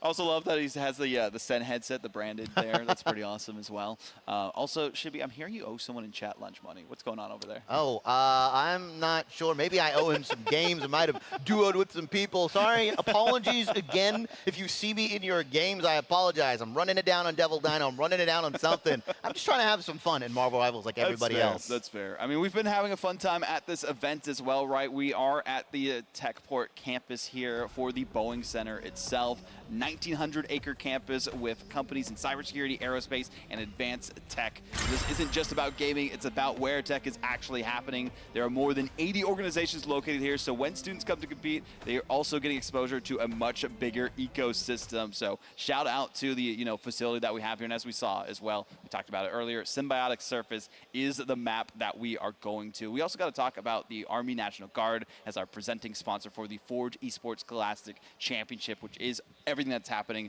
this weekend. So the Uncommon is calling. There's who you are and who you become under pressure. The Forge Scholastic Esports Championship presented by the Army National Guard. Uncommon is calling. And what's not uncommon is North Georgia Blue banning Jeff once again. Yeah, Fisher Esports, though. I think he's going to remove the name. Or, yeah, frame one ban. I like the way you talked about it. It's going to be there. And these are the hovers that North Georgia Blue has. It looks a little interesting. They are busting something out. I see something there. Lord Hawkeye is very interesting. Hawkeye used to dominate, right? A couple seasons ago, everybody was complaining about him. The headshots, the one-taps, shell there it goes. of his former self. There's the Doctor Strange save. So if I'm Fisher Esports, now I just ban the Invisible Woman, because they very much crutched upon it. Ooh. I love the Mantis ban onto KM Lord, though. Force him on the Ultron. Force him to work just a little bit harder. And that's why they're also going to be banning the Invisible Woman. They're not going to let you have the team up if they don't have their teammate damage boosting themselves. I mean, they can still play the Ultron. We saw that last time. It was okay. But they still have some effectiveness to that. It's just a little bit harder to damage boost your team. You have to time those drones properly. That's exactly why we see the save there directly for KM Lord. Yeah, I mean, I feel like Fisher Esports kind of struggled with this version of their triple strategist. Maybe KM Lord has put the hours. Who knows? Maybe he did an unranked to eternity on Ultron, and we just don't know about it. But I think they're going to have a little bit of a tougher time, because obviously the drone management is very important. But a lot of your ultimate generation doesn't just come from your healing. It comes from the amount of damage you can do, how many, lasers you can land. And if you're not used to playing a hero like that, also strafing around in the air, there's nothing like this in Valorant. The Luna ban onto Flamé. Whoa, whoa, whoa. This is looking like Ignite right now. How many strategists am I seeing banned on the table? Too many. Well, I mean, it makes sense. They want to target that team up, especially. They don't want to have the double charm. That was part of the reason why Flamé was so lethal, right? Yes, it's got, like, what, a 20-second cooldown available to it, but even then, getting rid of the Loki as well. They didn't ban the Groot this time, and we might see that being played by University of North Georgia in some capacity, especially because that was part of their strategy last time. But we also see a specific hero available that wasn't last go-around, and we could see some interesting scenarios because Gambit did get through. So Gambit Star-Lord also on the table, and Rogue. What are we doing here? Why aren't we banning Gambit? Magneto is also available too if they want to go that, but that's what I was going to say there. The Venom gets through as well. I mean, Fisher Esports baited them. Yeah. They baited them 100%. Yeah, 1,000. I mean, this is a composition that you rarely get to play. Like a Gambit Rogue composition, throw the Star-Lord on top. That was a hero that we said is missing. And look at Fisher Esports right now. This triple strat line of Gambit as the main support with Momentum and KM Lord playing those more off-roll strategists or, less healing, I would say, impactfulness. I think that's really important because Gambit is going to be able to get that Raging Royal flush ever so consistently, and obviously the Legendary coming out from Smash. What I like to call the Legendary Flush, right? That's a very, very tried and true combo here. UNG, though, they have some tricks up their sleeves. Bills on the Storm, the Phoenix coming out from some, and Ticklefist on this Rocket. There's a lot of damage boost to be happening. As I say that, though, they swap over to Star-Lord and Cloak and Dagger, and I don't know if that's going to be as effective, at least on the offensive side. Yeah, we'll see. I mean, I like the damage boost from the Storm here from UNG. They have a lot of potential with the Mega Hurricane. Yep. Competition, but the guidance from his beauty on the Venom is going to be massive, especially as you see Dongmin also going in with them. Everyone is getting taken to pieces and sent back to the respawn room. No one can escape the clutches of the Symbiote. Oh my. That's why we saw this Venom banned out. I mean, that's the thing about Venom versus like a Captain America or someone that doesn't dive as frequently. Like that go button, the slam, the CC, that's essentially saying, hey, get this person right here that's knocked up, and you can just throw in a boatload of damage. You see Venom flying in once again, smash on the Star-Lord, picks up Phil. He just swapped to the Atom, by the way, and he immediately gets sent back to the respawn room and as he channels that resurrection. Yeah, he's got the cocoon, so he's not gonna go to the respawn room. Early though. Yeah, burned early is really, really crucial. And Impunity, the king of just baiting resources out for Venom. I rarely see them swing in, and yeah, this is tough. UNG, what do you do here when they've got such a killer dive composition from Fisher? As momentum does go down, though, it's going to take them a while to come back. Dominant as well. Yeah, even with the Synapse changes, it's hard to really use your CC abilities against them, right? You even banned out having to team up with the Luna Snow, so no freeze available to you if you try to go against Impunity's Venom. So a lot of the potential chances that they could have gone against this Venom dominance that we're seeing from them would have been difficult, but Trixman turning around, using it there, primary fire, probably some also has potential. But there's the Rage Royal Flush, Tickle Fist, but using Eternal Blonde. Bill's already going down from Smash, who doesn't even need to use their ultimate yet, and the Heartbreaker comes on through. Heartbreaker draining the ultimate charge of UNG. Donkman just in the thick of it right now, but they do have that legendary flush from Sub, and this is where he can go crazy, but he goes a little too deep.